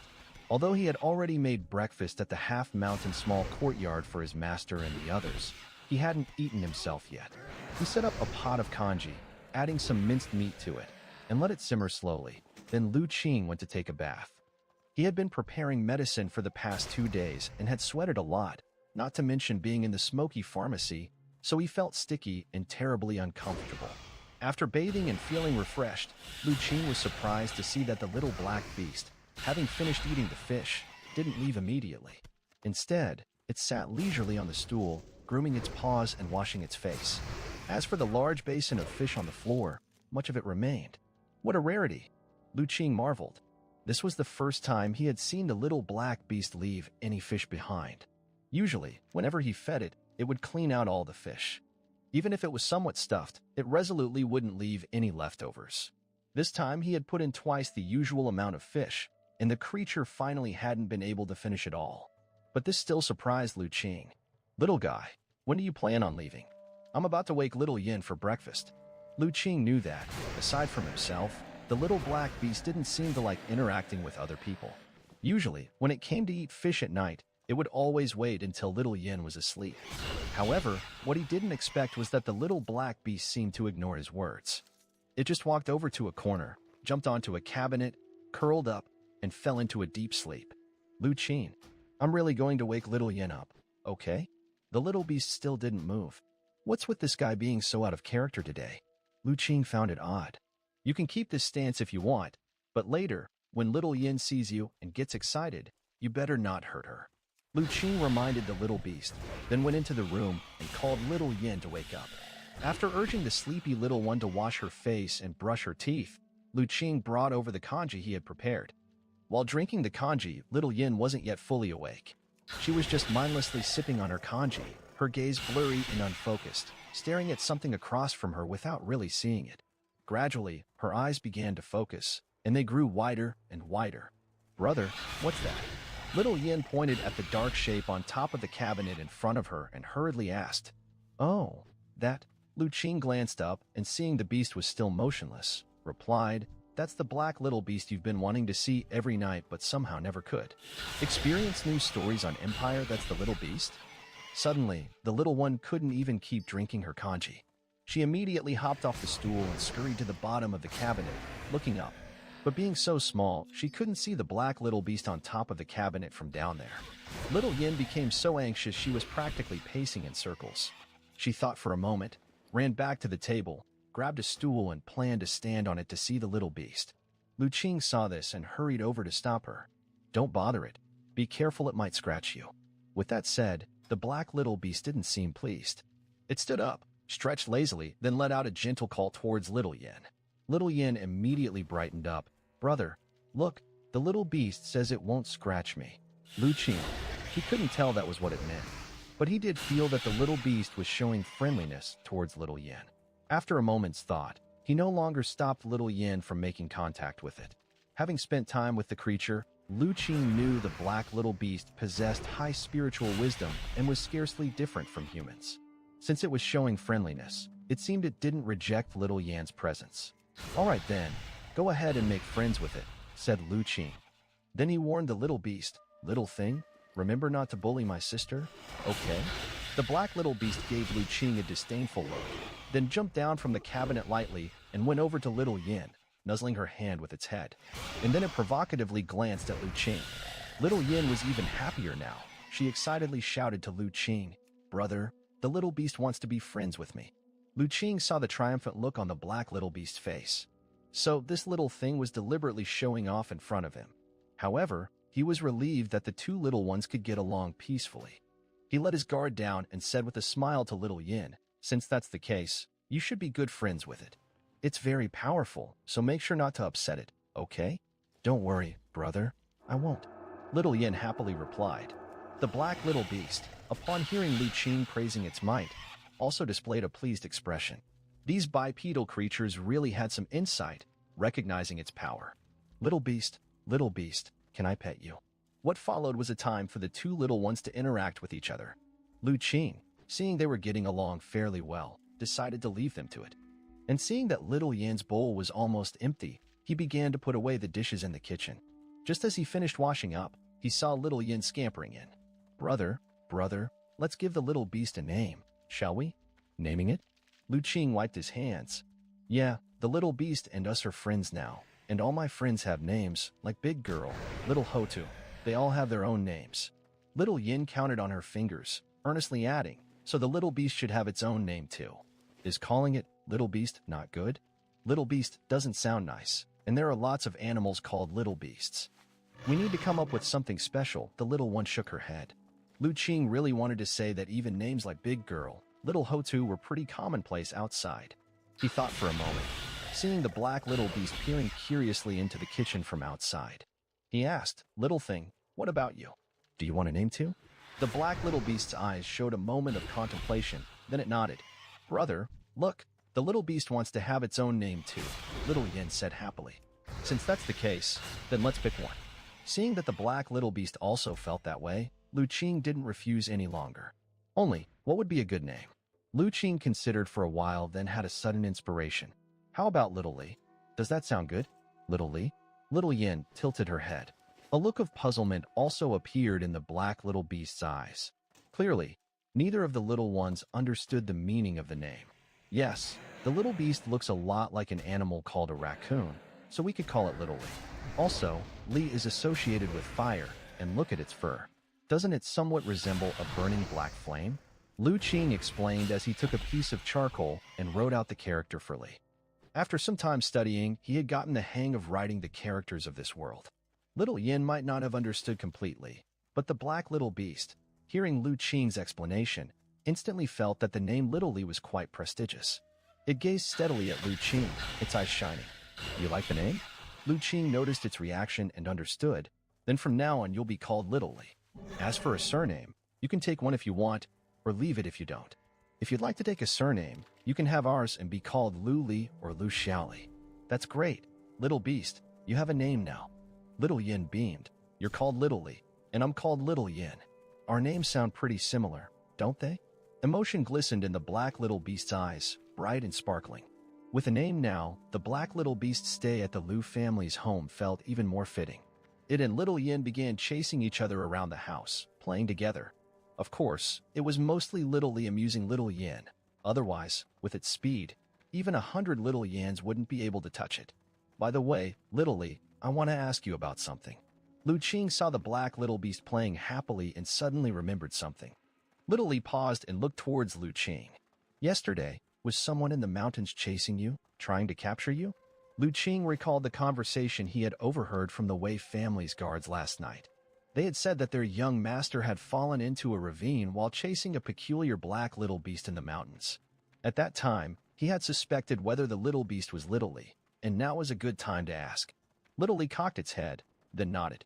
The one trying to capture you, were there 6 or 7 people in total, with one about my age? Little Li nodded again. Lu Qing broke into a sweat. It really was that fellow. His expression immediately turned serious. Little Li, stay inside the house for the time being. Don't go out. If other people come by, find a place to hide and don't let them see you. Got it? Little Li nodded. It wasn't keen on meeting other people anyway. Lu Qing turned his head again and reminded his sister and Little Yin, once we're outside, you must not mention anything about Little Li staying at our house, even to your friends. Otherwise, Little Li could very likely be taken away by others. Then, you would never be able to see Little Li again. Do you understand? I understand. Little Yin won't tell anyone about Little Li, replied Little Yin. The moment the little one heard she might never see Little Li again, she immediately tightened her little face and answered earnestly. She had finally become friends with Little Li and did not want to lose it. Seeing Little Yin complying, Lu Qing finally relaxed a bit. He was always fairly confident about the little one's ability to keep a secret. For example, there was a considerable amount of silver in the house that he had warned her not to talk about, and until now, she hadn't let slip a word. Stay updated with Empire. It wasn't that Lu Qing was being overly cautious. Although it was true that young Master Wei had fallen into the valley by himself, in the end, it was still related to Little Li. This time young Master Wei had nearly lost his life, and even though he was recovering, his body had been greatly weakened. In the future, it would likely take many precious medicinal materials to heal completely. Having suffered such an ordeal, who could say he wouldn't harbor resentment towards Little Li? It would be fine if he never saw Little Li, but if he did, he'd probably try to catch it for revenge. Lu Qing remembered well that the guy's character was not exactly pleasant. Although Little Li was a red light spiritual beast and, in his assessment of superpowers, on the same level as the Inner Realm, Lu Qing didn't think it could defeat the guards of the Wei family if it really came down to it. Human methods of combat were too varied, and their schemes were too cunning, not something a simple spiritual beast could understand. Not to mention, the housekeeper of Wei was also a martial arts expert of the Inner Realm. Thinking of this, it seemed better for Little Li to hide and not meet with the people from the Wei family for a while. In fact, Lu Qing preferred to have Little Li hide deep in the mountains, far away from here for a time, until the people from the Wei family had left. But seeing how it had waited on the eaves all night for a fish this morning, he knew that Little Li had started to see the nearby area as its territory. It wouldn't be easy to get it to leave this place. If it couldn't resist the temptation of the fish and sneaked over like today, the risk of being exposed would be even greater. Rather than that, it was better to let it hide in the house and avoid these troubled times. In the following days, after further questioning, Lu Qing learned that Little Li had no parents nearby. In this vast mountain, there was only this one Black Knight spirit fox. It didn't even know how it had come to be in the mountain. All it knew was that since it became conscious, it had lived in the mountains, just in a different area. It had only recently wandered to the mountain area behind Jiuli village. Knowing this, Lu Qing felt truly at ease about keeping Little Li. He no longer worried that one day 2 adult Black Knight spirit foxes would jump out and come accusing him. And so, Little Lee officially moved into Lu Qing's house. Since young Master Wei's injuries had stabilized, Lu Qing no longer needed to stay at Half Mountain Small Courtyard all day. His life returned to its previous rhythm. Every morning, he would go to Half Mountain Small Courtyard to greet his master and study medical skill for the morning, after which he could spend his time as he pleased. He could go fishing, grow vegetables, and practice martial arts. For Little Lee, such days were undoubtedly blissful. Each day it could be the first to enjoy the fresh fish Lu Qing caught, and the taste was simply too divine. After eating its fill, Little Yin would massage and scratch its itches. These days were far more comfortable than its life in the mountains. Little Lee didn't want to leave at all. It just wanted to stay at home forever. As the days passed, the incident Lu Qing was worried about, that Little Lee would be discovered by others, never occurred. And young Master Wei, under the elder doctor's meticulous treatment, began to recover at a visibly quick pace. Finally, on the 7th day after young Master Wei woke up, he was able to get out of bed and walk around. This also meant that he was strong enough to withstand the journey and could start his trip back to the Wei family. Many thanks, old Dr. Chen, for your care all these days. In the Half Mountain Small Courtyard, young Master Wei was being supported by servants from his home as he slightly bowed and expressed his gratitude to the elder doctor. There's no need for such formalities, young master. Remember, once you return home, you should rest more, pay attention to your recuperation, and heal properly, old Dr. Chen advised. Zian has remembered. After expressing his thanks, young Master Wei, supported by his servants, slowly entered a sedan chair. His wounds hadn't fully healed yet, and his body was still weak. He couldn't be exposed to too much wind. On the way back, he could only ride in a wind-blocking soft sedan chair to prevent illness from creeping in. On the side, the Wei family's housekeeper Wei saw this scene and subtly nodded his head. These past days, he noticed that, after facing a life-and-death experience, young Master Wei had become more composed and wasn't as unruly as before. In the past, getting him to thank a doctor was no easy task. So, although he had faced a great disaster and nearly lost his life, if young Master Wei truly changed because of this, it could indeed be considered a blessing in disguise, not necessarily a bad thing. After young Master Wei entered the sedan chair, housekeeper Wei took a step forward. Old Dr. Chen, this time, our family's young master was fortunate to awaken and preserve his life. Now his health has also greatly improved, and no serious ailments were left. All thanks to old Dr. Chen's miraculous healing and compassionate medical skill. For this, we at Wei Mansion are immeasurably grateful. Here, we have some modest gifts prepared by Our Lady as a token of gratitude for old Dr. Chen's care for our young master these past days. As he spoke, housekeeper Wei gestured with his hand, and 2 guards brought over a large chest, while 2 others held various small boxes and packages. Housekeeper Wei took a small box from one of the guards, opened it, and only to be met by dazzling golden light, lay a row of shiny small gold ingots. When he opened the large chest, silver light shone brightly. It was a large chest brimming with silver ingots. Old Dr. Chen, here are 10,000 taels of silver and 1,000 taels of gold. Please kindly accept them. Old Dr. Chen, looking at the chest filled with gold and silver, showed little change in expression. He sighed, the Wei Mansion is truly too courteous. I've done nothing more than fulfill the duty of a doctor. I really cannot accept such a generous gift. Old Dr. Chen is being too modest. Our young master holds a distinguished status and is especially dear to Our Lady. By curing the young master, you saved Our Lady's life. These mere valuables represent only a fraction of Wei Mansion's gratitude. In addition to these valuables, there's another gift that Our Lady has prepared for you, old Dr. Chen. Saying this, housekeeper Wei opened another box and took out a book. This copy of the Green Bag Medical Scripture was specifically sought for you by Our Lady. What? The Green Bag Medical Scripture? Old Dr. Chen, who had intended to decline further, suddenly exclaimed in shock. Is it the very Green Bag Medical Scripture, written by the legendary medical saint? Yes, indeed. It is the Green Bag Medical Scripture that encapsulates the lifelong dedication of the legendary medical saint. Housekeeper Wei confirmed with a smile. At this point, old Dr. Chen found he could no longer utter words of refusal. The Green Bag Medical Scripture, attributed to the legendary medical saint, had an immense allure for someone like him who was deeply devoted to the medical arts. He had long revered this medical scripture. Unfortunately, any family that obtained the Green Bag Medical Scripture would keep it secret as a family heirloom, never to be lightly shown to others. And so, for the first half of his life, he never had the chance to behold this medical treasure that countless doctors had longed for.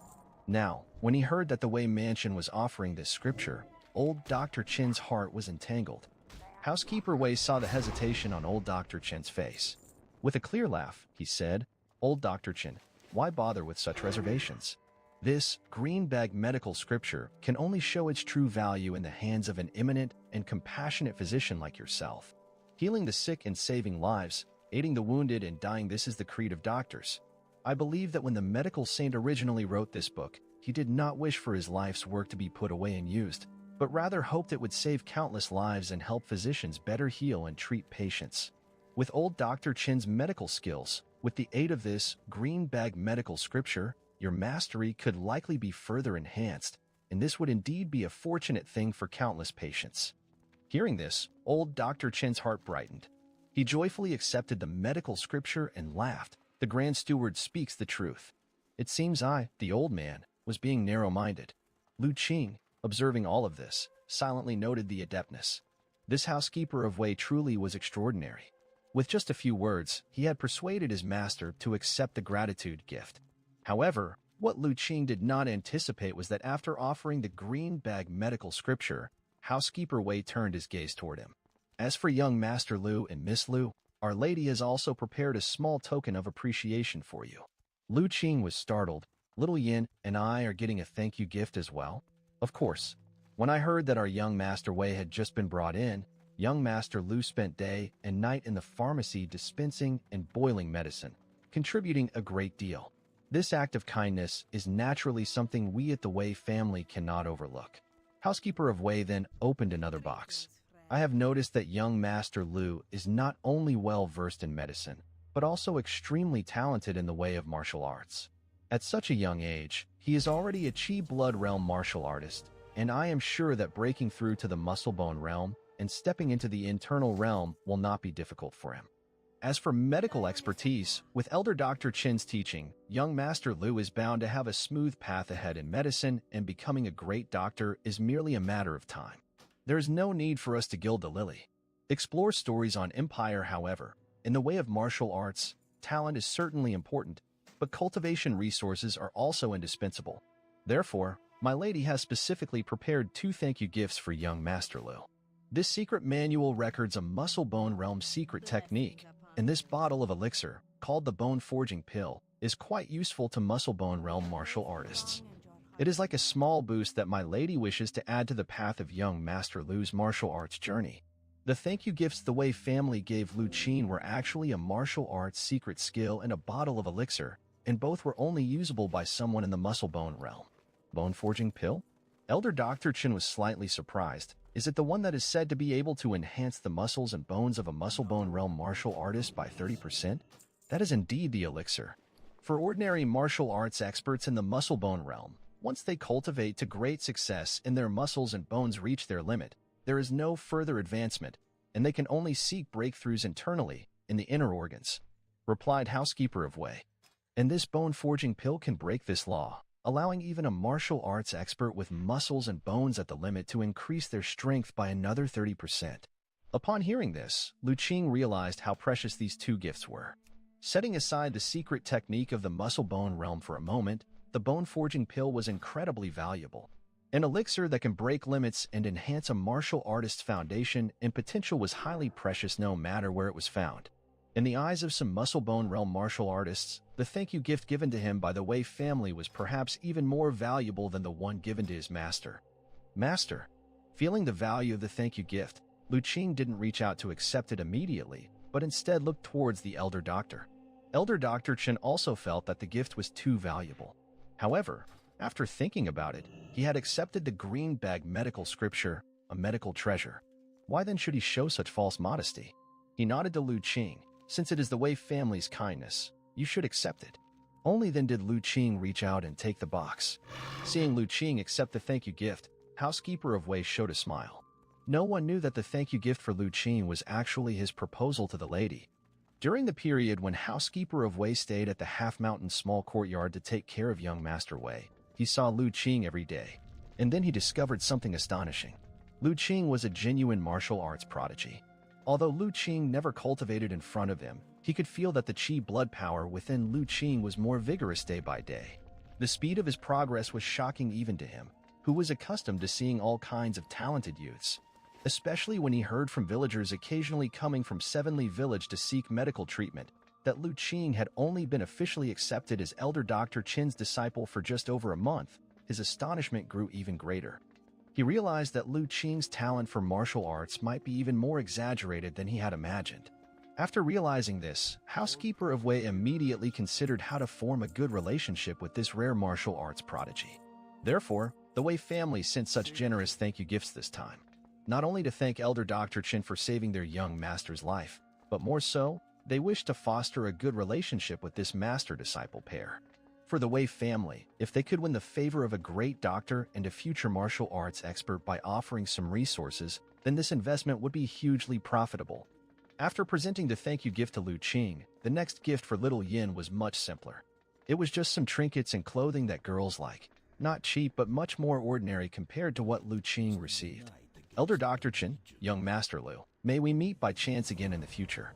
We shall the young master back first. Should you visit the county in the future, be sure to come to our Wei mansion as guests, so we can properly play host. After sending off all the gifts, Housekeeper Wei bowed. If my disciple and I do visit the county, we will certainly pay a visit. Please take care on your journey back, said the elder doctor. Thank you for your kind words. Housekeeper of Wei bowed once more to Elder Dr. Qin and Lu Qing before turning. He commanded the guards, set off for home. At his command, the guards immediately sprang into action. A few tall muscle-bone realm guards each grabbed a side of the palanquin and lifted gently, walking down the mountain. The mountain path was uneven, but the palanquin was held very steady under the control of the guards, almost without any jolting. As everyone descended, Housekeeper Wei, bringing up the rear, bowed once again to Lu Qing and Elder Dr. Qin before setting off down the mountain. The Elder Doctor wanted to refuse, but Housekeeper Wei was exceptionally resolute in his stance. Lu Qing and old Dr. Qin stood before the half-mountain small courtyard, watching the Wei family's people slowly depart. After a while, Lu Qing said, "Master, this Housekeeper Wei is truly formidable." Lu Qing genuinely admired the Housekeeper of Wei.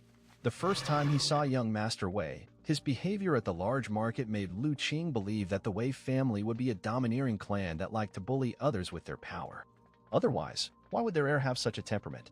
But this Housekeeper Wei had significantly altered Lu Qing's perception. No wonder Magu said that the Wei family's influence spanned across the state mansion, reaching even the royal capital. This could be seen from the Grand Steward's method of handling affairs. Not to mention the Wei family patriarch who commanded his obedience. Perhaps, this is what truly constitutes a noble and wealthy family. With such a person residing in the mansion, it was no wonder the Wei family's development was swift. To hold the position of Grand Steward within a prominent family like the Wei family, one certainly can't be a simple individual. The elder doctor also sighed a bit. Even he, who had lived for most of his life, rarely encountered individuals like the Housekeeper of Wei. Upright and proper, aware that he was winning over people's hearts, yet they still couldn't refuse him. "Master, what should we do with all this gold and silver?" Back in the courtyard, Lu Qing looked at the gold and silver, inquiring unavoidably. The Wei family's gift of 10,000 taels of silver and 1,000 taels of gold wasn't entirely in cash. Apart from one large box of silver ingots and a smaller box of gold ingots, the rest was converted into silver notes and gold notes, placed in another small box.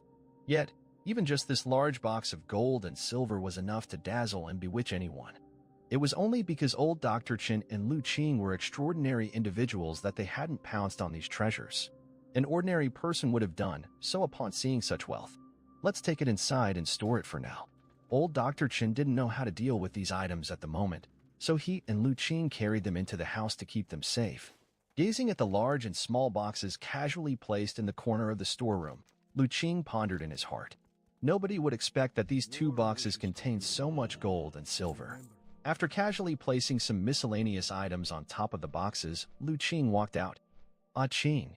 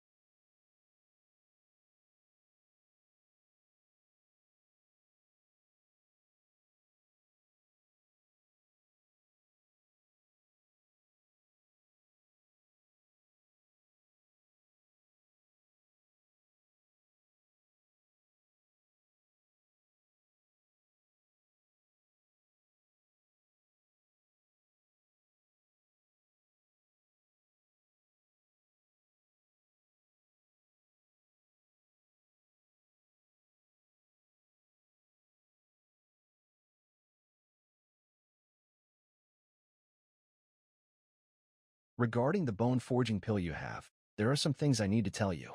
Upon leaving the storeroom, the elder doctor spoke with a certain seriousness. Lu Qing immediately approached his master, listening respectfully. The bone forging pill is an elixir that many martial artists in the muscle bone realm yearn for. True, it can break the limit of those in the muscle bone realm and expand their foundational potential and root bone potential. But the potency of this elixir is also extremely powerful. Even an ordinary strong individual in the muscle bone realm may not be able to withstand its strength. Therefore, even if you step into the muscle bone realm in the future, do not hurry to ingest and refine this pill. You must wait at least until you've reached small success in the muscle bone realm before attempting to refine it. Otherwise, if you consume it too early and can't bear its potency, it's very likely that your chi blood and marrow will burn out and you'll die. Hearing of the grave risks in ingesting and refining the bone forging pill, Lu Qing's face became extremely solemn. Yes, master, your disciple remembers. After giving this serious advice, the elder doctor waved his hand. Now that you remember, you should head back. You've been tired these past few days because of this matter with young Master Wei. Go back and rest well. For the next few days, there's no need to come help me. Lu Qing was at first astonished, then noticing the box held in his master's hand, he quickly understood. His master had just acquired a valuable scripture and wanted to retreat and study it intently. Without exposing his master's subtle intention, he replied respectfully, "Yes, master." It was exactly what he wanted to take time to focus on his martial arts. Recently, Lu Qing had been refining one blood-nourishing and chi-boosting elixir every day, and his chi and blood power had grown extremely fast. In the past couple of days, he had vaguely felt that he was on the verge of a breakthrough. Holding the thank-you gifts meant for himself and Little Yin, Lu Qing headed down the mountain. When he got home, he saw Little Yin and Little Li playing there. Ever since Little Li came to their house, having such a playmate meant Little Yin seldom went out. She wanted to play with Little Li every day. Even the time she spent frolicking with her playmates in the village had lessened. Lu Qing also didn't want her to loiter in front of Housekeeper Wei, lest Little Li's presence be accidentally revealed. So these days, every time he went to the half-mountain small courtyard, he left Little Yin at home. After all, with Little Li there and having cautioned Little Li to protect Little Yin, he wasn't worried. This creature was a red light spiritual beast. Unless faced with a martial artist at the internal realm level, ordinary martial artists couldn't bother it at all. "Brother, you're back." Little Yin, who was playing chess with Little Li, immediately shouted when she saw Lu Qing. Little Li also called out to him. I'm back." Lu Qing put his things in his room and, upon coming out, saw the chessboard on the table and asked, "Who won more games today?" The chessboard was something Lu Qing had made by carving a piece of wood with a knife. The chess pieces were simple, just a box of short wooden sticks and a box of small stones. As for the chess game the two kids were playing, it was what he had taught them, known as 5 in a row in his previous life. He had taught the two kids chess because one day, while he was reviewing medical texts, the two of them kept playing boisterously in the house, which was too distracting. He couldn't concentrate on his reading at all. Even if he got them to quiet down temporarily, before long, they would start playing sneakily again. To keep them quiet for longer, Lu Qing had the idea to just teach them to play chess. After all, 5 in a row wasn't difficult and, incidentally, could also help develop their thinking skills. As expected, the two kids became infatuated with this new thing as soon as they were introduced to it, Little Li included. Enjoy exclusive chapters from Empire these days. Whenever they had time, the two kids would start competing in chess. As for who won or lost, it was a mix, with the main theme being a close match.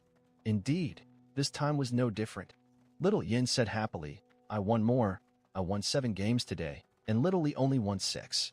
Then Lu Qing saw Little Li call out, take a small stone from the box with its paw, and place it on the chessboard. Upon seeing this, Little Yin immediately became dejected. Now we've both won 7 games. This time it was Little Li's turn to cheer, its ears moving backward, eyes squinting with joy, and tail held high. Lu Qing. The reason why these two little ones had been playing so vigorously lately, often giving him a headache, was no mystery. With these two's intelligence, they were assuredly akin to Crouching Dragon and Young Phoenix, a pair of peerless geniuses. He decided to leave the two to their games and went to cultivate in the bamboo forest behind the mountain. For the next few days, since he didn't need to go to the half-mountain small courtyard, Lu Qing didn't leave the house, focusing entirely on cultivation in the bamboo forest at the back. Feeling close to a breakthrough, he even halted his training with the four-direction saber, concentrating solely on practicing nourishing body boxing and refining his chi and blood. Finally, after taking several more blood-nourishing and chi-boosting elixirs, he felt the opportunity for breakthrough on that very morning. In the bamboo forest of the back hill, Lu Qing was practicing the first 9 moves of the nourishing body boxing. After more than a month of cultivation, by this time, his nourishing body boxing had become exceedingly skilled, turning into instinct.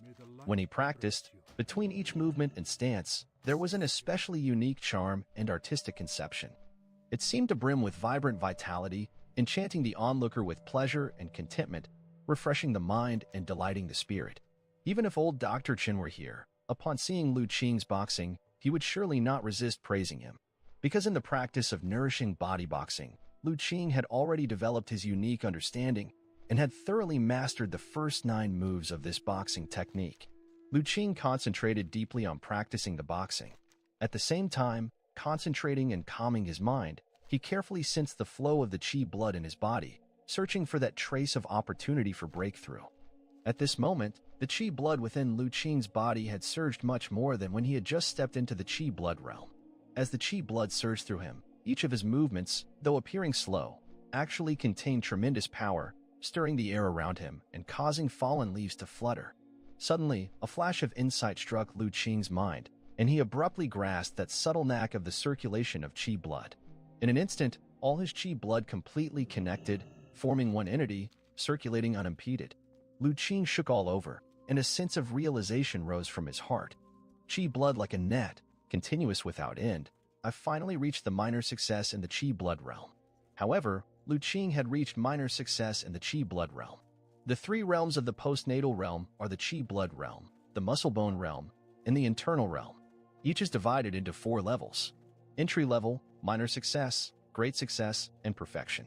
The sign of minor success in the chi blood realm is the complete envelopment of the body by chi blood, like an invisible net, each part interlocking, continuous without end, forming one entity. Wherever the mind goes, one can burst forth strength at will, without the previous need to first gather the chi blood before unleashing power. Both endurance and explosive power have greatly improved. For Lu Qing, the biggest obstacle to breaking through to minor success in the chi blood realm was not so much understanding the key to chi blood as a continuous net, but rather the total amount of chi and blood power in his body. Having superpower, what he lacked the least was an understanding of boxing. On the contrary, the insufficiency of chi and blood power inside his body had always been restricting his breakthrough. Now, with the daily refinement of a blood-replenishing and chi-enhancing medicine pill, his chi and blood power had finally grown strong to a tipping point. The breakthrough to minor success was simply the natural course of things. With a flash of his figure, Lu Qing moved to a thick old bamboo and grasped the war saber inserted beside it. With the sound of the saber ringing out, a flash of cold light swept by, and the war saber was drawn from its sheath. Lu Qing returned to his original spot, a dignified, murderous aura rising from him, as he started to practice the 4-direction saber technique. As the sword light shone, like flowing moonlight, every cut with the saber by Lu Qing was accompanied by the bursting of chi blood, making the saber extraordinarily fast. The saber blade cutting through the air even caused a fierce wind to rise around him, stirring up countless dry bamboo leaves. After completing the 9 moves of the 4-direction saber technique, Lu Qing stopped and stood still. Feeling there was still strength left in his body, a look of joy appeared on his face. This minor success in the chi blood realm, indeed, was a breakthrough point that did not disappoint him. Before the breakthrough, if he gave his all, he could only practice up to the 7th move of the 4-direction saber technique before he could go no further, as the chi and blood power was insufficient to continue the practice. But now, after completing a full practice, he still had strength to spare. To burst forth another round was not a problem. The 9 moves linked together, each executed with full power, continuous without end. According to the records in the 4-direction saber, in the attainment of this saber technique, he had also reached the state of minor success. Sheathing his sword, Lu Qing prepared to head home. After achieving small success in 2 cultivation techniques consecutively, he was in an exceptionally good mood. He decided that once he got back, he would make something delicious to properly celebrate. As he walked on the way home, Lu Qing also pondered his next training plan. In terms of martial arts realm, he had already reached the minor success of the chi blood realm, and as long as he continued to strengthen his chi blood, achieving great success, and even the perfect realm wouldn't be too far off. However, the medicine pills for replenishing blood and chi were almost all consumed. It was time to ask his master to help refine another batch. Although Lu Qing was skilled at harvesting and boiling herbs, he had yet to try his hand at refining medicine pills and had no experience with it. Otherwise, he could have refined them himself. After all, he wasn't lacking in ginseng right now. Recently, when Little Lee had moved into his house, Lu Qing had asked about it. Only then did he learn that, deep in Dashan, Little Lee had discovered not just one, but several ginseng plants. Some were even bigger than the 2 pieces Little Lee had brought him before. Upon hearing this news, Lu Qing didn't immediately ask Little Lee to gather all the ginseng. Instead, he let them continue growing in the mountains. He would go to dig them up himself when the time came. After all, every time Little Lee dug up ginseng, there would be some damage, which slightly affected their medicinal properties. Moreover, he had always wanted to venture into the mountains to see the actual growing environment of those herbs.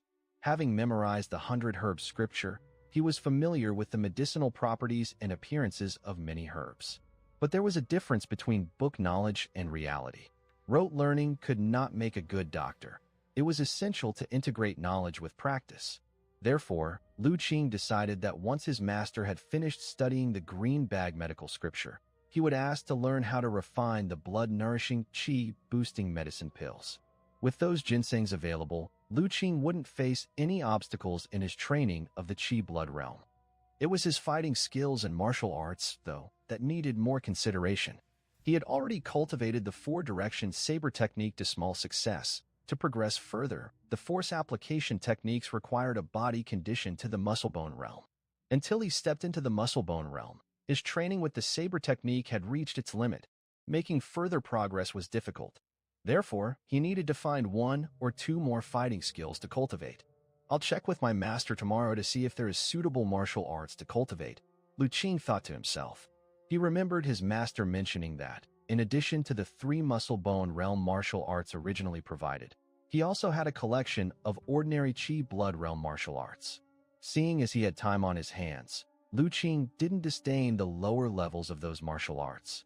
After all, he was currently nothing more than a practitioner in the chi blood realm himself. Having made his decision, Lu Qing quickened his steps. To celebrate his breakthrough, he planned to make some hearty meat dishes to enjoy a good meal. Coming down from the back hill and walking to the back of his house, Lu Qing suddenly heard a commotion, with several angry shouts mixed in. It seemed there was some quarrel happening at the front. Enjoy new adventures from Empire. What could have happened? Startled, Lu Qing took the bag wrapped around his war saber, placed it inside his house through the back window, then walked around the house to the front yard. Upon arriving at the front, he saw a large crowd gathered, divided into 2 opposing sides. On one side were the villagers of Jili village. Old Man Zhang was protecting Little Yan behind him, and the younger villagers, like Dian, held tools like hoes and staffs, looking agitated. On the opposite side stood 7 or 8 burly men, looking relaxed and at ease. Didn't we agree that Lu Ming's debt was already settled? Why have you come again? Protecting Little Yan, Old Man Zhang was now furiously rebuking them with a loud voice. Those 7 or 8 burly great Hans, faced with the surging emotions of the villagers of Jili village, remained unfazed, looking completely relaxed. It seemed they didn't take this group of country folk seriously at all. Upon hearing Grandpa Zhang's scolding, a man with a large black mole on his face glared. I remember you, old man. Last time we were here, it was you who led the plea for us to spare Lu Ming's 2 little brats, right? But we were so kind-hearted, sparing those 2 little pups, only to find that you lowlifes dared to deceive the Black Wolf gang. Grandpa Zhang was taken aback. When have we ever deceived you? Still denying it? The man with the black mole sneered. You said, back then, that you had sold off all of Lu family's land and property to pay off the debt of Lu Ming and his wife, right? Indeed, had it not been so, would you jackhals have been willing to leave? Grandpa Zhang said angrily. Still daring to deny it, the man with the black mole shouted. We had clearly agreed that the money from selling the Lu family's land was to be handed over without a cent missing. But what happened? You actually dared to withhold some of it. You've really got some nerve. You're slandering us without proof. When have we ever held back the money? Find your next read on Empire. Grandpa Zhang was extremely angry. Back then, They didn't just not hold back the money. Fearing that these villains would find the amount insufficient and decide not to spare Lu Qing and her brother, every household had even scraped together a little money to give them. Now, hearing these men actually trying to turn the tables, Grandpa Zhang was so angry he felt like his lungs would explode. I think you lot spent all that money and are now trying to come back and extort more. Grandpa Zhang, why bother talking so much with them? If push comes to shove, we'll fight it out. We mustn't let them take little Yin away. Dun's face turned red with anger as he raised his and shouted loudly. This shout sparked enthusiasm in the other young villagers who yelled, "Right? Let's fight them. There's no way they can beat all of us." Watching dozens of villagers brandishing their poles and hoes, appearing ready to charge at any moment, the so-called members of the Black Wolf gang suddenly looked a bit uneasy. Even though they were strong and knew a bit of martial arts, they weren't sure they could withstand an attack by so many villagers. Those with weaker nerves were already panicking inside. Even the most vociferous man with the black mole started to have doubts. He was used to being domineering, and with the backing of the Black Wolf gang, nobody in any village dared to even look him in the eye. But he had never imagined that in this small Jioli village, his usual tactics would prove ineffective. As a major conflict seemed unavoidable, a man from the Black Wolf gang, who had been silent until now, with a rather sullen look in his eyes, finally spoke slowly. "Elder, you claim that all the silver from selling the Lu family's land was handed over. Could you answer a few questions for me then? Ask away." Grandpa Zhang didn't want to have a real conflict with the other side. The Black Wolf gang had always had a terrible reputation. Even if they could drive these men away this time, who's to say the gang wouldn't return with more people tomorrow? They were just ordinary villagers. How could they truly stand up to such ruthless and wicked men? My questions are simple. If you say that all the silver from selling the Lu family's land was handed over, why then did Lu Ming's 2 children still have so much money? Recently, I personally saw Lu Ming's eldest son throwing money around like dirt at the big market, spending who knows how much, extravagantly making purchases. That kind of generosity, even I, master, looked on with envy. And that little girl behind you, she's wearing new clothes, isn't she? How do you explain that? This. Grandpa Zhang at first stuttered, then quickly replied, that was silver given to him by Lu Qing's master. Do you take me for a fool? The brooding man's expression instantly turned frosty. I have only ever heard of disciples showing filial respect to their masters, never a master giving silver to a disciple to spend. I think that money is exactly what you withheld at the beginning to give to these 2 brats. You're talking nonsense. That's completely untrue. However, the brooding man was no longer interested in talking idle words with Grandpa Zhang and the others. He directly commanded, "Lao Chi, go over there and grab that little girl for me, and then go find the other brat." "Yes, master." The man with a birthmark strode out and walked towards the other side. "What are you trying to do?" Grandpa Zhang hurriedly shielded little Yin as they retreated, and Dan raised his, yelling loudly. "What are we doing?" The man with a birthmark sneered coldly. "Lu Ming and his wife still owe us money, and it's not been paid off yet. Since these 2 brats still have money, then hand it all over to me. If there's no money, this little girl seems to look quite nice. Selling her to a trafficker should be worth some silver, enough to cover a part of her parents' debt. You dare?" Diane's eyes were wide with anger. The yin in his hand pointed directly at the man with a birthmark. "You better think carefully," the brooding man said coldly. "If you don't hand over this little girl to us, do you really think you can get away unscathed by provoking the Black Wolf gang? Don't say I didn't warn you. No one who has crossed the Black Wolf gang has ever come out without consequence. Whoever dares to obstruct, believe it or not, I'll ruin their family." Upon hearing this, the villagers of Jioli village all shuddered. Han Lao and his group were infamous in the nearby area. Relying on their membership in the Black Wolf gang, they were always brutal and inhumane. No one doubted whether he would dare to do so, because in the nearby villages, there had been people who had offended him and ended up completely devastated, with their families broken and scattered.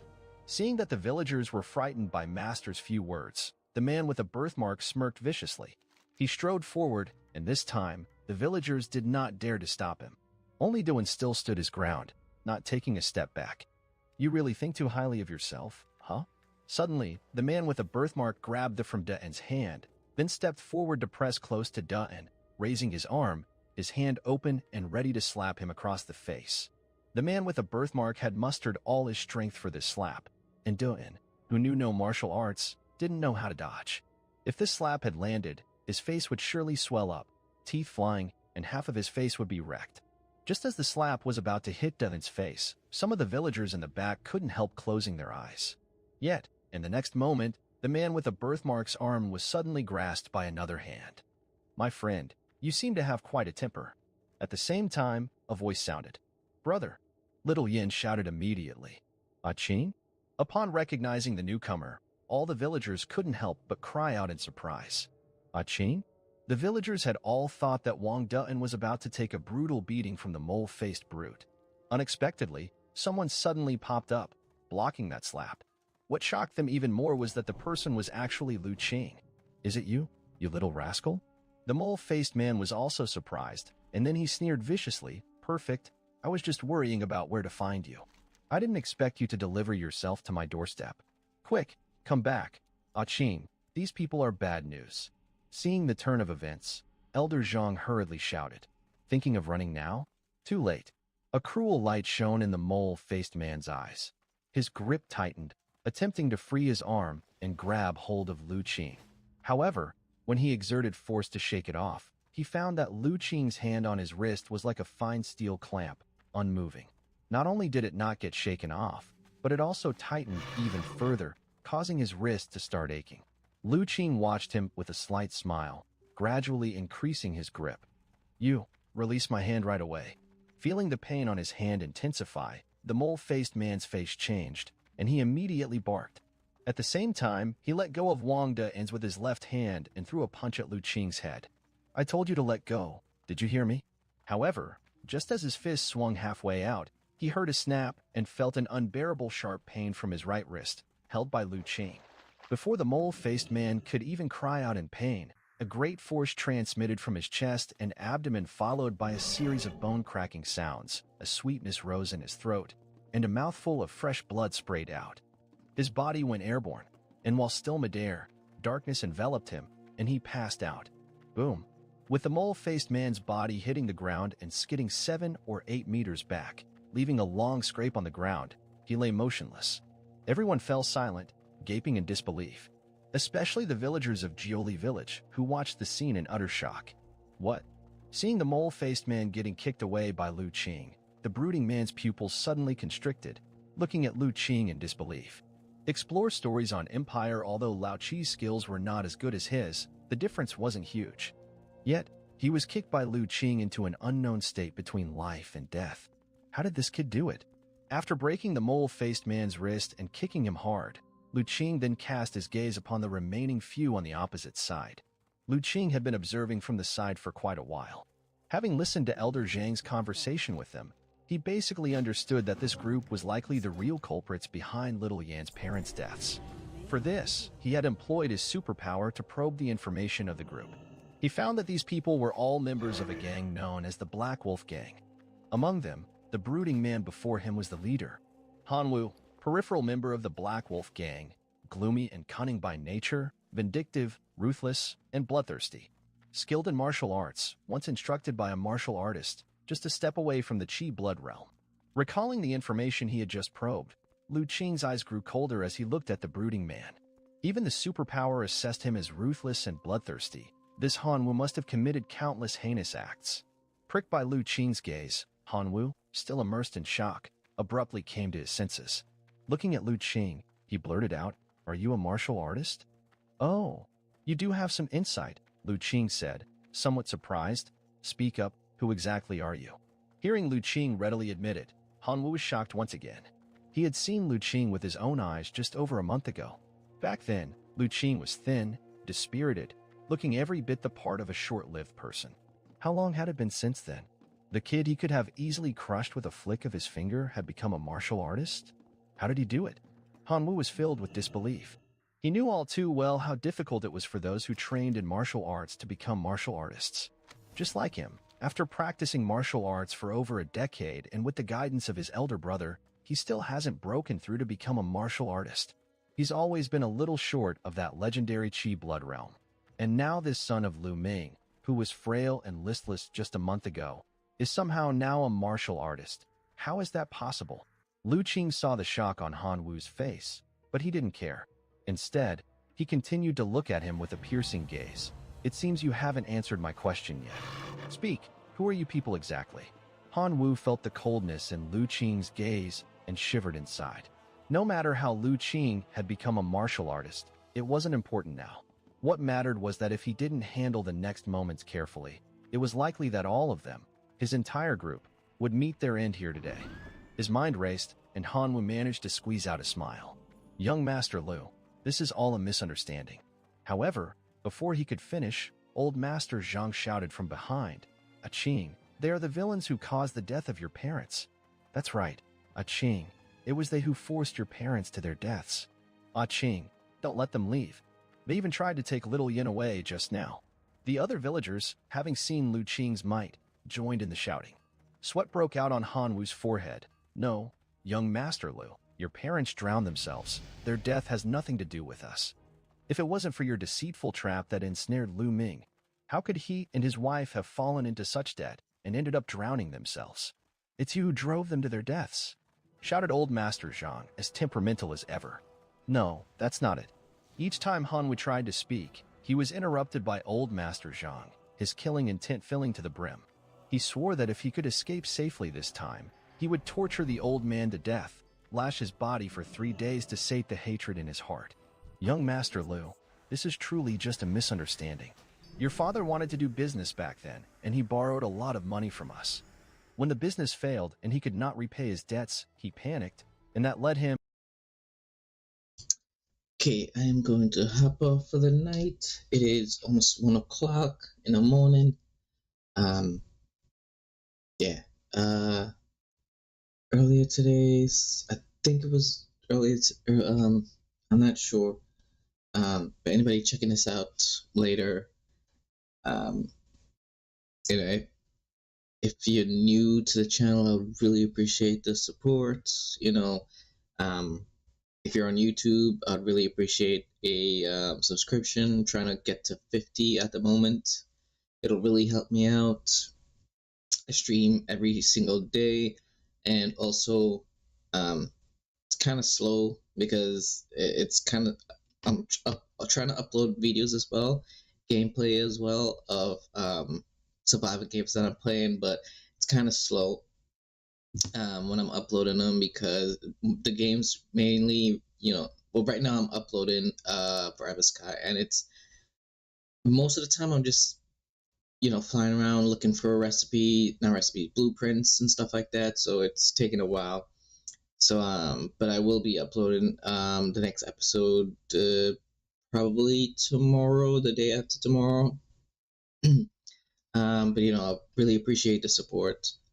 And yeah, I stream every single day. I stream right now I don't have any money to pay my subscriptions, so right now I'm or buy new games, games that are now releasing and stuff like that. So right now I'm playing World of Warcraft and Final Fantasy 11 because those are free games to play at the moment, because I play on free servers, so those are free games to play. If you guys are interested in that, stop by. It's a stream.